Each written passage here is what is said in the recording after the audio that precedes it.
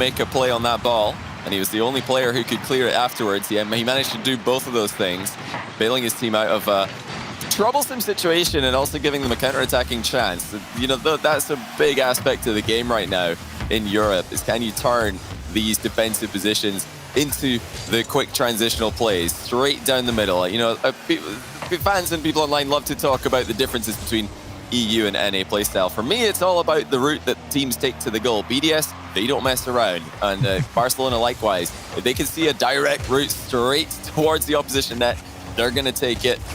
You know, NA, a bit more side to side, a bit more scenic in the approach. It's going to be a good clear across. It's become a challenge almost between both these teams. See who can clear the ball better. You know, BDS are good at it, but it's interesting to see how Barca have managed to do. Can't afford for any mistakes. That one came very close, and they have given up territory. Itachi, he wanted that boost. That's the play done. And a bit of a miscommunication. Barca are stuck on this side of the field yet again. They've got to try and figure out a way through. Monkey Moon's going to just wait for it. Pre-jumps the touch. He's now off the ceiling. Looks to follow. How do you get out of this stranglehold that BDS have put Barca in? Well, you know, one way to get out of it is not to boost starve your own teammate who's about to make a play on the ball. I don't know if I agree with that play. I didn't see if it was Roniki or Devo, but it's almost always the play to leave the boost for the player who's about to go onto the ball in those positions, because the player behind, he can drive around the edge of the box, pick up a few small pads. You know, it's situationally, it is still fine to just let the ball carrier continue boost starved and take a 50-50, but that didn't look like a thought, really, a thought-through play. It definitely just looked like a chaotic moment for Barca. Here is BDS looking to try and take it before overtime. I actually do quite like the idea of putting it off the backboard. You know, let's talk about numerous things that BDS do well, but that is just how good they have been. They are very good at that split-second decision-making between, am I going to shoot this on target or am I going to put this off the backboard? Either way, Barca have to dive up to the ball and try and block them. If they go for the backboard, that's a defender gone. That was just relentless. What a second half of the game from BDS. They'll feel like they should have won it in regulation, but if they can continue to pressure Barca for the same kind of timeline, I would expect a goal to come. BDS beating them to the ball quite sufficiently. Double commits are coming in for Barca, but can you really blame them? Because this is just an unreal amount of pressure that BDS are putting on them. They're not giving Barca any time to communicate. And Barca needed that play from Devo so much. They can reboost. Get ready to redeploy. Mark on his hood. Let's see him trying to find a way past Devo, who did well. Longest time that we've seen Barca with control of the territory. Infield pass, looks for Roniki. Roniki's a good shooter, but do well to try and turn that one in. Will BDS live to regret not finishing off Barca when they had the opportunity in this game? Devo wants the pinch, not as heavy as he was after. And BDS starting to make a couple of mistakes defensively. Huge demo from Monkey Moon, does pull in Roniki. That backboard is covered. So far, so good from Barca, but here's a dive in yet again, and this is how they got the call for the last goal. Thankfully, Roniki able to take control of it a bit easier, but it's a consistent issue for Barca. Yeah, they're just getting beaten to the punch. It's those high balls that ping out into the middle of the field. Monkey Moon in particular has been so quick to them, and unless Barca can get up the absolute split second that the ball makes its way into those positions, they will get beaten to it, because look how quick BDS are playing, how quickly they're playing, sorry. You asked, will BDS feel like they feel frustrated that they haven't put away Barca just yet? I don't think so, because they haven't had any absolutely clear-cut chances. They've had tons and tons of pressure, but they've not had any open net misses or anything like that. It's not a great clear from Devo. Itachi up. Has to get a block, but he still ends up losing it. Roniki goes on in. Well, the play so far from Barca is just clear and see if you can follow up with something. That is the third man gone, actually, for Barca. Roniki called into action. He'll be very happy not to have blasted himself into Itachi as he respawned. We already saw yesterday one mishap on the respawn. Do not want to see another one just yet. Off the backboard, Roniki for Itachi. It's an awkward bounce. Mark fancies his chances. Wants the double tap. You've got to get there if you're Roniki, and he has managed to do so. Second touch over top of extra. Monkey Moon, always a presence, though, defensively. This has been such a tense game one, Johnny. It's just relentless from BDS. The way that they're rotating out of offense is so interesting. They're choosing not to, prioritize the fastest possible recovery path. Instead, prioritizing demos as they leave the half of their opponents. Now, that's not a conventional method by all teams in the world, but BDS are just so confident. They're so fast, and they always seem to have the boost advantage. They can afford to do that. Just stay in the other team's half for an extra second or so, get those demos on the way out, and just keep Barca hamstrung. There's just no way for Barca to keep up with them. And Barca are not a slow team by any stretch of the imagination. I'd say they're one of the fastest teams in Europe, but BDS are just that step above. You do start looking towards Devo, especially in this sort of matchup where he has had a lot of success, probably the most success on Barca in terms of his transition game. First touch leading to the mid-air challenge has been going well for him so far, but Barca got to figure out what to do after that. Almost 4 minutes of overtime played, and this is only game 1. Ball bounces out. Here comes Monkey Moon. Slow down the shot, and that forces a much more awkward challenge. But Barca, say what you want, they have been resolute with this defensive showing. And somehow, with 9 minutes played, with this amount of pressure, they've only conceded 1. Yeah, Barca playing so well. Rocky has 7 saves at the moment, and the rest of his team have 5 between them. That's just a crazy number for a game 1. But they've needed every single one of those saves to keep BDS at bay. Now BDS coming out, more awkward angles, double touch, center ball. Oh, Mark's landed on the shots! The recovery had him just in the worst possible position. I'm not sure if that was on target, but it was definitely close for BDS. That's, I think, the best chance they've had. Okay, so now are they frustrated? Yeah, now they're frustrated. Monkey Moon. Now they are. Back into the midfield. Extra. This backboard's become less and less of an option. Barca's starting to live up here, but it does open up the infield if BDS want to take it. Monkey Moon to Rocky. Rocky can actually go for a passing play, but Monkey Moon recovers. Look at plays like that, you think, okay, that's one player going. BDS are going to have to put another one in, but Monkey Moon just so good. They can stick around, but this is a good playable position actually for Barca. It's not a game that you'd feel like they were the better team in, but they're still 1 goal away from taking it. Itachi shot across, and it is slightly off target. But Barca starting to prod. They're starting to look towards their opportunities. And if it falls to the right man, it could very well be it. Devo makes the awkward, looks for Mark, and Mark's still able to get there in time. That's twice in a row the BDS have just completely missed the ball as it comes across the box. They've looked invincible up until now. And all of a sudden, 2 mistakes in a row, that will give Barca some hope, especially given the fact that BDS have saved one of their own shots in very recent time. This is crazy. What a game. Only game 1 of a potential 5 in round 2 of a top 16 stage in Europe. I mean, this is the level we've come to expect from the region these days. We're asking earlier who's going to step up and challenge BDS and Vitality. Well, hats off to Barca. If they could defend like this for another few games, then they definitely can. Rocky in. He needs to start finding those second touches. 1 blasting clear is not going to do it against BDS. Here's the follow. Monkey Moon can't get past Tachi. Extra. Unchallenged. All 3 used. Mark can't put it in. And we keep on playing. How on earth have Barca get that out of the net? I just don't understand. I mean, you have to double commit in positions like that. You have to just send everybody because that is going in. And nobody seems to be able to stop it. But somehow Barca have combined their efforts to get a team save and keep BDS in a 1-1 score. Okay, the frustration meter is rising. Now, earlier on, BDS were probably quite happy with how the match is going. Now, they'll be less than happy because, yes, they've had an unfortunate save on their own shot with Mark Payet landing in the ball. Now, Barca have somehow kept the ball out of the line, just barely as it crosses it. Yes, BDS discipline is definitely being tested. Oh, that's going to be the back. Rocky. Happy to see that one away, but Barcelona in control of their destiny there. The pass to Itachi, too far ahead of him. 7 minutes of overtime. And this is the first game of our broadcast. You know there's going to be a kickoff goal as soon as the next game starts. The next game has like 8 goals. It's just how it is. 2 kickoff goals. I'm saying to BDS in the next game. It's going to be 3 goals in 15 seconds. But we'll figure out how we're going to get there. Itachi off the backboard. There's no quick follow-up, but Barca almost just seems shocked whenever they get a ball in the other side of the field that they can actually play. They've got to start feeling a bit more confident. They've got to be willing to send in that follow-up shot because the one time they have done it, Rocky was caught out, but they've got to get that confidence to go for it yet again because you're not going to 1v3 BDS. Double commit yet again. They've got to recover. Roniki. Oh my goodness. Into it. Well, I suppose that one worked. Devo, we've seen every single different way to try and save a ball in this one. This has been it's ridiculous. Absolutely incredible. I mean, that was a team pull shot clear. I don't think I've ever seen that before. It was the most effective play in the position. How is the team pull shot clear the best play? What is going on?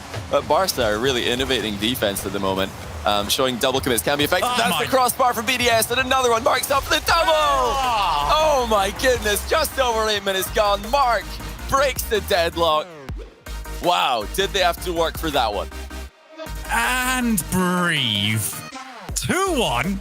We played 13 minutes of Rocket League, and Barca with one of the most impressive defensive showings we have ever seen. Would have been right up there had they gone on to get the win, but instead it's a Mark brace that takes them 1-0 on the side of BDS. And we look at this now, Johnny, and we say, well, where do we go from here? Wow, 21 shots from BDS. 21 shots. I mean, you think that, yeah, of course there's 21 shots. There's 13 minutes of gameplay, but that's still, a lot of shots per minute for this kind of length of game. BDS were absolutely smashing the backboard. They were firing so many on target, and Barca, I think there was only maybe one moment where they were at the mercy of BDS, the one time where Mark accidentally fell on top of his teammate's shot and blocked it. Apart from that, Barca had somebody at least attempting to save every other one of those shots. 8 saves by Roniki. We didn't get to see much in offense from Barca. I think they had a little spell in that overtime where finally BDS made a couple of mistakes and Barca had opportunities, but for the most part, they were just stuck in their half. They're getting demoed every time they try and leave. They're getting their boost stolen when they're there. They didn't have enough momentum at any stage in this game to really pose a real threat to BDS. The closest that we saw BDS to losing that game was when they themselves missed the ball. Yeah, and it's sort of a bit of a dampener to put on what was quite honestly a fantastic game. But you do have to turn around analytically and say, well, as much of a spectacle as that was Barca, you do that, you're not winning this series. There is absolutely no hope of it. They've got to figure out some way to get a foothold in the midfield. And, well, there we go. There's the first goal. And my 5-3 prediction is very much on the cards. It always happens. It's super long overtime. You can guarantee there's going to be a goal in the next 15 seconds of the first or the next game. There it is. Perfect infield pass from Roniki. Devo is ready for it. And that's kind of what they need to be doing, just supporting quickly. If they can just almost cheat up into those positions when center balls and passes are coming in, then they can balance out that speed differential that we've got between these two teams. Because clearly BDS, they're a slight bit quicker to the punch than Barca. But if Barca can just position more effectively, this can still be an even matchup. Yeah, they got to figure out how to deal with a team that is, well, pre-jumping all the time. That's just what BDS do. So your options there, either try and out-position them or just start pre-jumping as well. And I don't really feel like that's a good idea. If you're Barca, extra for the backboard. Good long clear, actually, for Roniki. Monkey Moon's going to have to try and deal with this. Roniki could have just got that little bit extra power. I know that's wishing for, gold out of a situation where he did really well anyway. But they'll be looking to try and make this awkward right now. And BDS don't push that third man too far forward. It's something that's very interesting to note, that no matter how good they are at holding the midfield, it almost feels like you have to get past one player and then there's another one sweeping up right behind them. Well, yeah, you'll often associate these super fast, very aggressive teams like BDS. You'll think that they've just constantly attacked with all 3 players, but that's really not the case. Like you mentioned, their third man positioning is quite well reserved, and it has to be, that's just bounced in. 1-1, Monkey Moon gets the credit. There was nobody challenging this ball. That's the main problem here. Itachi just got completely boost starved, couldn't catch up with Monkey Moon.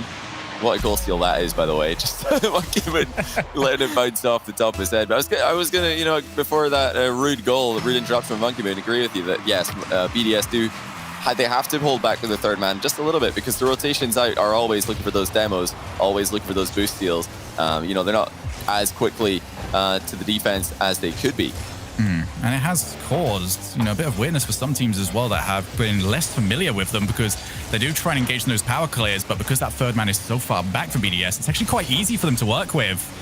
So we do have extra looking to try and follow up his touch. Barca a bit loose in terms of defensive rotation. They weren't too quick to it. Itachi, Oh, wow. what a play this is. What? He's going to look to try and follow up, gets the challenge that he needs. It's not a great position for Barca. And what's even worse is when you've got a player gone. That was incredible. Itachi actually got 3 touches in the ball. I think that the only one that Monkey Moon read was the first one. The other 2, he probably just thought, okay, yeah, he's got me. That was a good play. Fair enough. Well, what a read. Mark actually had a flip. Doesn't need it. Monkey Moon's got the finish. But Mark by 8. If he had finished this one off by himself, that would have easily been a contender for goal of the day. He had a reset, I believe. I just couldn't get goal on the opposite side of the ball. But yeah, the setups for BDS are proving to be quite challenging. BDS just always do the exact same thing to teams. Exactly what you just saw from Itachi, actually, where they get that one extra touch that you don't think they're actually capable of. They do that all the time. They play the ball off the backboard, maybe one extra touch than you're expecting. They, in the transition, get an extra touch that you don't want them to have. It makes reading their transitions and reading their offense so difficult. It's going to go out. Roniki, good first touch from him. I'm glad to see he's not blasting it anymore. Wow. I already know that Roniki, very solid when the ball is actually on his hood. He just doesn't let himself do it all that often. And he was the one player I had a slight issue with in that last game where Devo and Itachi were trying to play the ball out. Roniki was blasting it directly into a waiting BDS. I like the traditional air dribble as well. We saw a lot of success with just the straight up air dribbles from Mets and Oris in the last regional for Europe. With the rising popularity of flip resets and air dribble 50-50s or air dribble demos, just anything involving some trickery. The actual just vanilla air dribble becomes a lot more effective. It's harder to anticipate. It's harder to expect when it just comes at you in a position where a reset was available. Speaking of, Devo getting an outplay with one, but Roniki's been read by Monkey Moon, who, by the way, Monkey Moon, we talk about his mechanics and his speed. His positioning and his reading of the game has been outstanding in this series. Just look at the way he moves off the ball. He's always in position for everything that comes towards him. Always gives himself a chance to make a play on every ball. Yeah, there's been a lot of discussion of mechanics versus brain. I know you've had a couple of matches to try and show off which one's better, but I feel like Monkey Moon's very difficult to lump into one of those categories. I feel like he's just so mechanically good, but he's also got the smarts with it. It's very difficult to look at him and just go, if he was in the right position, he'd be even better. He's always in the right position, and he's so difficult to work with. Here is Mark. We've already seen in the pre-show just how good some of those dribbles of his can be. Can't quite get anything this time around as the backboard will be covered. They've got to find a follow-up here, though, for Barca. Otherwise, they are going to be 2 games down. Yeah, BDS just have it all right now. Monkey Moon is just... He's controlling this game. He's controlling both games we've seen so far. Mark by 8 continues to, for me, be rookie of this season. Remember that this is his first time playing at the very highest level of RLCS, coming out of the rival series in season 9. An extra, such an unpredictable force to be reckoned with. Whenever BDS do need some spice to catch the other team off guard, he's the one who'll bring it.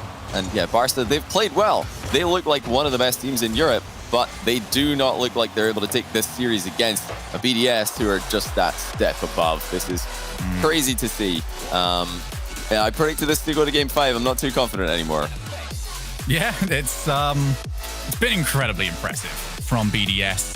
They have turned this one around. They've shown that even if you are a team that is playing well, they are just that much faster than you. They are that much quicker to get their plays going. And for Barca, the word came up during the pre-show, quality loss. If they end up making this next one at least close, I feel like this sort of follows that saying of quality loss, because they have not looked bad here. And you put this version of Barca against, a lot of other teams in the region, a lot of teams that we are expecting to make it into the playoffs. And you say, right, this version of Barca could probably beat them or make it competitive, but against BDS that's on form, good luck.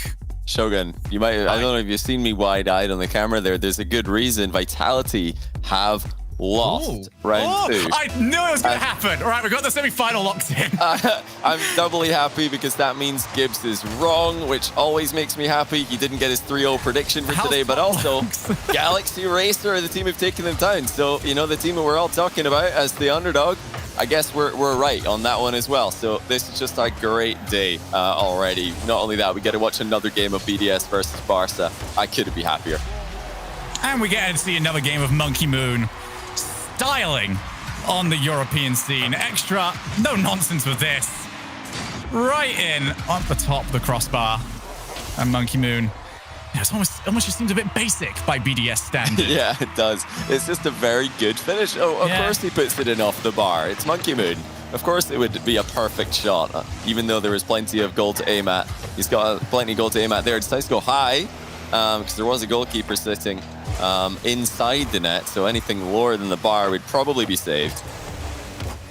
But yeah, this is a tough one for Barca. You know, you're talking about quality loss for them.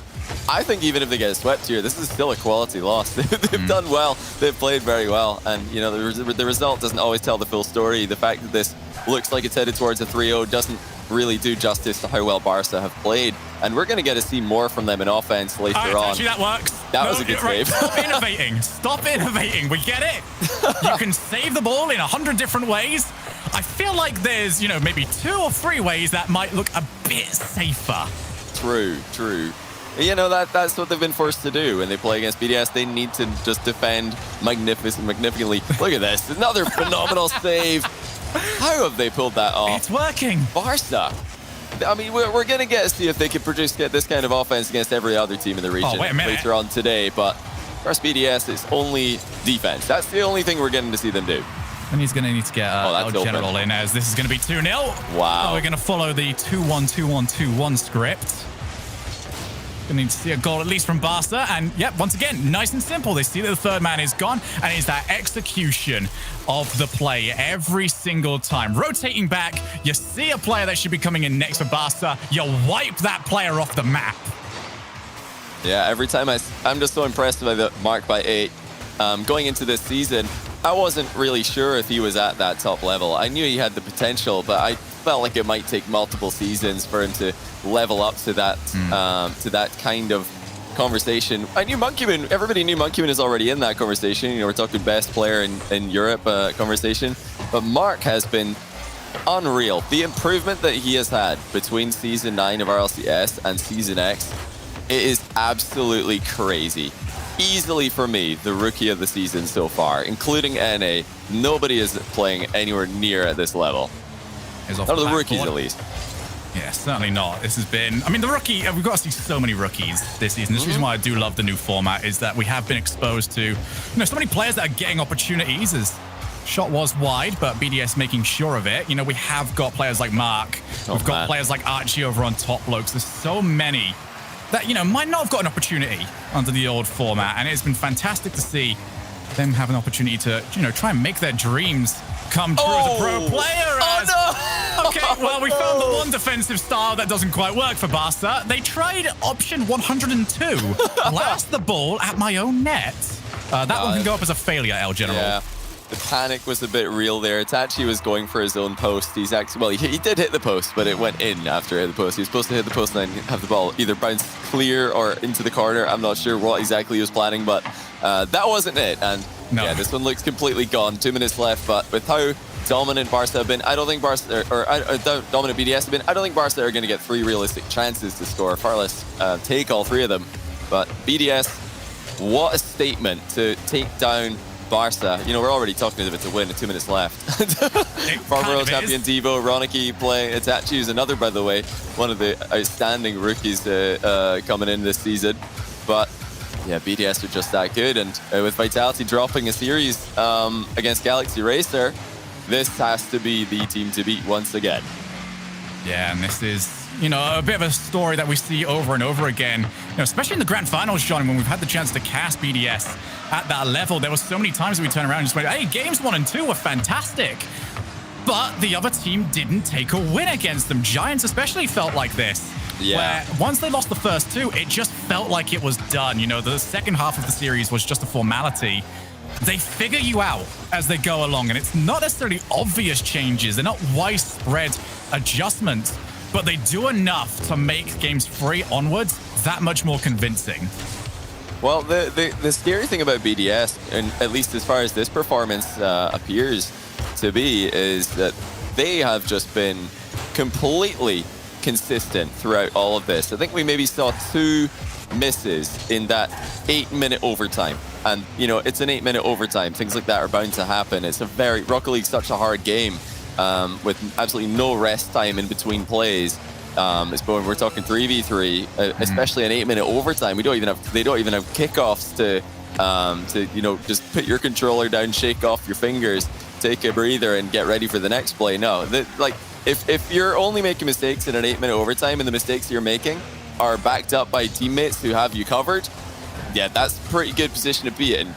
BDS look absolutely terrifying right now, mechanically and positionally. Are they going to finish off with another goal? Why not? Oh, it's going to be the post for Monkey Moon, but yeah, overall, this is a 10 out of 10 performance for me. BDS look incredible. Barca also looked pretty good. You know, I think they were just done after losing the second game. They were probably just thinking, yeah, this isn't it's not a day where we're going to beat BDS, is it? We're going to have to come back in round 3 and pick it up from there. Yeah, certainly so. I mean, look at how good BDS can be. And yeah, we look at this and they can go better.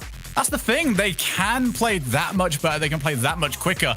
But they saw what Barca wanted to do, and they just sort of played into it. To Barca's credit, from an outside looking in, this looks like, oh, well, you got 3-0, you know, 3-0 in the final game. It was pretty easy for BDS, but for Barca, they showed us something that we haven't necessarily seen from them. You know, we talk so much about how offensively good they can be.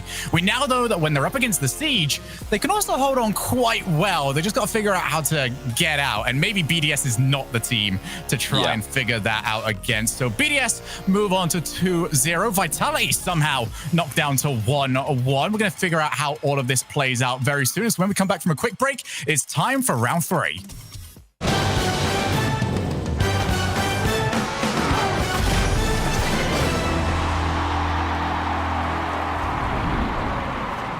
Knows how to build unlimited right. Start with America's most awarded network. I'm on my phone 24/7. Then, for the first time ever, give families more entertainment with Disney Plus, Hulu, and ESPN Plus, now all included. We're a big soccer family. Handmaid's Tale. I love Frozen. Then give families plans to mix and match, so you only pay for what you need. You get so much more than this, a great network. With plans starting at just $35. The network more people rely on gives you more. This is unlimited built right, only on Verizon.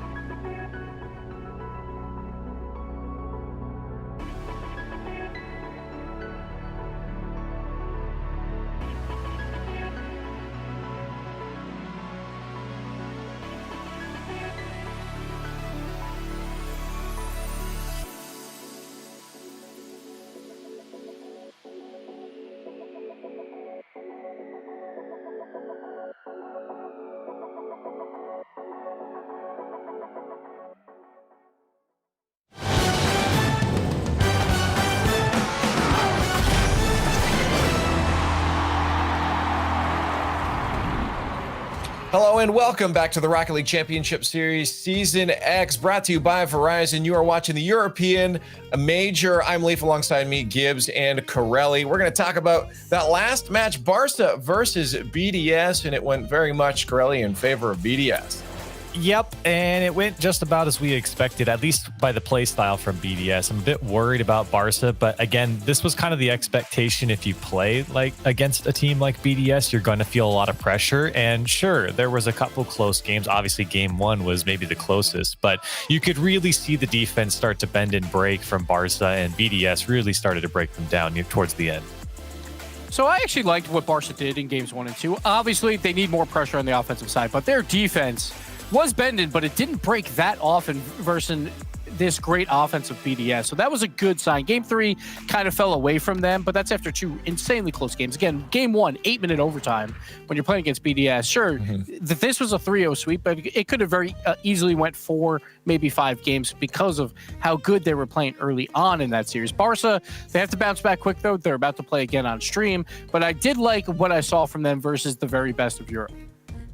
Well, let's take a look at the standings now. We have 2 rounds down. No one's qualified through to next week, and nobody's been knocked out yet. That happens in our next round. So for now, looking at these results here, you know, as I said, there's still some chances for teams. You can see none of those green spots taken, none of the reds are there.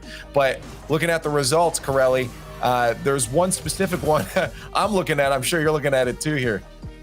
Yeah, Galaxy Racers sitting 2-0, took down Solar in a 3-0, and then now just took down Vitality in a 3-1. And, you know, I feel like when everyone looked at this roster, I think for maybe the first couple of weeks, we kind of wrote them off, didn't really know what to expect from them. But, I mean, look, all 3 of these players have had a lot of hype behind them at one point or the other. Now they're coming up at the biggest stage possible right now and showing up and taking down Vitality. They go into a match against top blokes. I feel like very confident right now.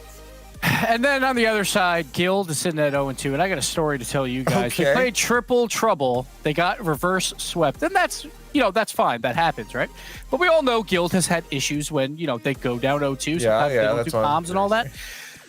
So we saw on Twitter, Tadpole's like, yeah, not very professional by Guild. They just decided to stop playing in game 5. They were down 4-1 with 30 seconds left. And though he even said himself that he stopped playing at that time. So we're not sure if they all stopped playing or if though. Either way, they stopped playing with 30 seconds left in a game 5. Sure, you're down 3 goals, and that is very hard to come back from, but there's literally no other option, man. It's game 5. Guild, get your act together. What is going on with this team? Every single regional, there's an issue. This is a major problem going forward. Devil's advocate, last time they did something crazy, they ended up doing well. So, fair enough. They might be playing some 3D chess that I don't know how to play, but Guild, man, this does not look good. I could see this team who's been in the playoff bracket every single time. There's only 4 teams in Europe that can say that. I could see them completely disband after this major just because of what has been going on with these guys. It is not looking good. Well, interesting results. We'll see if that does turn into, again, that 4D chessboard of theirs. But we got to look forward to the next matches here. Let's take a look at what matches are coming up. A reminder that we do have the E-League stream going on twitch.tv/eLeagueTV. You can watch some other matches like Vitality versus Magnifico and BDS versus Giants. Over here on this broadcast, we have Top Blokes versus Galaxy Racers coming up second, and up first will be Barca versus Dig. Now, just quickly on that Top Blokes Galaxy one, Corelli, you know, I feel like Shogun had Blokes going through on the day as a 3-0 for them. The Galaxy Racers seem to be stepping up today, and they were given a bit of respect by Johnny, I believe it was, in the pre-show, that they could make it through. Just early thought from you. Do you think Galaxy Racers maybe has a short day today? They could. I mean, look, they're in the position to do so. It was a very tight series against Vitality, 3 overtimes. So it's not like they came out and stomped Vitality, but a win is a win. And like I said, I feel like after getting a win over, you know, a top team in Europe, you go up against another top team like Top Blokes. You feel like we've done it once, we can do it again. Well, let's talk about this match coming up here. It's Barca versus Dig. Gibbs, this is Barca. We just saw how they played. You know, maybe it fell apart a little bit by the end there, but Dignitas, we know, has had a rough season so far. They have, but when it matters most, in Regional 1 and Regional 3, they pulled it together and had some pretty decent runs. So they actually would have had a relatively high seed outside of the grid. they haven't looked good all season long. Like I think 4 total wins and 18 losses, or maybe 5 wins, but that's why they got seeded so far down into that 15th spot. But for Dig, they've been turning around in Regional 3. It surprised everyone. They have a shot here to do it once again, but they're playing against a Barca team that just played a team like BDS, where BDS is so much faster than Dignitas that Barca's going to feel like that when they go into this match, everything's in slow motion. Because they'll be so used to the speed of BDS when they see Dig. I think that could be a problem for Dig because Barca will be able to keep up easily here. Well, the Verizon fan vote is going on right now, and Corelli, I don't know if this surprises you, but Dignitas slightly in the lead right now of Barca. I mean, there's a lot of Dignitas fans. I can understand that, and I feel like it is a relatively close matchup. I absolutely agree with what Gibbs just said. I think that Barca just got trained at a certain speed, and Dignitas doesn't quite play at that speed, though Dignitas does have that very interesting passing play style a lot of times where it feels like they have a lot more space than what you feel like they have. So for Barca, though, I agree. It might feel like a more of a slow motion game. I think we're about to see a lot more offense from Barca, have a lot more freedom to see what they can do with the ball. Well, I want to remind you guys that, again, we are celebrating the 80th birthday of Pele, and we're doing it in fashion. In-game items are going to be available to you guys, as well as your plays potentially on the RLCS. You get them in with the hashtag Top Pele Challenge on Twitter. Submit your clips. We're looking at all of them, and we're seeing some sick stuff already. So keep those plays coming. You can keep putting them in all weekend long. So keep getting out there, trying to get the coolest shots and plays that you guys can. But now it is time for kickoff. So we're going to head over to the Verizon Skybox. And to get you warmed up for the action, Violent Panda is actually going to talk about their season.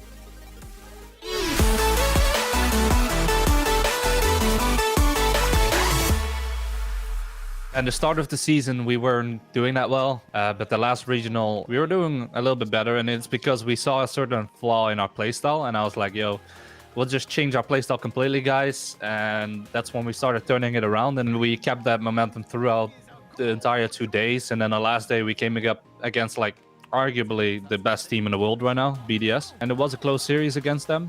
We almost won, but they were the better team at that day.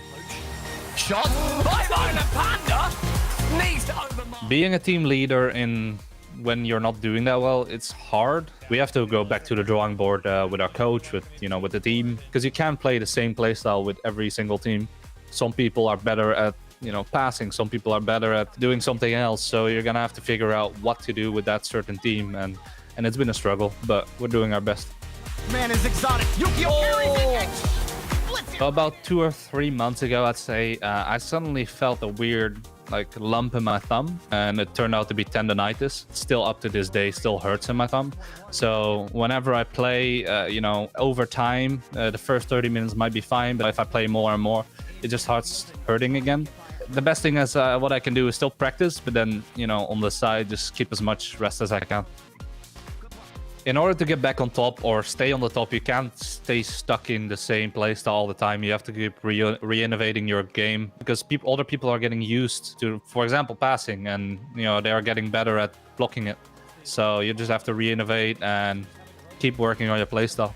We haven't had the best season so far, but don't sleep on us yet. The best is yet to come. They got nothing left, but a big miss on the goal line. Dorius is going to put it away for Dignitas, and just like that, it was one chance. Well, that was certainly an interesting take there from Violent Panda. He discussed a lot there about how the passing plays seem to stop working, and that's something that's very difficult, Johnny, to start to get used to, because Panda, has been working on that since season 4. That's like 3 years that he had that play style, that he was innovating with that play style. And when that starts to stop working, it's very difficult to turn around and just go, okay, I helped, bring this to the forefront, but now I've got to work on something new. Yeah, they're Dignitas having maybe a little bit of an identity crisis with this season, given the success historically of Panda and of Yukio as well. Former LAN winner multiple times, but now with the addition of Jorius in the roster, they're going through the same kind of growing pains as they did with Astral, and they're not going to get any time to rest against the Barca team, who just came off a sweep against BDS. It was a sweep against them. But we watched that, we just casted that game, and all of you guys who also watched it will know that Barca played pretty well, despite the fact that they took a 3-0 loss. And yeah, Dignitas have it rough here. Barca are going to come into this like it's a whole new game that they've downloaded. They're going to look and just go, wait, there is like 5 times the field that we got to see. Oh, look, there's actually it's a rectangle. Wait, there's an orange side? Oh my goodness, there's another goal over this edge. They'll be very happy. They'll be spreading their wings, and Itachi looks to add an extra one to the leaders. Actually, Barca, well, that was certainly odd. They're going to keep pressure for the time being. They just wanted to use a new faking quick chat. Get it in there. They've got some dailies, have they? Yeah, they're going for a couple of fakes there. Definitely going to catch Dignitas out of position, catch them off guard. Yeah, from Dignitas, I mean, it's a very difficult thing to come up with a solution to the problems that they've been having, because there are often like so many issues with new rosters. It doesn't always click. You don't always get that honeymoon period, and Dignitas, they definitely didn't get that. So I think it's just all about the confidence for them. And oh dear, it's not going to help if they keep getting beaten to the punch like this. Ronicky makes it 2-0. This has been easy for Barca so far. Yeah, and they're just spreading out every single player left to right. Eventually the ball lands on Ronicky's hood. And yes, it has been interesting for Dignitas in terms of the identity they've had to go for, because it's very difficult. You know, there's not really much time off this season. You've got constant tournaments going, you've got constant competition, and all the time you think to yourself, well, I've got to be winning this, as Yukio wins the race to the ball. And that is going to cut the lead down in half. Itachi gets absolutely dunked on. It makes life very easy for Yukio. Yeah, that was a big read by Jorias. Itachi was looking to go around him off the sidewall, but Jorias predicted that. He knew that the clear straight down the middle was just less likely in that position, and read Itachi's play perfectly. Got the open net for his teammate Yukio. Yeah, Jorias definitely a player with insane potential. Anyone who's watched this guy's career so far will know that if we're talking just raw mechanical ability, he's up there with the absolute best in the game. But to produce those kind of mechanics consistently, that's another story entirely. Now this is more promising. Oh, Panda's shot is more of a clear though. Jorias continued to play that assist role quite well at the moment though. There's multiple effective passes, and again he finds Yukio. Look at that play by Jorias and Yukio. They are connecting again in offense. I have got to see this. How on earth did Yukio manage that one? That is incredible by Yukio. Well, it was a 2-0. We're turning around. All right, Barca, you look like you're having a great time here. And Dignitas, double fire, back into this one. Violent Panda looks to clear long. He might actually be able to follow this. He does. Double commit from Barca. It's not going to be what they want to see, but Dignitas so slow on the midfield take-up. We'll see that as a missed opportunity, and instead it's a pass over to Itachi. And Dignitas was so hands-off that Barca were able to just take this down to the other side of the field and get their chance. No, that is just not the play in that position from Jarias. Chipping the ball off the corner wall, it might seem like a good idea. You think, okay, they're never going to see this coming. I'm going to pass to myself off the defensive corner wall. Then I'm going to turn around and I'm going to collect the ball again. Haha.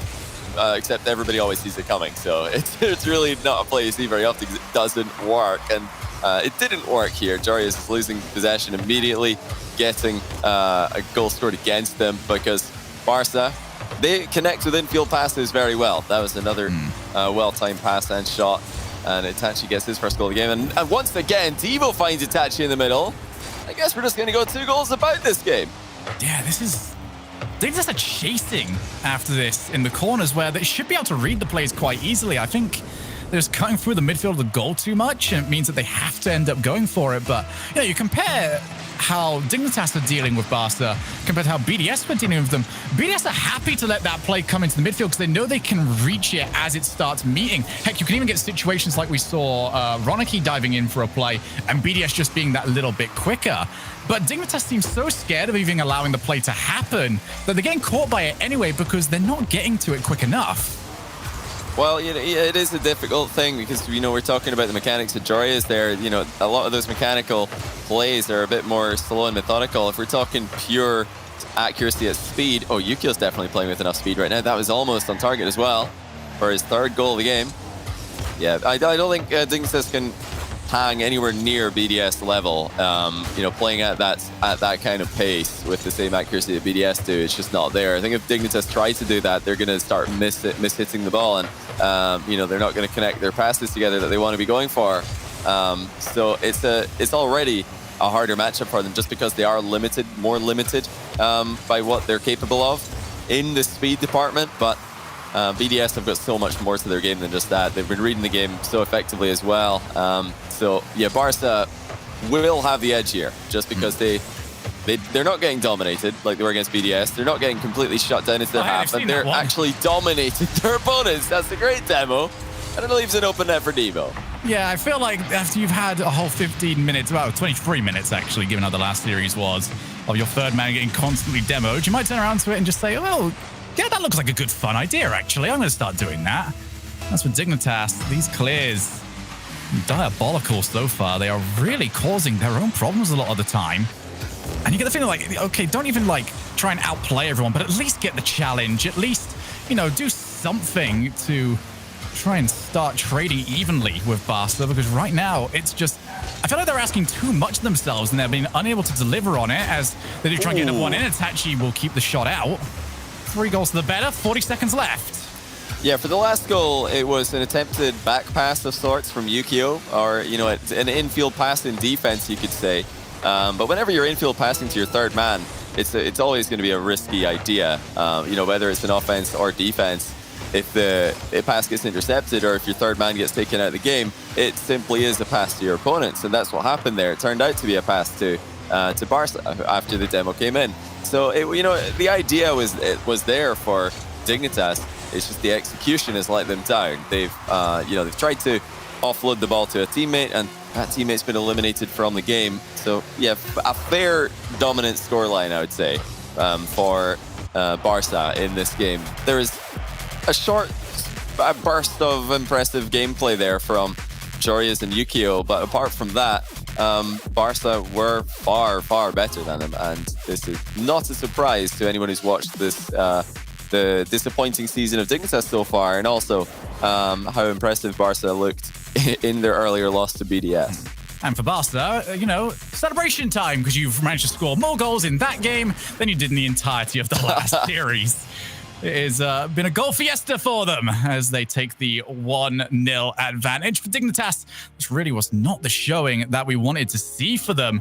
And we will look to see whether or not they can improve it. We have seen from Dignitas previously just, you know, wholesale changes that can come through in those 60 seconds. But I think for that particular result, you got to be looking just saying, all right, let's just play better at the end of the day. You can't really look to overcomplicate it too much more than that, because they weren't executing on their mechanics. And if you're not doing that, tactics sort of become a bit more irrelevant. Yeah, it really is just as simple as that. Just you just have to be more accurate. You just have to be a little bit faster. You know, we're not talking about revolutionizing their gameplay here. You know, even at this highest level, very small differences can, or, you know, very small changes can make a huge difference to how a matchup plays out. And in order for Dignitas to level out the score here, I think the first step is consistency. They just need to start hitting every single ball hard, make sure that they get every single landing to work properly, that they don't miss any boosts. As long as there's no simple and silly mistakes, and at least they're going to give themselves half a chance in this match against one of the best teams in EU. Oh, that's a booming clear. Yukio looks to try and get a hold of it. Will do so and lands well on the boost. That is good play from Yukio. Infield pass, Itachi backs down, realizes he hasn't got the angle, but Yukio very well might do. Off the crossbar, Violent Panda, he'll do well to try and turn this in. Starts to go off the backboard, but Roniki will clean up. Good attempt, though, from Dignitas. It was a very difficult play, but still much more solid. Yeah, that was promising. That was a lot better than we've been seeing from them on most offensive plays. You know, the pressure did dilute pretty quickly, though. The one downside is they weren't able to keep the ball in the offensive half and produce any follow-up chances because, you know, I think the drop-down pass from Panda was maybe not the best option in the position. It's too much to ask for your third man to dive into that spot when there's goalkeepers everywhere. You don't want to go anywhere near that as the third man approaching an attack. You want a very clear rebound that's wide open on a backboard, something that isn't going to be contested. Yeah, I think he might have been looking at that with how high the ball bounced up and just automatically gave up on the play. Decided to slow it down as much as he could. Maybe not actually try and get that third man in. It's Yukio again, second touch. Trying to become a target man in game number 2. Panda has been beat to it by Ronicky. Itachi now looking for his opportunity. They have got the follow-up on the front of the goal, and Jorius has been going to the Barca Esports School of Defending. Off his own crossbar. Ronicky over to Itachi. Good passing plays right now, but that is poor touch from Itachi. And Ronicky will come in to cover for him. Yeah, it was a difficult first touch to make. Itachi needed to, catch that extremely well in order to keep control of it. Changing the direction of the ball completely with the first touch is never easy, even for a player of Itachi's level. But just look at Ronicky starting to flex the speed onto Dignitas. He wasn't able to do that against BDS, so he's been unleashed right now. And Dignitas, for now, are managing to hold on to this scoreline, keep it level, but it just feels like the Barca BDS game won, really. It's a tie, but one team is having their way with the other. Ronicky to pass a little bit more direct than that next time as Jorius flip reset, and that is going in, but not quick enough. That was Devo's turn. He has got Yukio up with him. Yukio doing well. There's just so many floating aerial challenges. They're just waiting for the ball to come over to them. Oh dear. It's that little touch, it says a lot for me. Just that attempted hard clear, which the dodge just comes in a bit too early. The car doesn't really catch the ball as cleanly as Panda wanted to. And, it doesn't look like much, but that for me is a big deal. Whenever you see a team who are really just catching the ball clean on every single hit, you know that they're feeling good about their gameplay. You know they're playing well when, recoveries are landing well. And it's these small things that you can look out for to know if a team are playing at their best or if they're just feeling confident in a matchup. And that just did not look like a confident hard clear by Panda. One thing that Dignitas do have going for them is the positioning of Yukio. He seems like he's the only player right now that is confident to stay downfield and trust the defense. Almost Devo. What a goal that would have been. There's been a few attempts from Barca for some highlight reel plays. Now going to be going across the front of goal. Okay. And Panda blasts it bottom corner. Perfect pass by Yukio. That is exactly what Dignitas needed, and you said it right. He's been the one player who's, putting himself in awkward positions for Barca to deal with. He's been tricky at times, and once again proves to be the cause of a goal. This time with the assist that Panda's able to smash over the line. That's the risk of Barca coming back to bite them. They went for a pre-jump offensive play there. That does tend to take two players out of the game. They left Itachi alone at the back, and he couldn't delay long enough for the rest of his team to come back. And now the net's wide open. Jorius makes it 2. Yukio with a second assist. I just love the approach to this shot from Jorius. Make sure you get the spins, make sure you can find the angle so you can hit the ball not only on target, but you're hitting it with that corner of the car so you're getting as much power as you possibly can. Sometimes, especially for new viewers out there, it might look like they're just doing it for the sake of it, but there is purpose in every single motion in Rocket League. Some of it is just for quicker recovery. Some of it is just to get that little bit of a better touch than you would have gone if you didn't do it. Well, I got a chance to talk to Halfway Dead from Rocket Science recently, and he's explaining how the car's hitbox does not often center on its axial rotation, so sometimes spinning around can totally change the way that your hitbox interacts with the ball. Even if all you've done is spin 180 degrees on the spot, you're going to catch the ball in a different part of the hitbox and get a very different touch.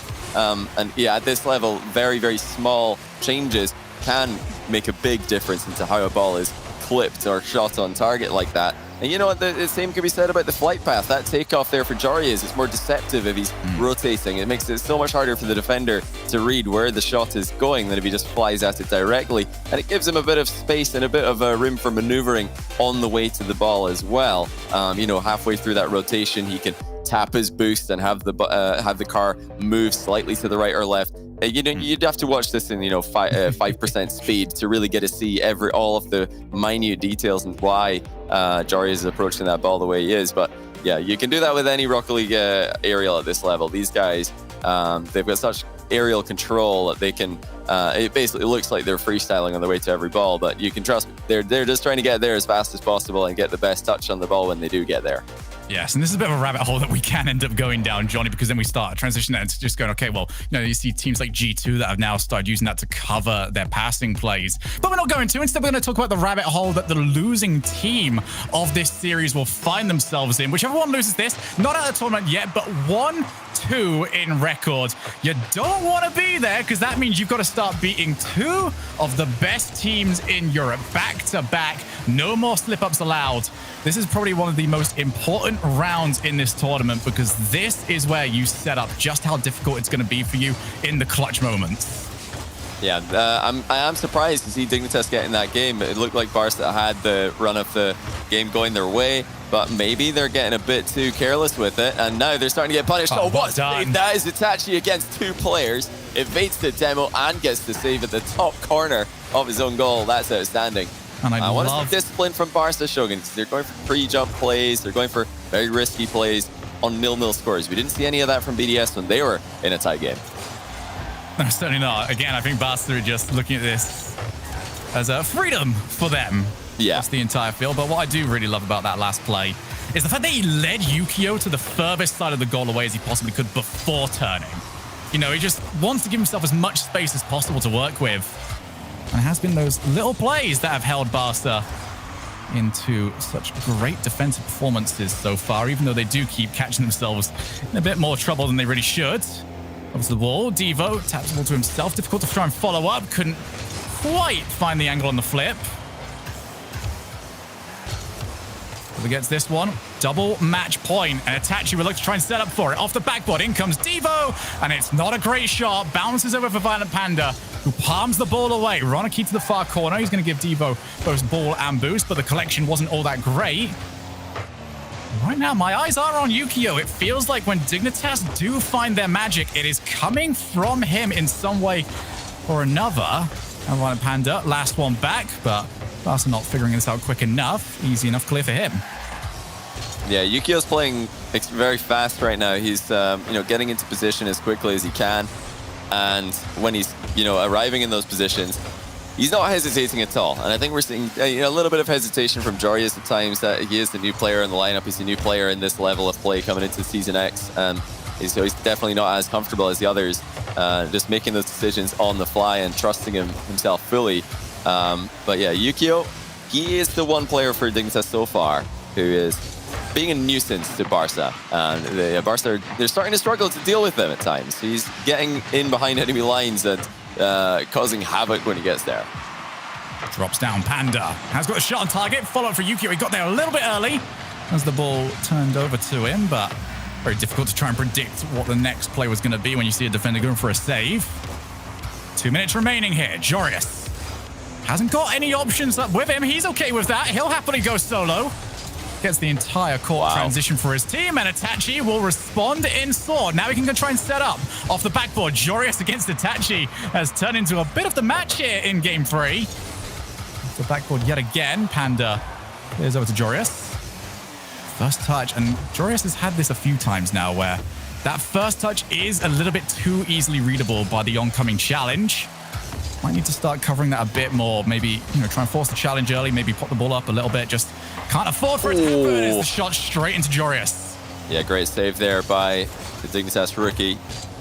Very important save as well. They've actually kept Barca scoreless for almost 2 games now. If they can just keep this up a bit longer, which is a surprise going into this game. It's a surprise looking at how the game was going, how the series was going.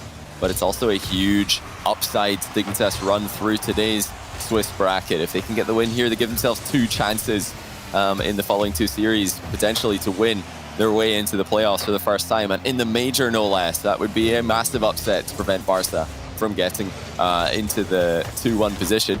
That's a great chance. Jorius caught it just at the same time as Itachi did. But Itachi didn't look very confident with that. He was trying not to own goal and almost waited too long in the process. Yukio looks for the follow, ends up whiffing, shooting opportunity. Taken by Dignitas. What? 1-0 up with 42 seconds left. This could be massive for them. Wow, Devo just ended up out of boost. He only had 12 boost as he tried to close down that shot. Couldn't get there. Jorius straight through the defense has just cut this game wide open. 40 seconds left. And Dignitas are somehow on a streak. Roniki with a double. He's hit it wide. And still Barca piling forward. Itachi wanted the center ball, but he actually drops it down into Violent Panda. Well, I don't know how it's happened, Shogun, but somehow Dignitas have found themselves in a winning position 2 games in a row. And it's Barca who have all the pressure on them. This feels very much like an old school Cucks there sort of game where he scores 8 and then nothing for the next 2. Right now, Barca could do with anything but that. Got one more opportunity at this. They forced the challenge, but Panda read that so well. And they've got the ball at the other side of the field. All the work to do. Surely. None of the time to do it. Double up for Dignitas. And they have got double match point.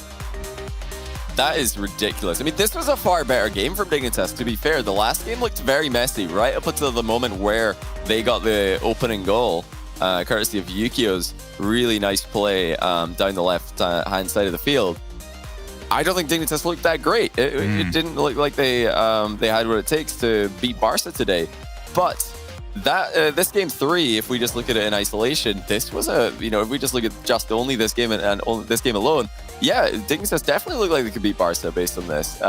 Barca didn't have anywhere near as much of a consistent threat, and they were being forced back more often. So yeah, this is definitely trending in a positive direction for Dignitas, but what have Barca done? Did they just lose focus a bit too early? They win so easily in the first game. Yes, it was a tie in game 2, but it still looked like they were quite comfortable. And then we saw, a pre-jump play coming in for Roniki at 0-0. They get hit on the counter-attack from that and concede. And ever since then, they just haven't looked like the same team. I think it might be the lack of discipline from Barca. They're not willing to sit on a tie game like BDS were and just keep churning out the simple plays, the no-nonsense pressure that does get you wins in those tight matchups. Well, let's put this into context here, Johnny, about what this could mean for Dignitas, because, we've mentioned how the playstyle doesn't look locked in. We have mentioned that we don't necessarily think that they've been the stronger team of the two in this series, but let's say they qualify for playoffs. That is doubled up points from every other regional. And for a team that,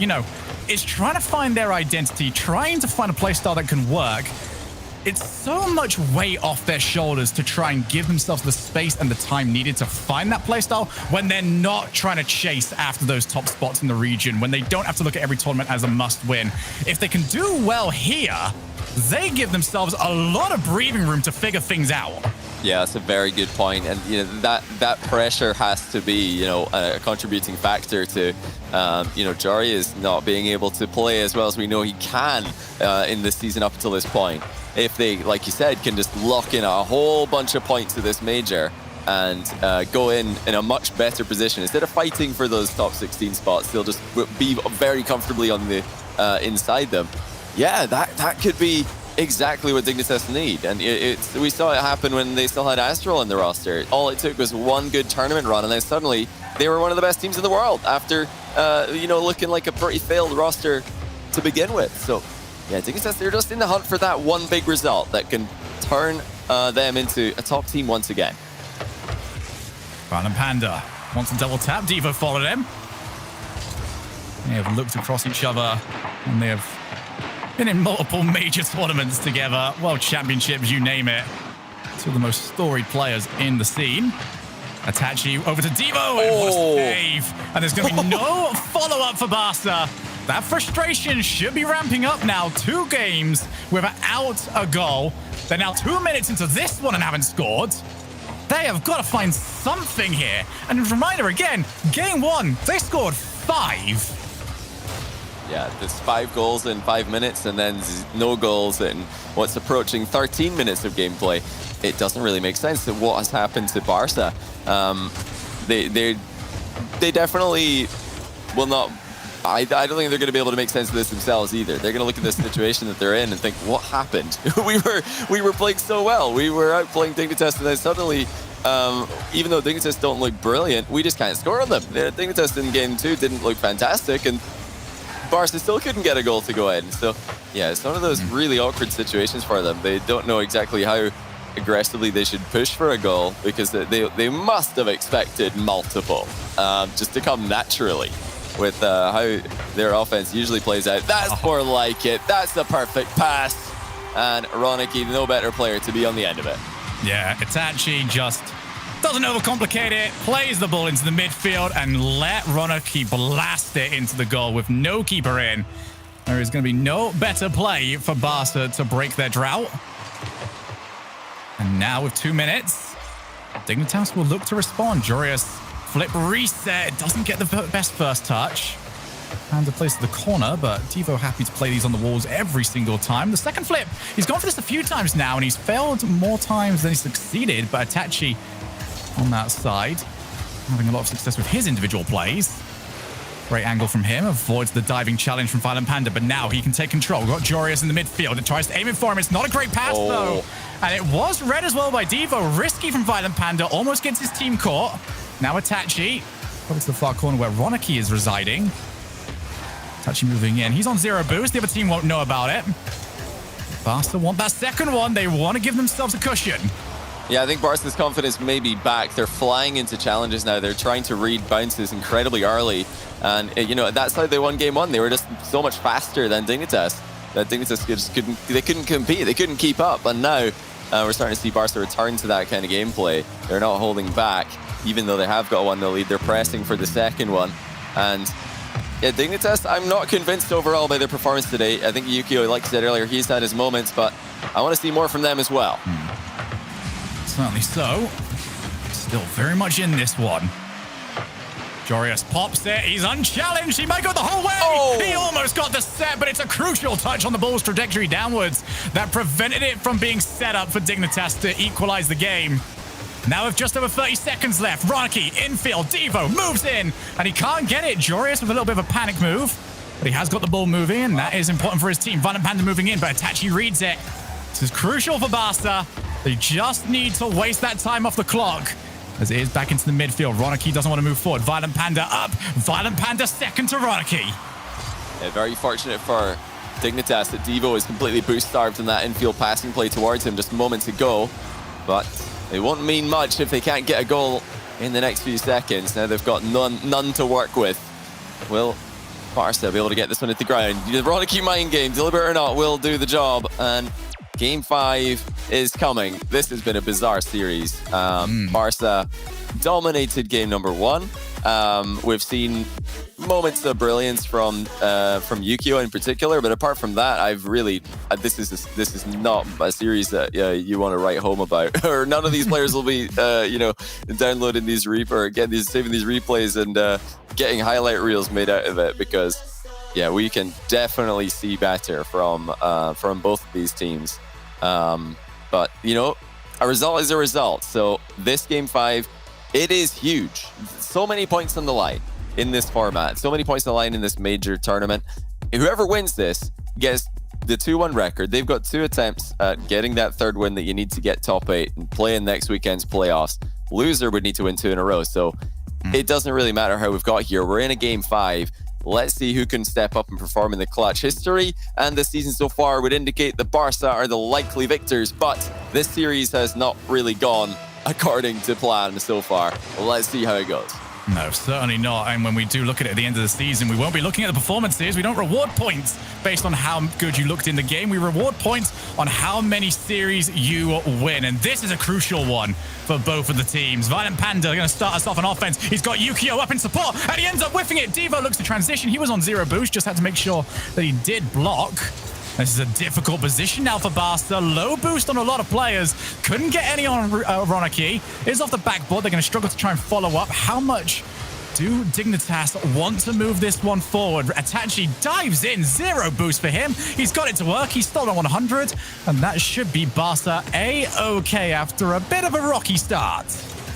Yeah, that was dangerous, certainly. Low boost on all 3 members, but they still got the clutch saves. We saw them do that plenty times against BDS earlier today. Boost starved or no, they were still very good shot stoppers. But you're not going to stop that one. What a screamer by Violent Panda. 1-0, straight into the top corner. Itachi wanted the corner wall bounce. He got the flat wall at the side, and it's kicked out right into the middle. Yeah, that is as good as an infield pass for Violent Panda, and he will not miss those. 1-0 up for Dignitas. I do feel like it's more crucial to Dignitas than it was for Barca I'm going to retract that statement because I've just seen what Barca not score for 30 minutes. Typically, I would say. There you go. As Barca will get it to 1 each. Yeah, there's been nothing typical about this series whatsoever, so... That's a good pass by Roniki. If we're going to talk positive, which we've not done a lot of, rightfully so, that was a good pass. I love the diagonal wall coming into play there. It makes it very hard for the goalkeeper to close the gap before the shot comes in. And with Devo's accuracy in that position, you really do expect Barca to equalize, and they have. So we're maybe getting back to what we expected from this series. Let's see if the rest of Game 5 plays out.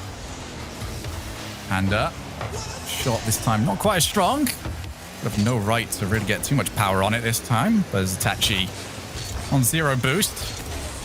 Itachi's had a lot of success actually with 0 boost plays. He's managed to at least try and show as if he has got some, so it's been difficult to read for Dignitas. A great touch for Yukio that invites Ronicky in, and he'll happily accept the invitation. Race up into the midfield. Jorius realizes he's got to make contact, does not want Itachi having that for free. And seems like we're settling down here. 2 minutes play. Jorius just forcing the save. And, you know, we have seen Barca a couple of risky double commits throughout the day. If you are Jorius, if you're anyone on Dignitas, you want to go for any play you can just to see if you can maybe convince them to go for another one. Barca, you know, it makes sense that they look like a more effective team when they're counter-attacking, because that's really the style that they go for against all the best teams in EU. That's off the post and into the middle. Panda still side on it, going to dribble it clear. Only as far as Devo, though. Knocks it down to Ronicky. Oh, just off target for now, but not for long. Ronicky on the rebound from his own shot. 2-1 to Barca. Dignitas just could not face the right direction here. Everywhere they looked, they were just... Oh, I think Yukio just got face plant in the post there. Yeah, they just couldn't keep up with that play. It was on the wrong side of them every single time that they turned around. Yeah, giving Ronicky one shot is a warning. Giving him a second shot is a crime. Should not ever allow it, even though he did well to put those into awkward positions. Jorius, he can actually move on to this, but it's going to be difficult. 2 players were committed. Devo recovers quick enough. I do like the rotations back so far from Barca.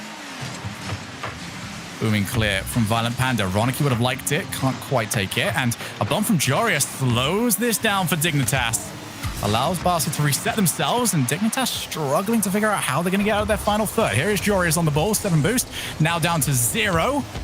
Ronicky pops the ball out, and Panda was able to get one of those earlier on, but he was able to lever into the net.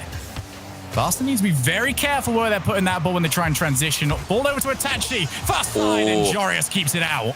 Crucial save by Jorius. Still Barca coming forwards, and that's a very good pass. Nobody's there for it.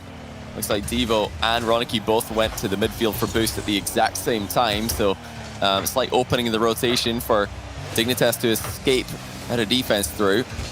And now here comes Ronicky down the middle. Finds a bit of a pinch pass into his teammate. And oh, what a shot by Itachi. It didn't really matter if he called Ronicky off. Look how much faster he got up for this one. Once again, the corner wall coming in. Clutch for Barcelona, 3-1.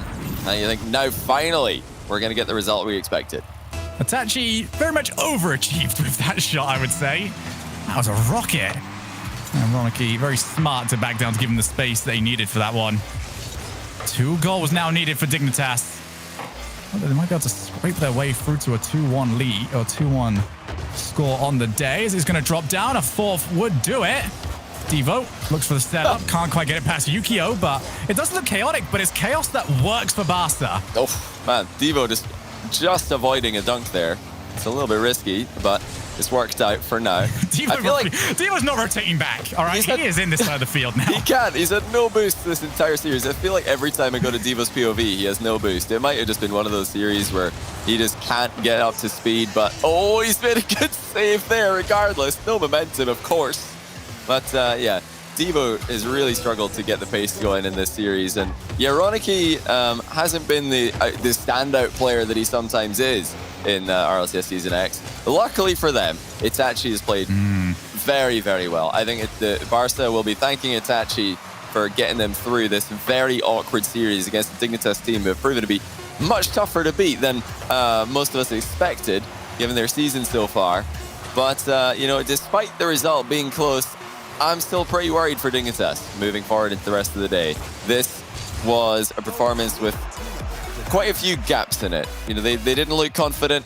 They were not able to just even make consistent power shots on the ball when they're attempting to clear it at times. So yeah, Dignitas, yeah, still haven't found the answers to their problems. They're in fact going to get another problem to add to the list, and that is that they're now 1-2 in the overall score. They need 2 series wins in a row if they're going to progress to next weekend. Barca still on track for that 3-1 or 3-2 that Gibbs is hoping for. But yeah, that was a thank you Itachi kind of series, I think. Yeah, it certainly was. I think there was a lot of players stumbling all over the place. I think Yukio started off very solid, but he then gave away a lot of space to Jorius, who, whilst he had a lot of the ball, I feel like he struggled to really make enough of it to give the team that many opportunities. But it was also an awful lot that was put onto his shoulders. But we'll have a chance to look through all of that later on. Instead, when we come back from a quick break, it's time for Galaxy Racer to take on Top Blokes.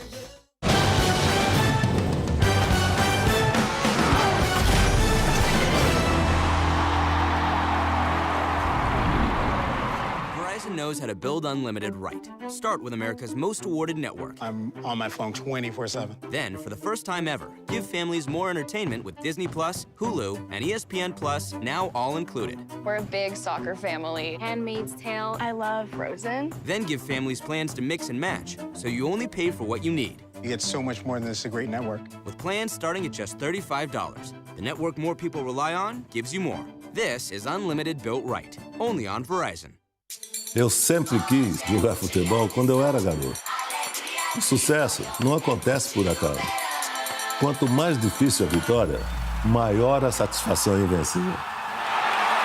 A única maneira de vencer é ter grande time. O principal objetivo deve ser sempre o de jogar bonito.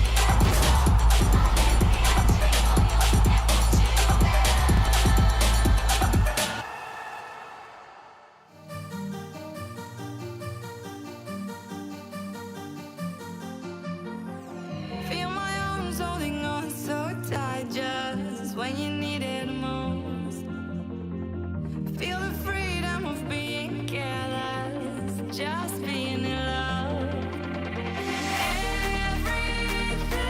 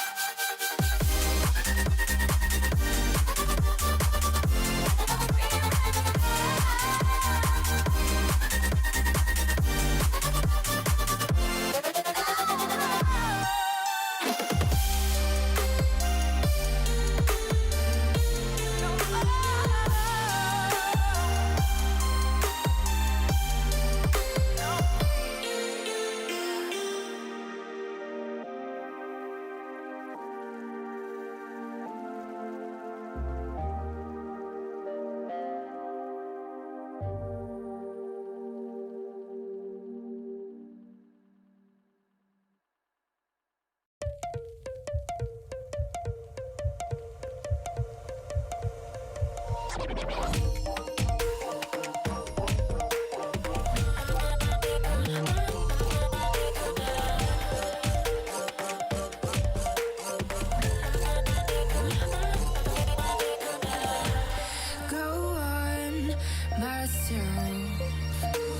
cold steel stainless.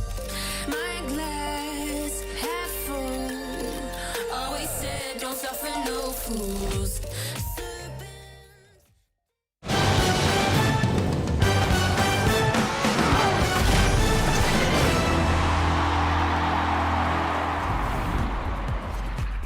Welcome back to the European Fall Major. Turtle and Corelli here to take you on further, deeper into this Swiss stage. We just saw Barca take down Dignitas in a 3-2 win. Turtle, what do you make of it? Oh, man. That was a really good series. We went to Game 5, and we started off strong for Barca. Obviously, Ronicky putting in a few good shots. But then look at this touch from Yukio. That's what started, I think, a lot of the momentum for Dignitas. And ever since then, Yukio had been a monster. I've been really impressed with his performance.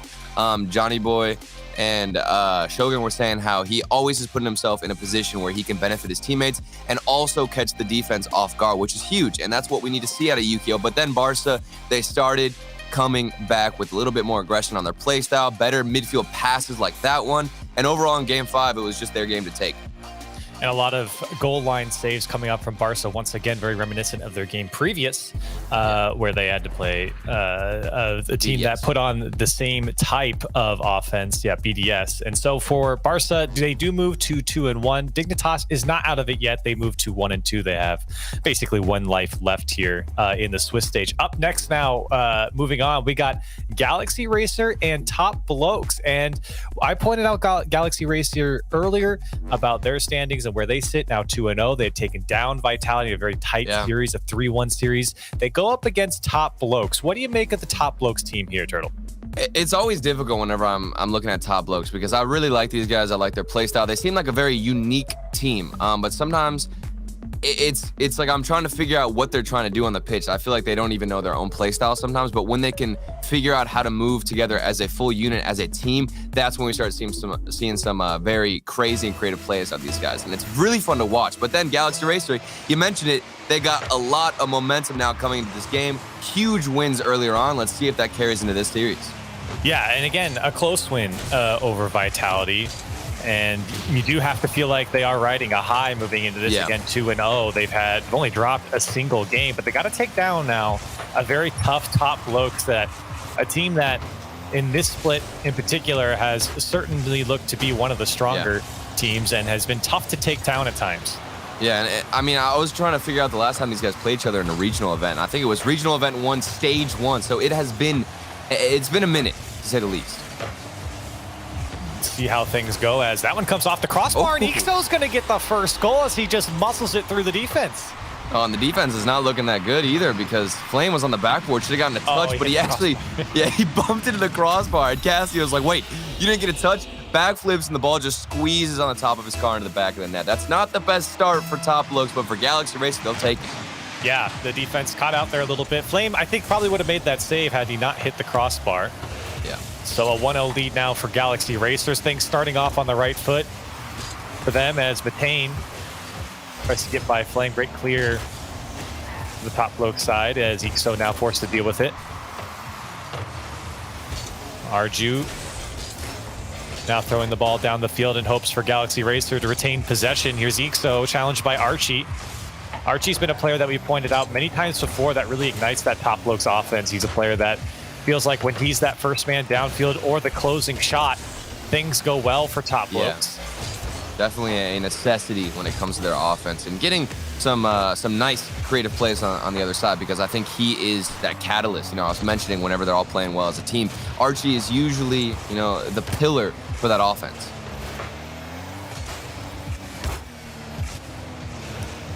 Galaxy Racer still trying to keep possession through the midfield as Top Blokes. Not a lot of boost to work with here. Flame needed help from Archie. Good pass over to Cassio, looking for a second touch off the corner. Ixo read it all the way.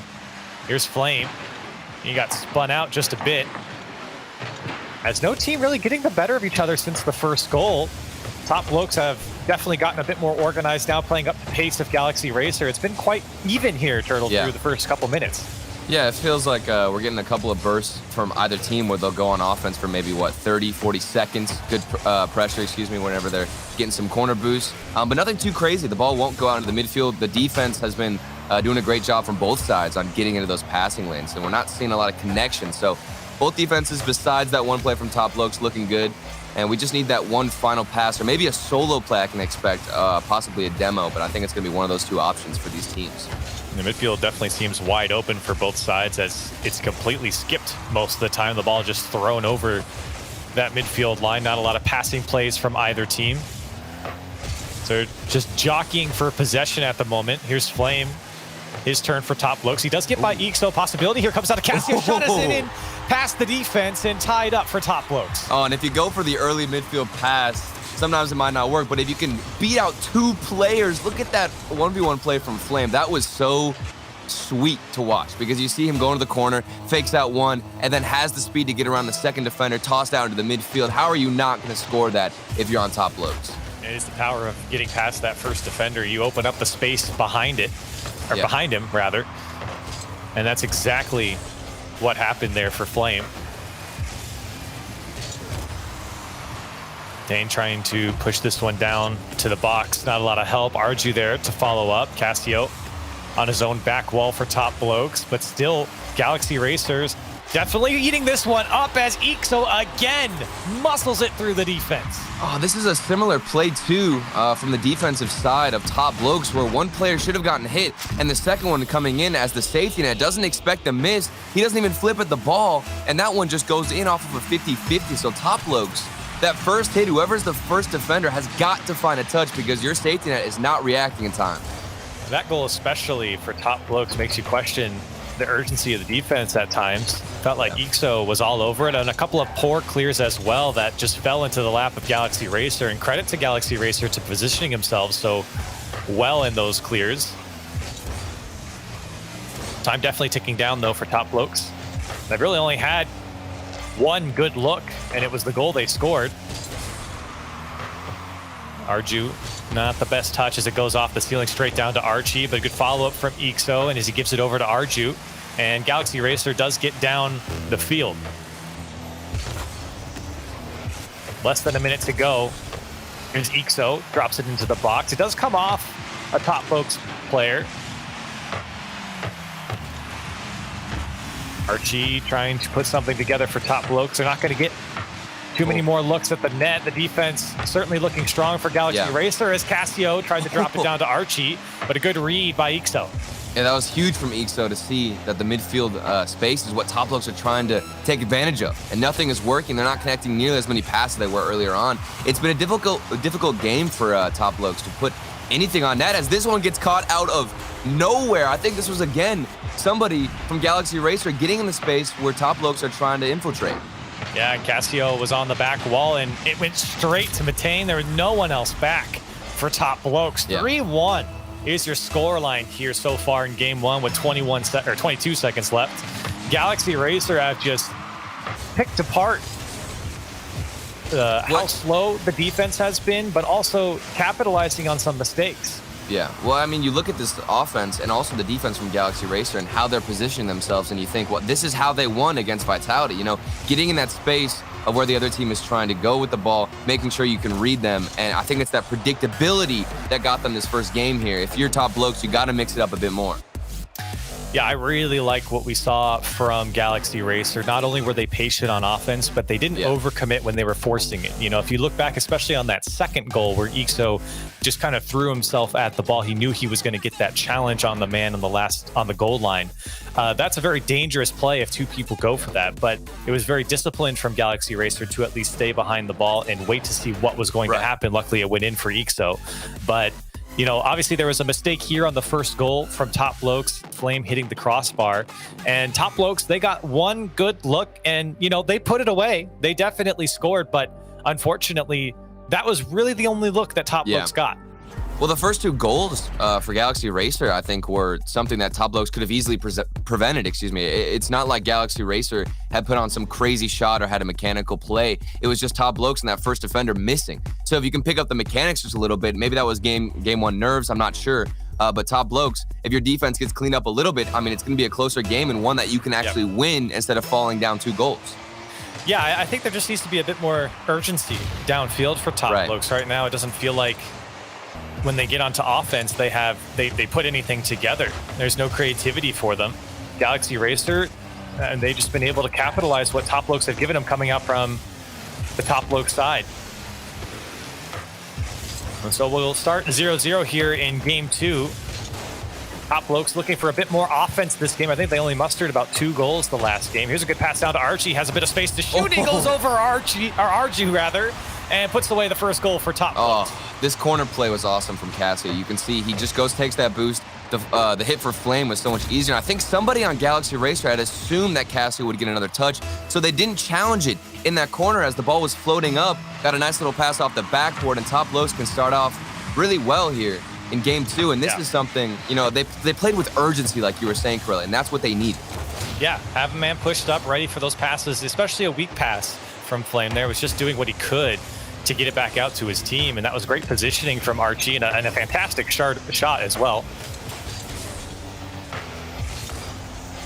So Top Blokes get what they want here in the first minute. Galaxy Racer now look to them to see what they can muster up. Ixo on the ball. Gets past one, tries to get more space. Does get it over Archie's head, so a bit more space for him now to the back wall. And almost got the bump on Flame. Both Matane and Arju were waiting to see what was going to happen, as Arju might have a second touch off the back wall. Follow from Ixo off the crossbar. And no follow-up from Matane. There it is, this time off the post. Ixo still trying to force it for Galaxy Racer. So close, but the defense and the post hold on for Top Blokes. Yeah, that's 3 shots in a row. I mean, I saw Arju go up. He almost got the double tap off the crossbar. Then the follow-up hit the crossbar as well. Matane comes in for the final hit as the third man hits the post. They're doing a lot of work there on the defensive side. Not only all 3 players, but also, like you said, the post and the crossbar. So it's difficult shooting there for Galaxy Racer, but one that you're thinking, you know, we should have put one away. It was good offense from Galaxy Racer, but not enough, and now dangerous as it bounced at the top of the box. Cassio was oncoming from his defensive side. Galaxy Racer do get out, and Arju, Matane, is going to put it off the post again. Both went. Ixo couldn't get there in time, and again, Top Blokes get away with some of the woodwork to help. Here's Arju looking for Ixo, and he didn't have boost. Still the play alive for Galaxy Racer here as it comes down. Arju, can he get the touch? It's a bit wide. Ixo looking to follow up, and he's beat by Archie. We get in situations like this where one team is so dominant with shots, but they're missing almost every single one. And that's to the point where if you're on defense from Top Blokes, you got to find a counterattack. And speaking of counterattacks, this one went from the midfield all the way across the net. We started in the corner for Arju. Look at this clear to Ixo, and he snipes the back of the net. No one up to contest Ixo as well, and that was really the nail there for that shot. Ixo didn't really have a lot of boost, so he didn't have much room for air. Used all of his boost to get up uncontested and just bangs it top shelf. So Galaxy Racer do get their goal back, and maybe another one here. Flame backflip, and Ixo got it. He does. And off the backflip, it was an open shot for Ixo. Oh, and even you could tell, Corella, that this was going to be one that would hit the back of the net because Flame just accidentally jumped and pre-jumped to try and get a touch on that from Ixo, who just crashed the net, and it was so simple for them. Top Blokes, again, they can't get that first hit as the aggressor whenever you're on defense. Whenever you need to get a touch, find a 50-50, you're missing out. That's painful for Flame as he was the last line of defense and unfortunately backflipped. Up the Top Blokes now, Archie has a shot on target. It's saved off the crossbar. Might still go in. Cassio puts it away, and just like that, Top Blokes tie it up. I thought we were going to get another situation like Galaxy Racer on offense where we had a great save from the crossbar. Matane, that save was unreal, but it wasn't enough. We needed to see somebody from Galaxy Racer. If they had rotated in, maybe there would have been a save. Matane, though, I respect the hustle. Yeah, that was a tough save, and he bounced off the ball as well. Unfortunately, threw him to his side. Chris Ixo still looking good from him, and a save off the crossbar for Cassio. These shots that we're seeing are crazy. That was a pre-flip from the wall from Ixo, and now the double tap. Oh, man. It seems like things have just picked up a notch here. Corelli off the crossbar again. The MVP of this series, I think, is the crossbar. And maybe, at least for top blokes, but Ixo is looking phenomenal here in this game for Galaxy Racer. 5 shots to his name, 2 of their 2 goals have been scored by him. And he has just been a nuisance for the defense of top blokes. Matei, another tough save as he puts it off his own back wall. Top blokes fishing to catch the defense out. Archie trying to give it over to Cassio. It was a bit awkward for him to get to, and Arju will get the clear away. And here comes Ixo. He's been dangerous on the ball for Galaxy Racer, and luckily for top blokes, they do clear it away, and Arju couldn't get there. I thought he could. It looked like no problem, but Archie gets it by. Oh, and this is confusion for Matane and Arju. Arju went for the corner, but he turned the wrong way. Instead of going to the net, he went out to the middle and turned to the right. That's one of those situations, Corelli, where he didn't even have ball cam on. He didn't know the ball was going to get squeezed out into his own net. And he had 13 boosts, so I don't think with how far he went over, he could have got back to it, but it doesn't matter. Ixo's just going to take it himself and score. Oh, and Ixo, he's been a monster right off the kickoff, gets the midfield boost, and then the flip from the wall. Flame had no chance. He thought there's no way Ixo can keep chasing this ball, but of course, if you save that flip, there's really no way. Because I've always said that feels like top blokes do a good job of controlling the midfield. Oh, yeah. In the last game, at least, it seemed quite fair and maybe even leaning towards Galaxy Racer. This time, though, top blokes definitely playing the offense that they want, having Galaxy Racer locked into their own end, and it's been very tough for them to break out. Ixo goes flying off the own demo, so not sure if that helps him too much. Flame trying to keep the pressure on for top blokes as they wait for their respawn. Archie does get a piece of it here, and Ixo to push it downfield. Cassio cuts it out. Flames up. He's going to beat Arju and doesn't make the touch. Arju there. Can he drop it down? It's going to go off the crossbar. Follow up from Cassio isn't there. Matane clears it away, and the clear gets past the lines of top blokes, but only for a moment. Cassio, you might have double two tap as it goes far. Archie's shot's too high. Top blokes just never give up on the offense. Oh, that's 2 chances now as we see a counterattack not work out for Galaxy Racer. But that was 2 chances for top blokes where we had a fake. That first striker actually missed, and the second man was prepared for it, but then missed that one opportunity. The shooting accuracy has not been good for either team, Corelli, when they get on offense. It has been a roller coaster with some of these shots. Feels like they have the defense dead to rights, and a crossbar or a post comes out to save them. Still scoreless, as we're already past halftime. Galaxy Racer finding a foothold in the midfield now and putting on a little bit more pressure. They definitely had to dig into their own trenches for a little bit, but now find themselves on offense, and Archie there to clear the way for top blokes off his own back wall. Archie again, still on the ball. He got it to Flame. Flame gets cut past one. And Ixo has the third man to clear it away, at least for the moment. Arju. He gets the clear, but straight to Cassio. Dishes it off to Archie. Top looks again, looking to lock in Galaxy Racer. No boost for Cassio here as he tried to get the bump on Ixo. Has been kept much more quiet here in this game in particular. Really, everyone of Galaxy Racer has just been playing defense. Yeah. Well, and I'm watching the top blokes positioning, and it seems like that third man back is so distant from everybody else. Like, look at Archie. He's so far back, and then he comes forward, and he gets the dunk. This is the type of positioning I wanted to mention from top blokes, where somebody's so far back, and Galaxy Racer don't expect the third man to be that distanced from the ball.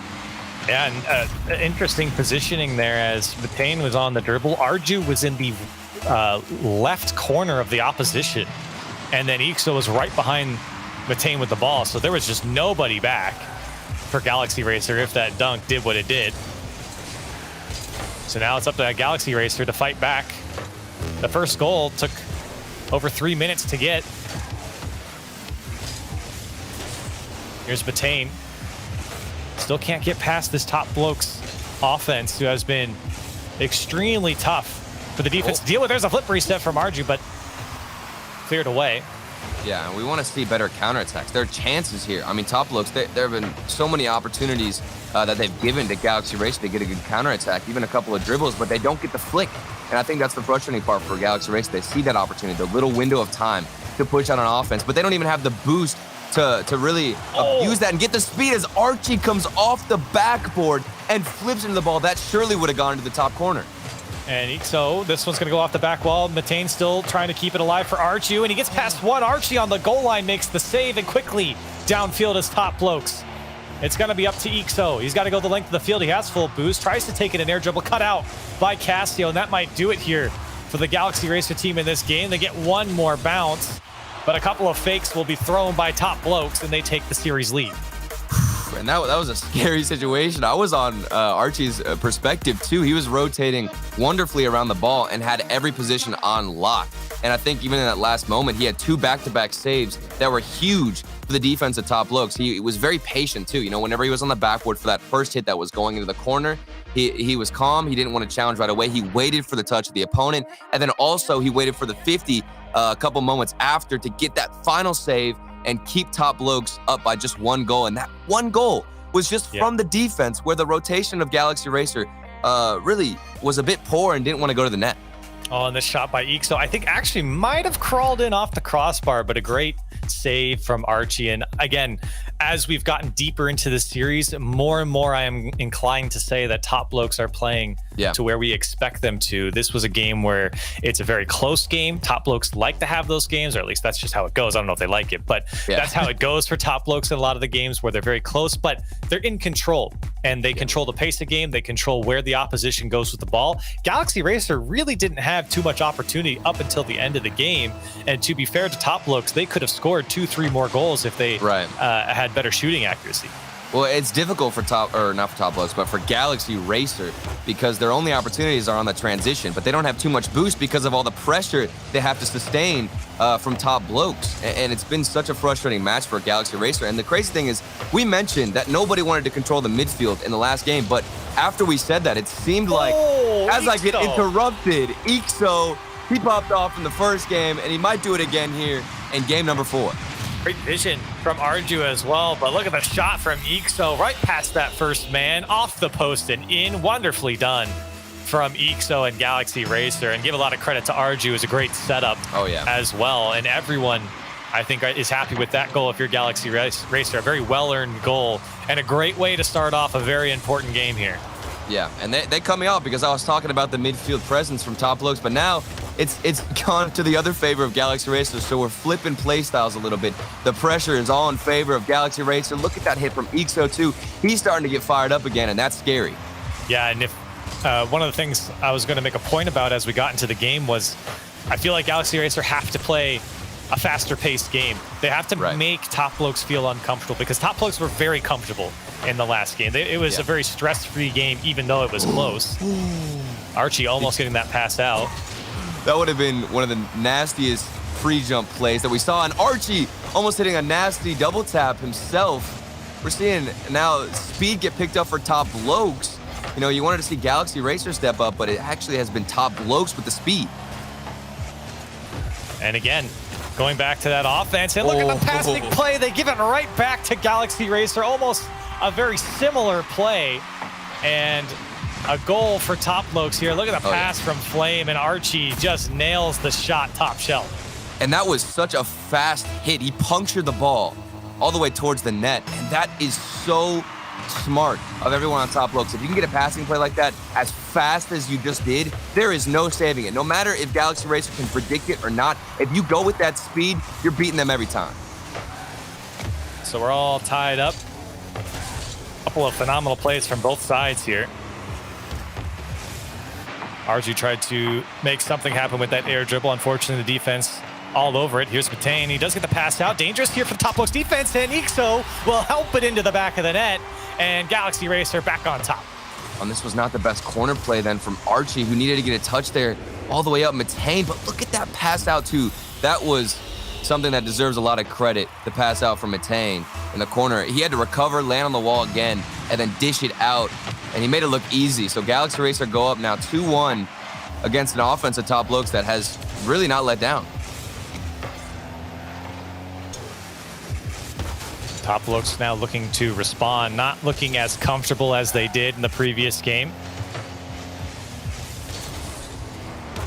Arju looking for some space in the Top Blokes corner, doesn't get it. Ixo to pick it up and tried to catch back up to it, couldn't do so. Here's Cassio fighting for every inch in the midfield. Oh, no. Immediately shot back towards his net from Arju, and now Archie still can't break out. Matane doesn't get a second touch. Here's Ixo to put it away. The light shot is going to be saved by Flame. It threw off the entirety of the defense, but Flame still had time to react. I thought that was going to work. I love those little soft hits into the back of the goal because you don't expect that at all. If you're the defender waiting on the powerful shot, you almost pre-jump a bit, panic. But I don't believe anybody on Top Looks, that final defender, jumped early. And he's thankful because if it was hit with more power, that would have rolled in. So very welcome save. And now Top Looks feeling a bit more pressure as Matane rolls it up the back wall. Bit clear from Flame. Get some breathing room here for Top Looks, but immediately thrown back downfield by Ixo. Not the best touch from Cassio. Ixo's going to have another one here. As Flame does clear it away again. And man, Flame has been a great defender for Top Looks. He's had a couple of mistakes, but he seems to be the last man plenty of times for Top Looks. And he's, again, on the goal line here to clear it away. And he has been a clear machine for Top Looks. But it's still been a frustrating game for the rest of the defense on Top Looks. And I think that point you made, Curly, was fantastic because, you know, the speed has been picked up from Galaxy Racer, and you can see Top Looks are in uncomfortable situations on defense, but definitely not on offense. What happened to Batane here? He went to go up the wall and, just read the shot incorrectly. Thought that shot was going to come a little bit more higher with a bit more power. Instead, just bounced away from him, and unfortunately, a weak goal given up, I'd say, by Galaxy Racer. It was tough to read from Matane, no doubt. We sit here tied up nonetheless. Now Matane, great pickup from his own corner, looking to go the length of field, maybe a flip reset, and didn't get it. Ixo, still been the man to be the goal scorer for this Galaxy Racer team. Both the goals in his hands so far. Yeah, and he previously gotten a hat trick now. Oh, and the dribble is getting cut out. Top Looks have been so good with the 1v1 defense. You know, there are opportunities for Galaxy Racer on the counterattack to get a solid dribble and a solid flick, but then there's always somebody to match that 50 as Ixo almost gets another one. That would have been a hat trick then if he had gotten that in. His second one of the series, I believe. But Top Looks still strong with their defense as this pass comes out to Cassio. What a play from Archie and the vision on the field to find Cassio all the way down. Yeah, had Cassio downfield. Great lead-up pass. Defense not there to cut it out, and it's very dangerous at that point. Very hard to defend. You don't know where that striker is going to hit the ball. And Cassio, great shot from him to split the defense. And now Top Looks looking to take the series here if they can hold on for the last 20 seconds.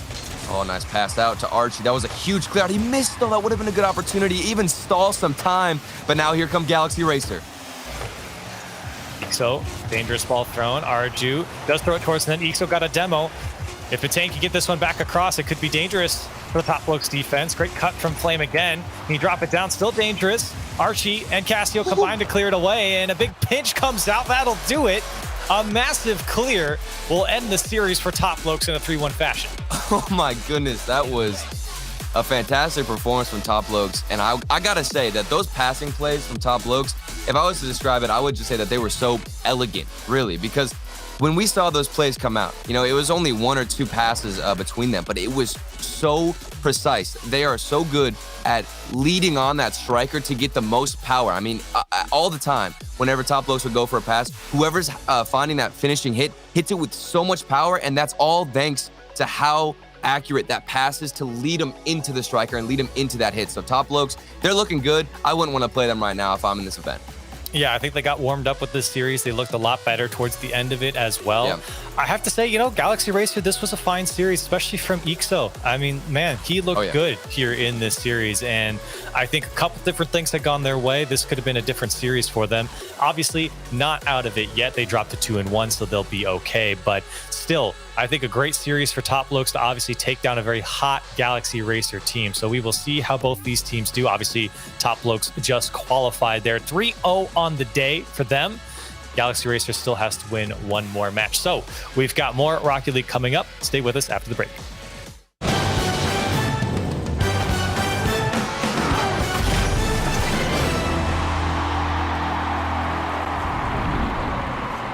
Verizon knows how to build unlimited right. Start with America's most awarded network. I'm on my phone 24/7. Then, for the first time ever, give families more entertainment with Disney Plus, Hulu, and ESPN Plus, now all included. We're a big soccer family. Handmaid's Tale. I love Frozen. Then give families plans to mix and match, so you only pay for what you need. You get so much more than this, a great network. With plans starting at just $35. The network more people rely on gives you more. This is unlimited built right. Only on Verizon.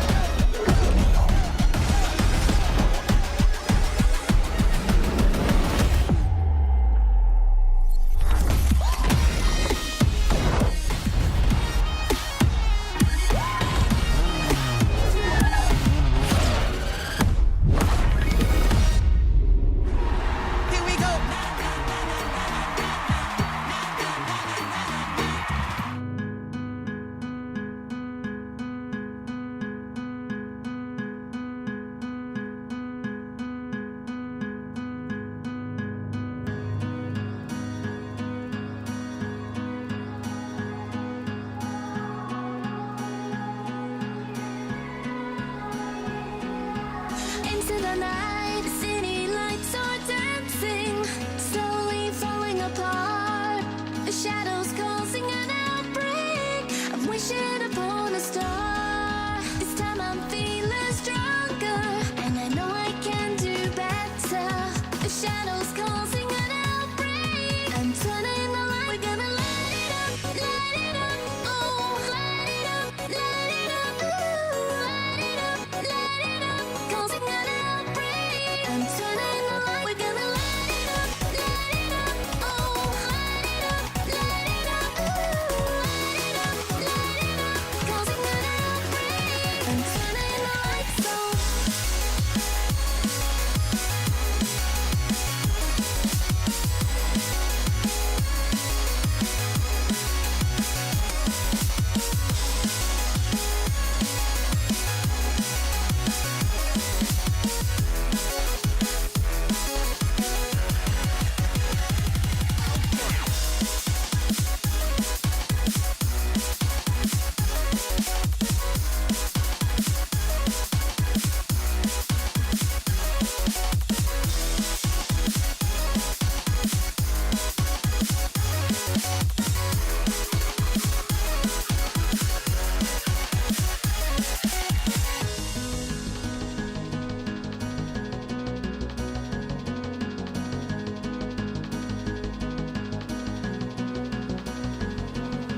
Open your eyes and see the people chanting, slowly falling apart. The silence causing an earthquake. I'm wishing upon a star. This time I'm feeling higher, and I know I can be taller. Shadows causing an outbreak. I'm turning the light. We're gonna light it up, oh, light it up, ooh, light it up, causing an outbreak. I'm turning the light. We're gonna light it up, oh, light it up, ooh, light it up, causing an outbreak. I'm turning the lights on.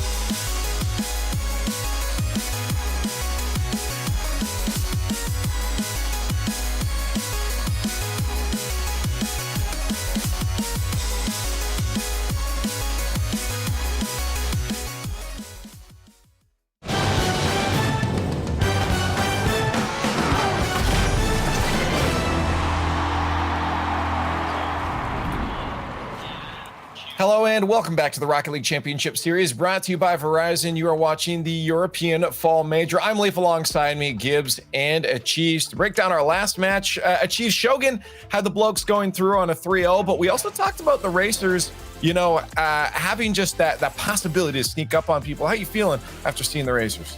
I thought they played well, but overall that series, sure, close games in terms of the score line, but it felt pretty stress-free for the blokes. I mean, I believe Corelli brought it up during the series. Flame playing very well defensively and being a strong third man and coming in and put away some nice shots. So overall, a very strong series from a team that has shown potential in the regionals, and it's good to see that they found that sort of top level performance that they want to have around this time. And if you want to see an infield pass clinic, you can just go back to that last game. Tons of infield passes coming out from top blokes, but on both sides as well. They really would find when the rotation on the defense was collapsing, where they were getting there just a little bit too late. So they know that infield is open, and they kept hitting it. Top blokes getting that win. To talk about that win, their coach Rams actually is joining us now just to give us a few words. Rams, welcome to the show. Hello. Thank you for having me. Yeah, of course. We want to get some insight here. I just want to ask just about the general performance of the team over the past season right now. You guys have looked good. Honestly, you're placing pretty high. I'm sure eventually it's frustrating. You want the dub. You want that final win, right? But what are you guys doing that allows you guys to stay so consistently near the top? I think the biggest thing for us is we recognize that it's a long season compared to what it usually is. Whereas last format, you could usually have like a one bad week and then all of a sudden your season might be flipped upside down. Now we realize, okay, well, there'll be bad results, there'll be bad games, but we need to work together as a team to consistently work through those. There'll be times, and we've shown it in a couple of regionals where, we've qualified at 3-2 as opposed to the 3-0 when we're at our peak. And so it's like, understanding that just because we have a bad result doesn't mean the team's going to implode. So we just keep working forward and helping each other through it, even mid-series, even mid-game, which is what we did today as well. So let's talk about Archie, because I want to talk about him. He is a newcomer to the RLCS scene.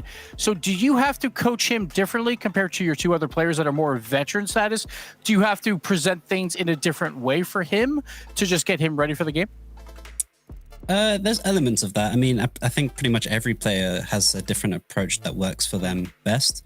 Archie, obviously young and relatively inexperienced. We obviously saw him in a spring series on the Clapper, so he obviously had a little bit of top-level experience. But the main thing was getting him in. He fit in straight away in terms of Rocket League playstyle, like instantly. But it was more getting him to come out of his shell, make him very comfortable within the team environment, so that, like I said, when things go wrong, he has the ability to speak up and vocalize things that he's struggling with so that we can help him out. And that's kind of the base of our team. So there are some little things that help.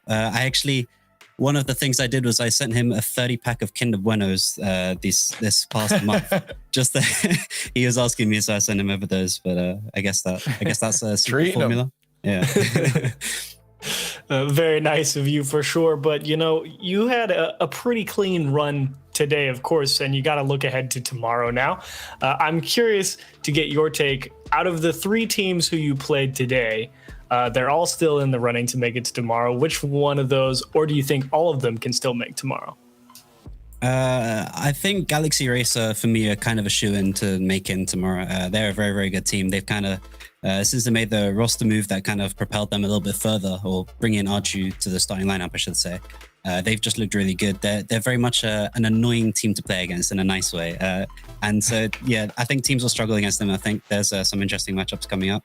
I think Fadeaway have the potential to. We've seen them before when they've been playing at their best. They definitely can have the ability to make top 8, but I personally don't think they'll make it today. And Dignitas is a bit of a wild card at the moment, I'll be honest. So I'm not really sure on Dig.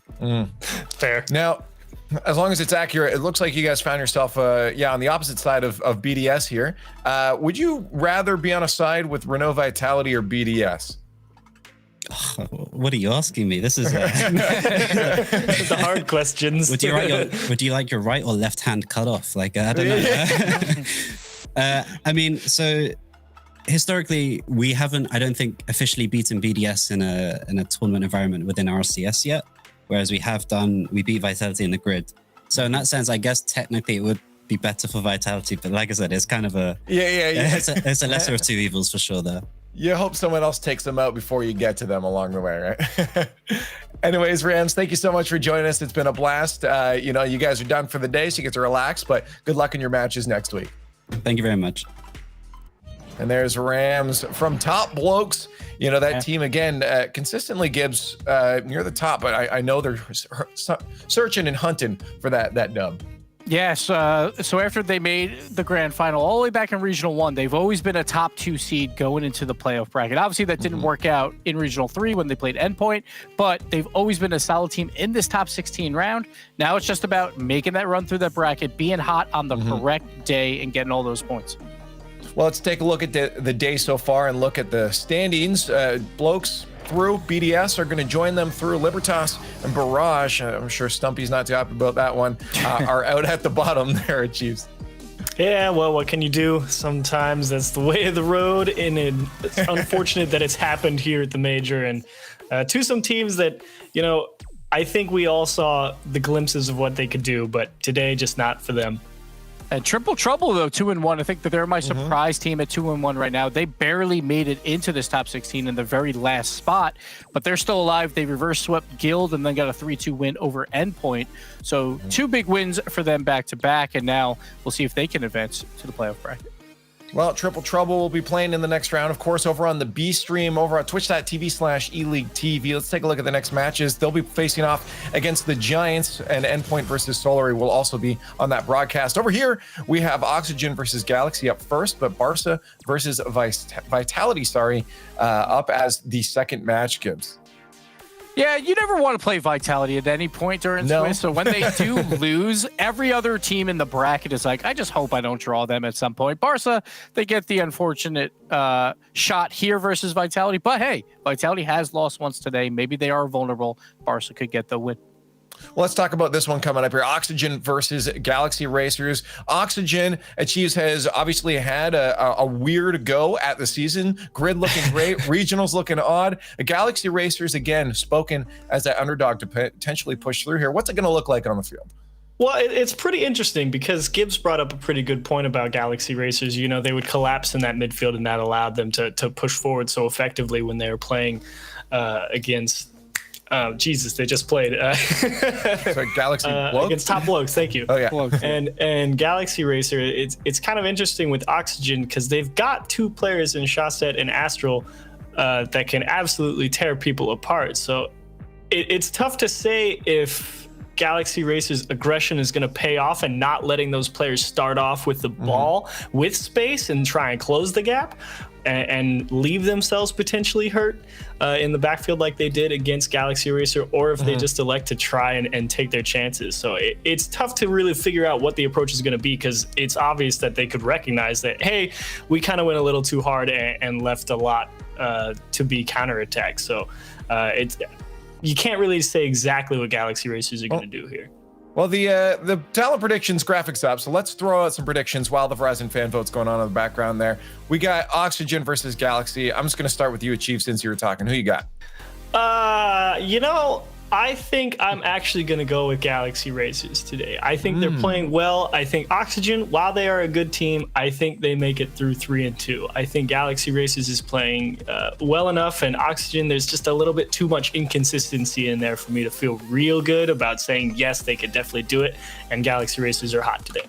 You're a smart man, Achieves. I'm also going to go Galaxy Racers. The last 3 times they've played, and this is when Galaxy Racer has really been picking it up, Galaxy Racer has won. And also, I just want Oxygen to go into that 2-2 round. I want to see them when the pressure is on. You want the blood. I want to see them succeed, though, at that 2-2 round to get that off their backs. So I think Galaxy Racer will pull through here 3-1. I think you guys are right. I think Oxygen's going to that 2-2. They're going to have to fight their way through at the end with a 3-2, and Galaxy Racers is going to take this one here. Again, they've got less to worry about, I think, in this situation. Oxygen's got so much more to, I guess, prove in the past there, and chat is on the fence on this one. Hey, it's the big names, Yeah, that's what they do. It's true. Yeah, no, this is an interesting one. I like to see that hesitation, which means it's likely going to be a very good match. You guys can also get online on Twitter at RL Esports, #RLCS, and let us know your full thoughts. Also, while you're on Twitter, make sure you guys are submitting your clips, your favorite plays with the hashtag Top Pele Challenge. We're celebrating the 80th birthday of Pele, and we're doing that in style, in-game items, and a potential chance for you guys to have your clips on the show next week. But let's continue with the good Rocket League. We're going to head over to the Verizon Skybox for our next match. Thank you so much, Leave. Corelli and Turtle here to talk about Galaxy Racer and Oxygen Esports. And I think Turtle, hopefully, if Oxygen was watching the last game, then they know the man to look out for on Galaxy Racer at the moment, because Ixo is coming into this one real hot. Yeah, oh, for sure. You got to find a way to get in front of him, because he got 2 games with a hat trick. And you know what? I respect Gibbs. I respect his opinion to see Oxygen go 2-2, because I would also love to see how these guys handle the pressure. They're yet to make the playoffs in any of the regional events. They have been a lot slower, and I would say they've underperformed for a lot of our expectations. They've got a lot of big names in their team.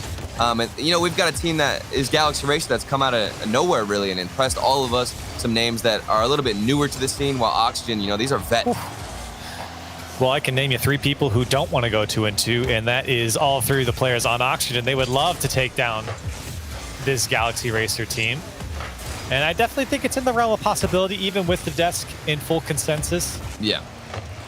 But if Galaxy Racer bring the same type of play that they did to Top Blokes, it's going to be very, very tough for Oxygen to get into things as Farah and Astral move downfield.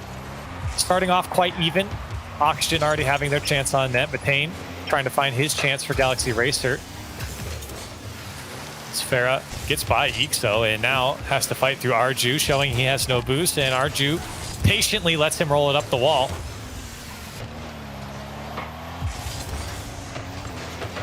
Still Oxygen looking for more offense, but shut down by Ixo and thrown downfield. Ooh.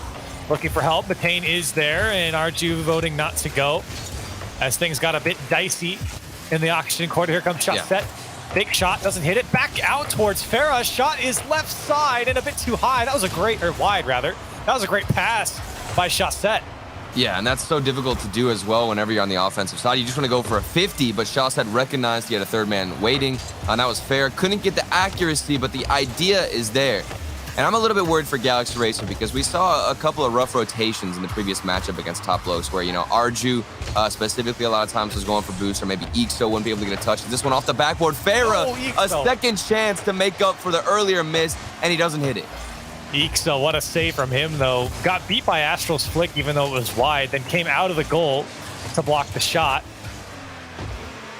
Still, Oxygen definitely look a bit more comfortable right now, as that was a weak shot from Farah. Both Matane and Arju were there to receive. Oxygen knocking on the door here. Shot still trying to force it through the defense. Astral with 0 boost. Doesn't have much, but Farah's going to put out the crossbar. Now Shot goes. Realizes he couldn't get over it. The defense just patiently waiting to see what comes next, as everyone's drained on the Galaxy Racer side. This pass over to Farah stopped, at least for the moment. Now Shot, does he have his opportunity? Shut down by Ixo, and maybe now Galaxy Racer able to break out. Yeah, and the crossbar has entered the game once again. The best defender that we've ever seen. If you watched that last series, you know that the crossbar was doing work, putting in work for sure. And that's what happened for Galaxy Racer this time. It's on the other end, and this one from Ixo. You mentioned it before, Corelli. They've got to watch out for his striking, and he, you know, does what he does best again. My man Ixo, he wants the top 8 so bad, and you could tell in the last game. You're seeing it again here. That's a great shot from him. Tough for the defense to react to that. And after all the pressure that Galaxy Racer absorbed, they get one opportunity and they sink it. And Oxygen now trying to fight back. Going to be tough for Ixo to make the save. Farah, don't think he wanted that touch as he plays it away. Still got it back across the net, but no one there to follow up for Oxygen. That's the 3rd chance for Farah. It's been a bit unfortunate for him, and also something that I feel like he could also control. I mean, the shooting been a bit rough. You got to find accuracy, especially whenever you're that 3rd man. Farah a lot of times will be more patient, waiting. I've noticed a bit more on Oxygen, so he's coming in for a lot more strikes to put into the goal, but he's missing those very critical moments because Oxygen, they're not getting too many chances. Soft clear from Shot. Astral couldn't get to it. Oxygen forced to their back wall a little bit more here as this game has gone on. Galaxy Racer picking up the pace. Here's Ixo once again. Shut down by Astral this time. Arju very patient to go on the challenge, and maybe too patient as that one's gonna roll in. Farah's gonna turn back around to put it away, and Oxygen tie it up. Oh, this was a lovely little give and go between Farah and Chaussette. Farah hits it off the backboard. Chaussette has a nice little touch. It was very slow, which I feel like was a benefit for Oxygen because all the goalkeepers from Galaxy had dived at that first shot from Chaussette. Didn't know what to do. Farah turns around in rotation, nice little turn, a much easier shot, and he's got to be feeling better now that he's able to put that away. Yeah, especially with the amount of chances he alone and Oxygen have had together. Now 8 shots combined for the team. Farah has 4 of them. So the Galaxy Racer 3, you could probably guess who has all 3. It's Ixo.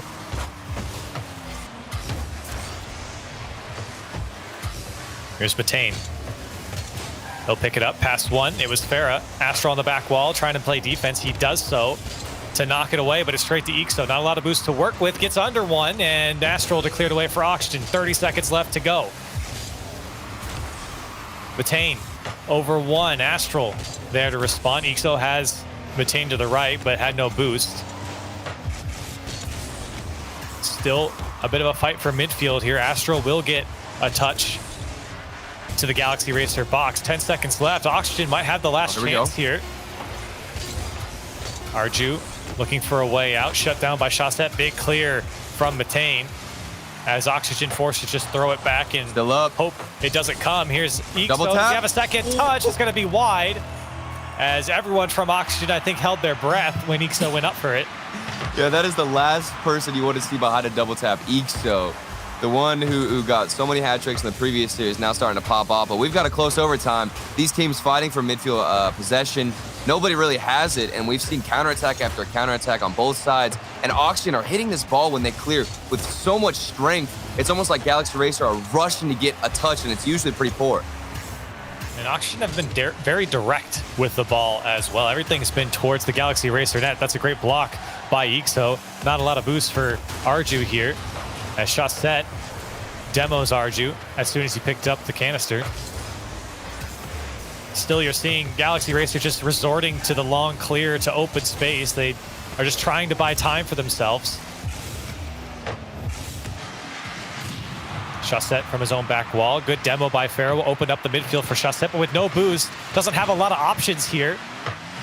Astral off the ceiling. Going to come back down. Has a flip. Didn't get it. Farah's there. Didn't expect the miss. It comes down to Chaussette. His shot's blocked. Can Farah put it away? He can. And over a minute of overtime, and Oxygen take it. Roasted Farah shooting earlier, but now he's starting to pop off. Look at the 50 from Chaussette, too. So patient with that one on Batane. He just wanted to win it and get it towards the other side of the net. It falls into the lap of Farah, and he's got an easier shot. Puts it away, fixes up on that accuracy, and Oxygen looking good. You feel like with the amount of shots that Oxygen had, the amount of chances that they had 12 shots here, it feels like that they probably should have scored a few more goals than only 2 here. And at least they kept Galaxy Racer at bay for most of the game. We did not really see the same Galaxy Racer that we saw earlier.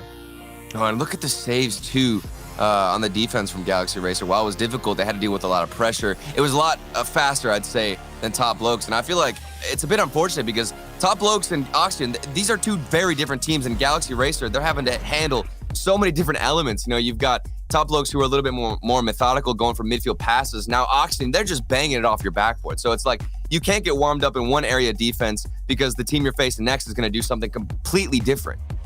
You can see the starvation of boost for Galaxy Racer. It's very tough for them to deal with 1, 2, 3, 4 shots off the back wall, or even just balls being played across their side of the field. It's very tough for them to keep up with the pace when they're running out of boost. The key for Galaxy Racer is not only securing your own boost, but then using it to break out downfield, or at least just break the line of Oxygen Esports right now. Well, I want to see somebody on Galaxy Racer. Wait, hold on, Matane. Okay, I had to stop for a second. I thought we almost had a double tap. But I want to see somebody on Galaxy Racer step up like Chaussette is. I'm seeing Chaussette on this field be very smart with his individual challenges. I'm even thinking earlier whenever he had that small little touch. And now here, forcing a second hit, he's putting so much extra time on the clock for his teammates to go get boost because he's winning every single 50 while he's not, maybe going for some crazy mechanical hits. He's going for these smart little 50s, nice little touches to open space and letting his teammates do the rest of the work. Here's Farah trying to play through the midfield. A lot of demos coming out from both sides. Farah getting one there. There was one earlier as well in the midfield. Astral, maybe not the best clear from him, but got help from Chaussette. Galaxy Racer, this could be their opportunity, and Farah saw that pass all the way. And a great pinch from Astral to keep this one moving away from the Oxygen net.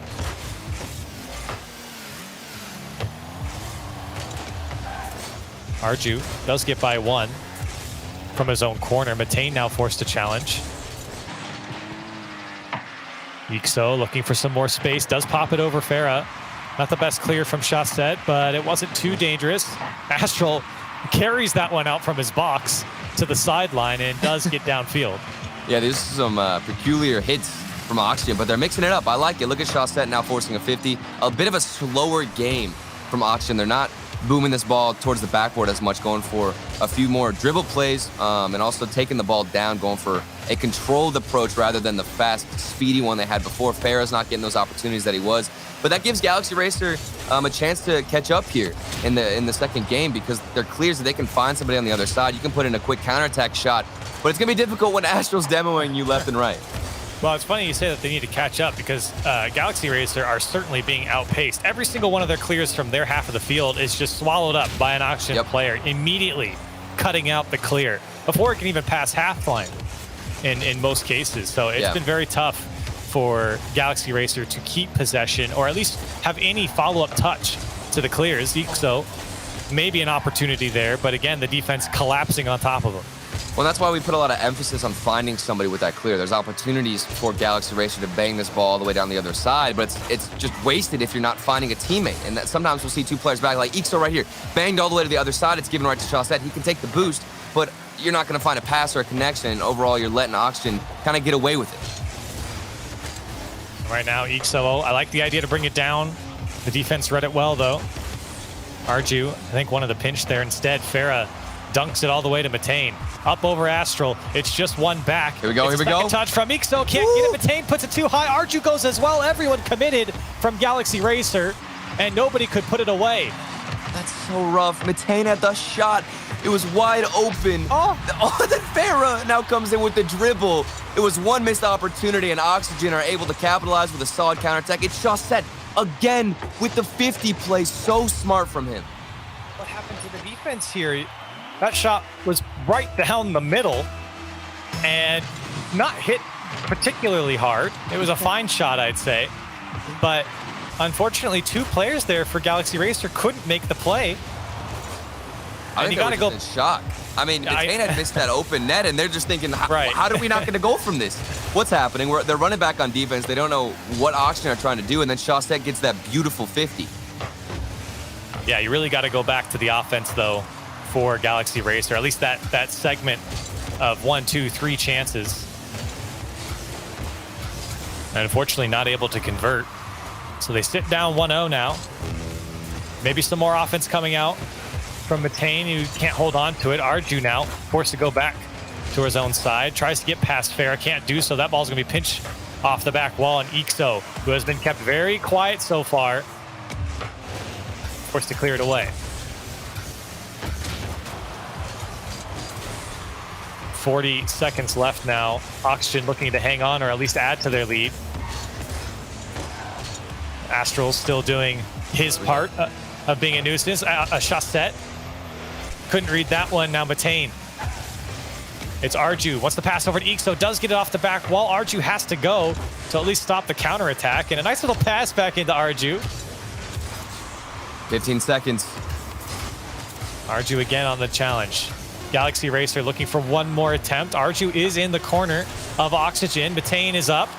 Looking for a second touch. It's going to be tough to get back to. He does get it back out to Arju. It's going to be tough to convert this. Ixo's up, but Astral takes it away. And then Farah helps him out. Oxygen looking to just kill it, and they will. Man, and we've come into a similar situation that we saw in the last series. You know, Top Blokes against Galaxy Racer, they were so far back positioned as that third man. They would always rotate back and get their own corner boost, which is usually a big mistake, and that leaves a lot of opportunities for the other team to counterattack with a slower approach. They can dribble in the midfield, and it's given to you. But Galaxy Racer, they're doing the same thing and making the same mistake. whenever they see Oxygen go all the way back for their own corner boost, they just clear it right to them. You're giving the ball away. They did it against Top Blokes, and now they're doing it here against Oxygen Esports. They need to be a little bit more smart with how they approach on offense and how they transition instead of just giving this away without even thinking about it. And you've got to handle Shawset too. You have to win a 50 against that man. Otherwise, Farah's going to come in with another cleanup. And again, you got to go back to that offensive multiple attempts that they had really on the net, where they only generated 4 shots here in this series, or in this game rather, and the majority came on that play alone. No one able to convert. So for Galaxy Racer, that was the best opportunity they got, and they're not going to get a lot of opportunities. It's already been shown against Oxygen here. It's going to be a very tough fight for them. They haven't been given a lot of opportunity. They couldn't convert there. You have to. When you're given the opportunity, you have to, because they're not going to come that often here. Yeah, and that was Matane, where there was a double tap off the backboard. Matane then had the best look that Galaxy Racer have seen towards getting a goal. And just unfortunately, he missed that shot, went a little bit high with it. And now offense looking good, but the double commit does get the save. But still here, Galaxy Racer starting out pretty fast, and the speed is there. I like it. Yeah, it's a good start for Galaxy Racer as we jump into game 3. Galaxy Racer still looking for their first game win here in this series. Ixo can't get by Shawset, who backflips into it. Now Arju looking for the pinch, didn't get it, or at least not, I think, the pinch he wanted towards net. Arju still gets up to it. Ixo's there, the shot's wide. That's an opportunity for Galaxy Racer. They couldn't convert. Matane gets bumped out of the way, and Oxygen break out for at least a moment in a very scary situation. Yeah. Oh, it's crazy because Ixo's the guy we were talking about. It's Matane, the spawn. Oh my goodness, and the flick. Are we gonna get a goal of this? No, that would have been amazing. And Shawset now the bump takes one out. Arju's there for the rotation. Oh my goodness, both teams getting a couple of good looks. Did he catch him? In. He got him. Is that in?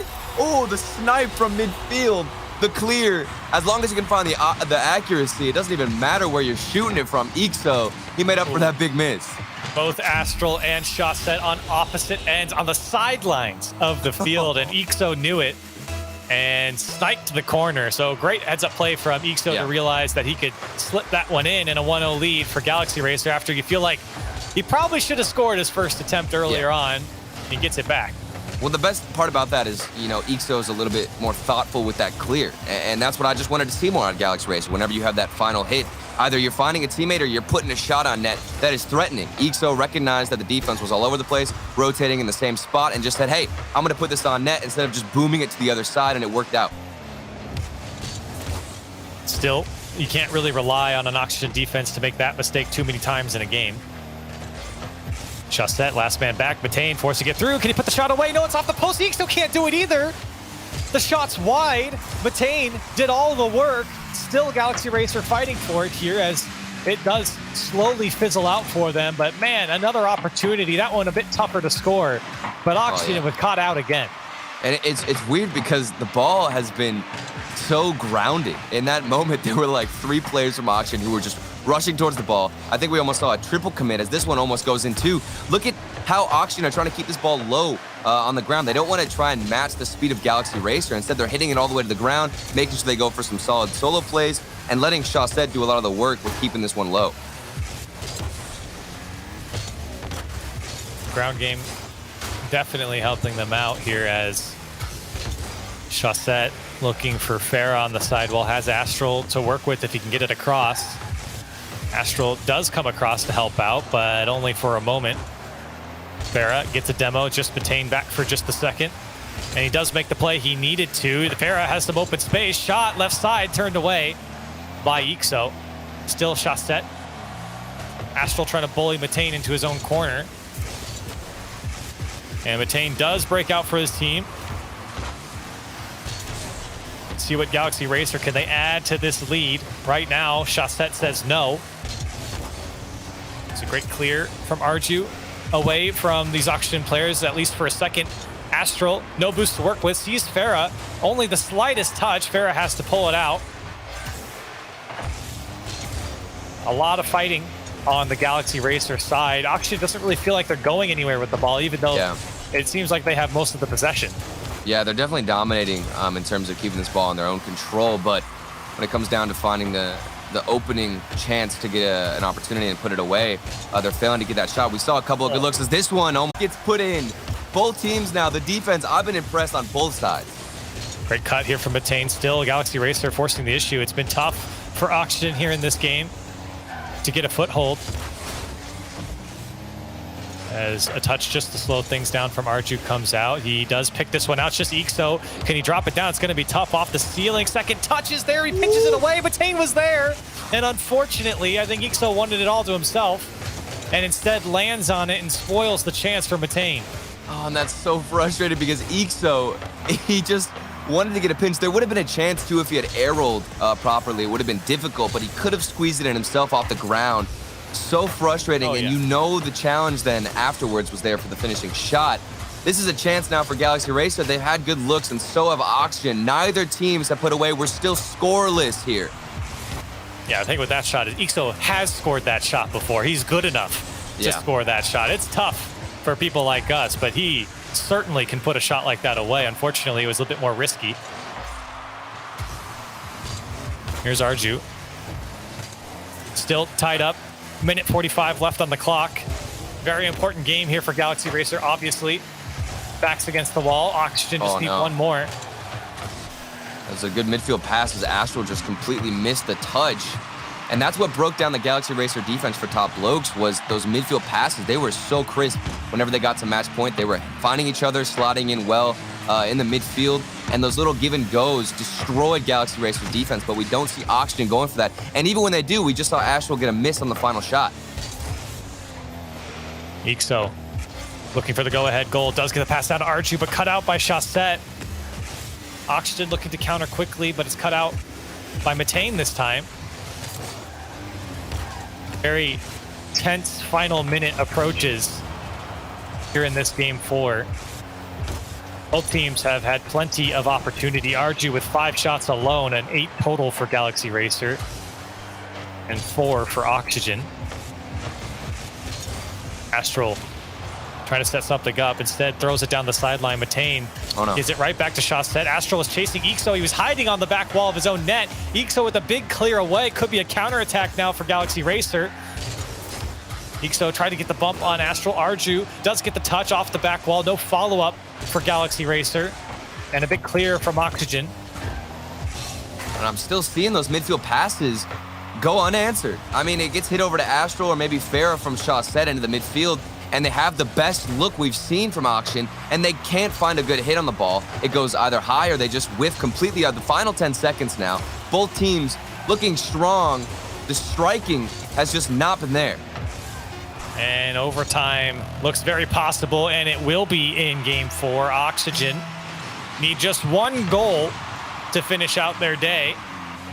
Galaxy Racer just trying to stay alive in the series. Here's Arju, and this could be it. The shot, it's in. Nobody's home for Oxygen, and they stay alive. Oh, this is a disaster. Look at this hit off of Astral at 50s into Chaussette. He's just trying to get boost. He doesn't even know that the 50 is going to go into his car. It bounces off the corner. Galaxy Racer get a little bit of luck off the kickoff, and now we've got game 5. And a huge sigh of relief, I think, for Galaxy Racer. That was an extremely tense game 4.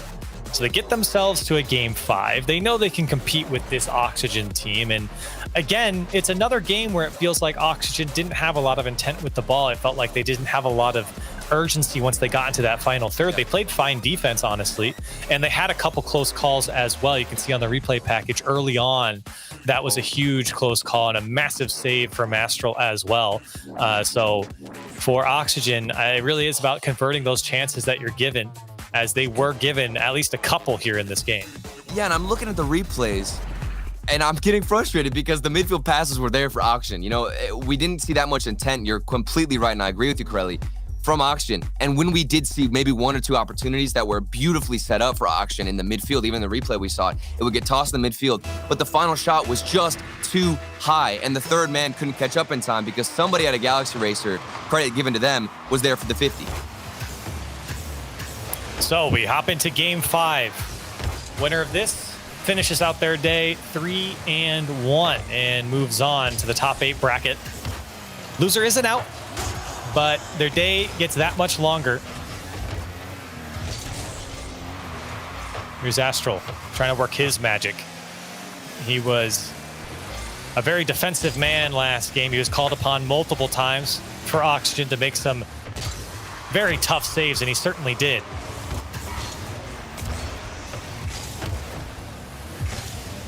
Pinch from Attain goes all the way down to the Oxygen side. Chaussette is cut out by Arju, and Astral is there and gets by one. Matane has to make at least some sort of challenge. He does. Chaussette meets Arju in the midfield. It goes off the Galaxy Racer corner. Chaussette has a shot. Ixo there to turn it away.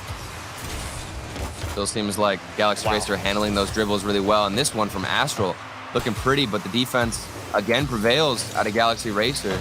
You know, every time I've seen Oxygen go for that solo play dribble, somebody's there for the challenge like this from Astral. You're denying him, who's very difficult. You know, he's still so mechanical. To get in his way, it's not an easy task, really.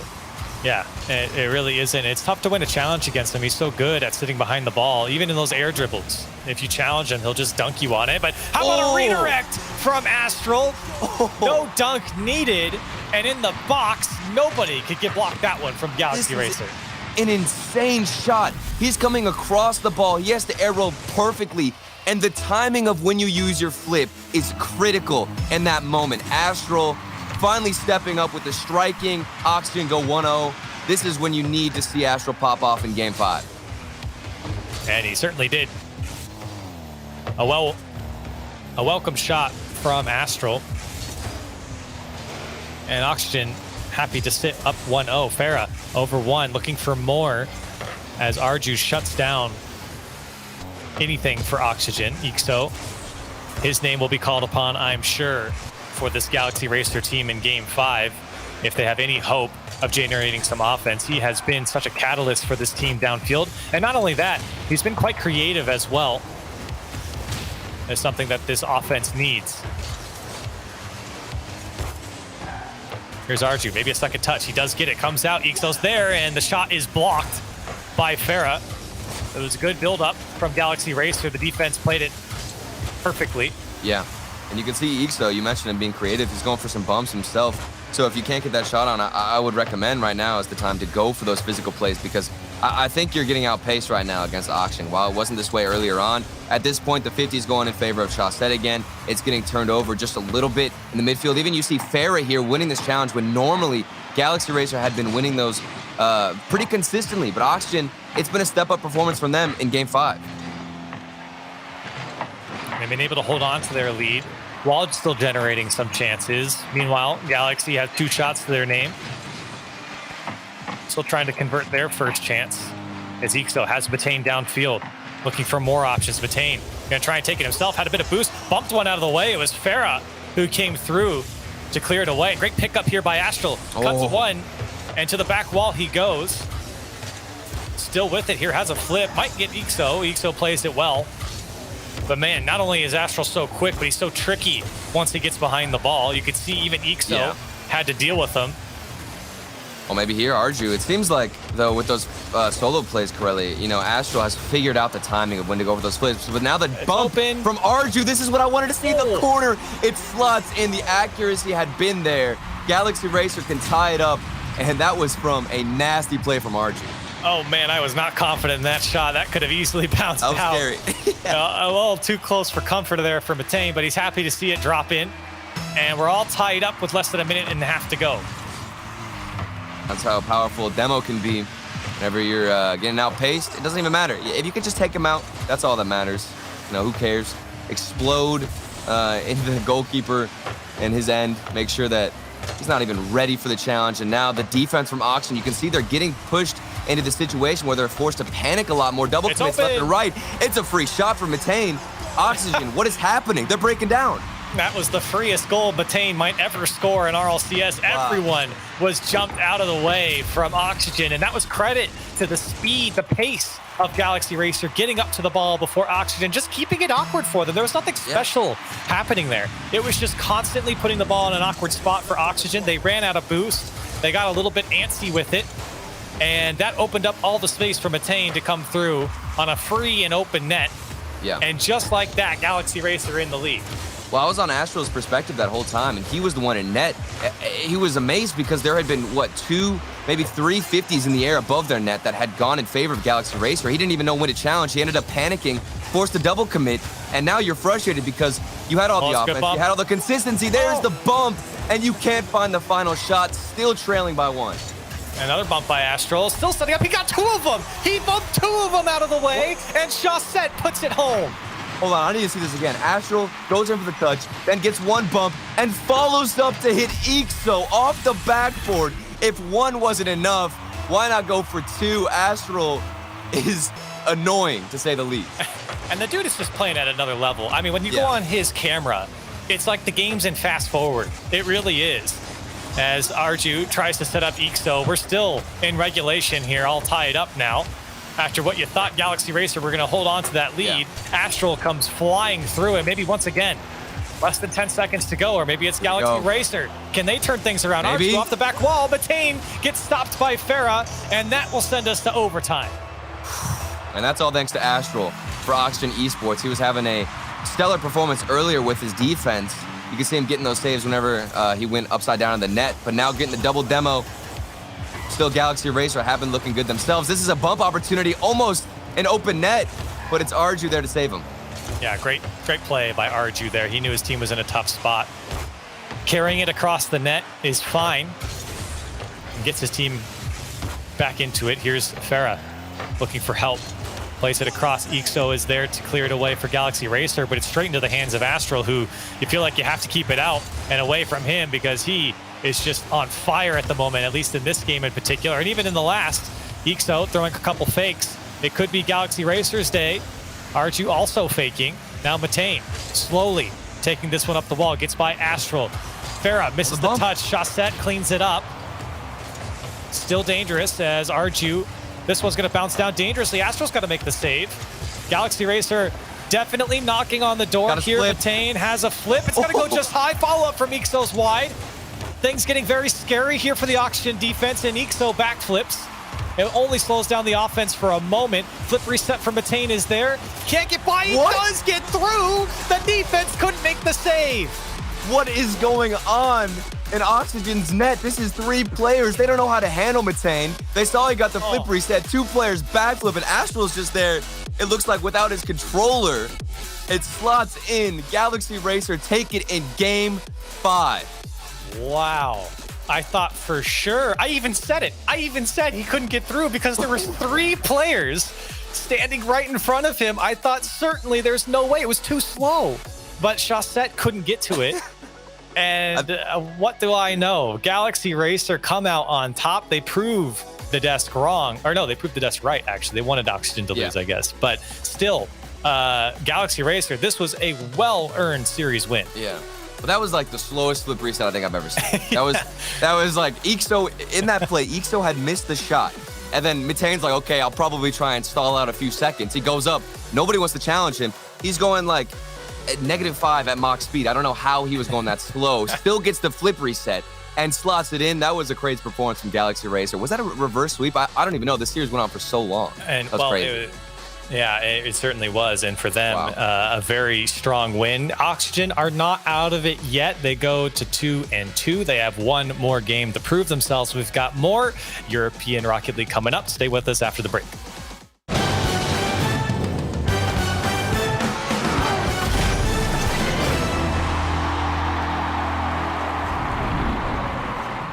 Knows how to build unlimited right. Start with America's most awarded network. I'm on my phone 24/7. Then, for the first time ever, give families more entertainment with Disney Plus, Hulu, and ESPN Plus, now all included. We're a big soccer family. Handmaid's Tale. I love Frozen. Then give families plans to mix and match, so you only pay for what you need. You get so much more than this, a great network. With plans starting at just $35, the network more people rely on gives you more. This is unlimited built right, only on Verizon. Eu sempre quis jogar futebol quando eu era garoto.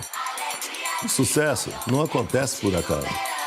Quanto mais difícil a vitória, maior a satisfação em vencer. A única maneira de vencer é ter grande time. O principal objetivo deve ser sempre o de jogar bonito.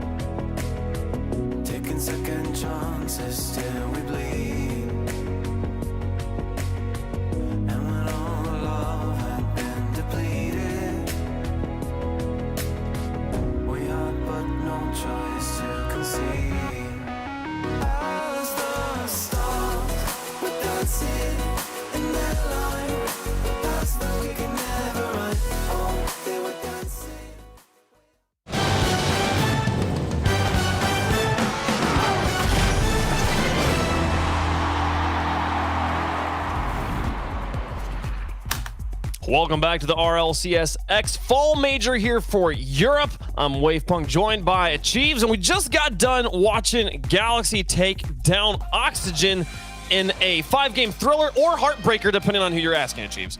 Yeah, for real. Taking a look at some of the replays here, just incredible reverse sweep. At first, we came out there, it's like 2-0 Oxygen. We're like, oh man, me and the desk are just looking like absolute fools. But they brought it back in the later part of the series with, again, that great transition game. And of course, this shot from Arju, I think that's probably the biggest turning point. Winning that overtime just at the start of it, just fantastic to really get the ball rolling for him. And Matane ends it with that flip reset. And Corelli was right to be shocked. He's like, how does no one stop this ball? Because it was not the world's greatest flip reset, but it went in anyway. And Galaxy Racers win.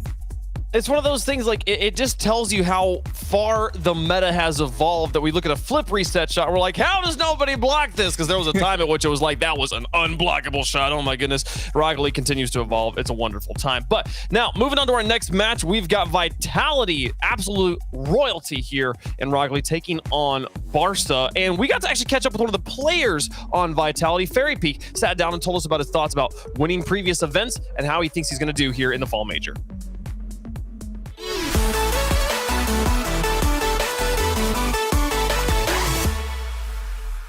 When we asked Alpha if he wanted to join, of course he wanted to join Vitality because like we are all good friends, and me and Kedop were really happy about picking up Alpha.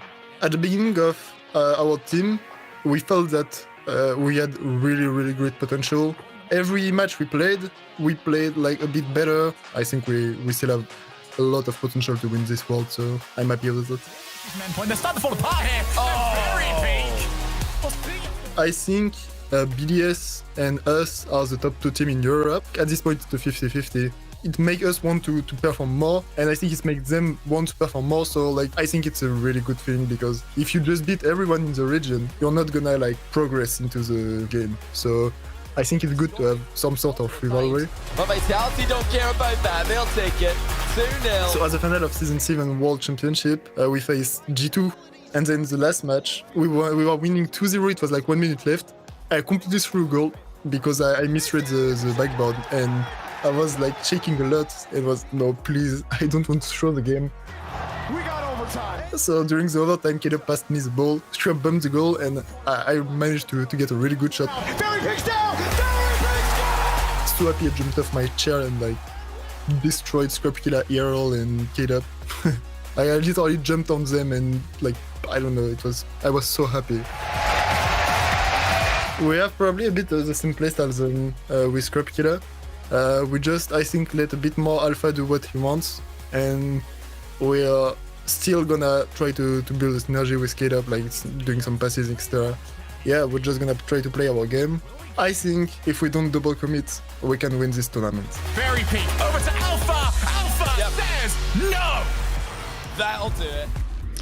That was our Fairy Peak's thoughts about winning the World Championship in Season 7, and his thoughts about this tournament as well. He considers BDS and himself, the team of Vitality, the top 2 teams here in the region achieves. And there's a chance we get them in the finals again next weekend. As of course, and I think that would not be entirely unexpected, and hopefully for once they'll end up on the opposite side of the bracket. But my favorite part of that whole interview was that he said he was happy that BDS was taking him to task, you know? That's really the competitive drive that it takes to stay at the top of the game, and that's the reason Fairy Peak has been so successful for so long, because he's not sitting here getting down about the fact that a team's beating him. He's like, great, let's go get better, let's take it back. Finally, a worthy opponent. Our battle will be legendary. See how it goes if they get to battle again. We've seen them a few times. But right now, before they do that, they've got to get through Barca. Both these teams right now sitting at 2-1. The winner of this match will be moving forward to next weekend. The loser will have some more to play for, so we should see some high-flying action as Roniki scores the first goal. And hello, Roniki, indeed. You know, you hang out, be patient in the goal just to see how that challenge in the corner goes out, and lo and behold, it's going to skip right out to you for an easy bomb up the pitch. Right position, right time. Wow, that was a very neutral kickoff. K-Dop will look for Alpha. They take the shot. Just a bit high. Roniki gets up and in the way. And Fairy Peak now rotating in the third man. Going to be challenging Devo. Devo going to try and put the dribbles on him. Gets it in front of the box. Itachi's up for it. Blocked out of the way. Alpha gets it out and into midfield. And now going to try and connect with Fairy Peak. They're getting bullied by Devo, though. He just takes the shot himself. Does it all alone. And we're tied up.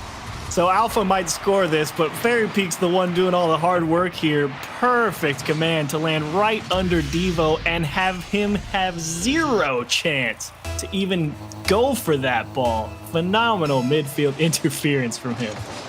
The counterattack from Vitality is good. Now they're going to look to take the lead. The roller. Alpha gets blocked by Roniki. Now in the corner here, he's going to leave this ball for Itachi. Itachi to midfield. K-Dop pinches it out in front. Roniki's there. Wins the challenge, but it's off to the quarter. Now Fairy Peak. Beaten by Devo. K-Dop up for this one. How much boost has he got? This ball is going to go to the backboard. Itachi will intercept and get it back to midfield. He's got Roniki to move up and take control from him. Now Devo harassing Alpha from behind. Gets the ball to his own corner. Trying to maybe look for the back pass to commit on the block, but it's good enough to the side. K-Dop's not going to have a free shot here. Roniki getting challenged by Fairy. Alpha now in for it on Itachi. Back into the box and Devo. Lots of space. He'll find a clear. K-Dop's going to stop it at midfield. Real nice touch there from Devo. Alpha actually going to reach that ball. Vitality in 3 touches. One, two, and that's a goal. Alpha, you can't even save that, because as the defender, 1, you're watching the ball come from the side, so you don't necessarily know where Alpha is, and 2, by the time you see him, it looks like he's flipped too early and you're not sure if he's even going to hit the ball. And then he squares it up into the top. Oh, brutal.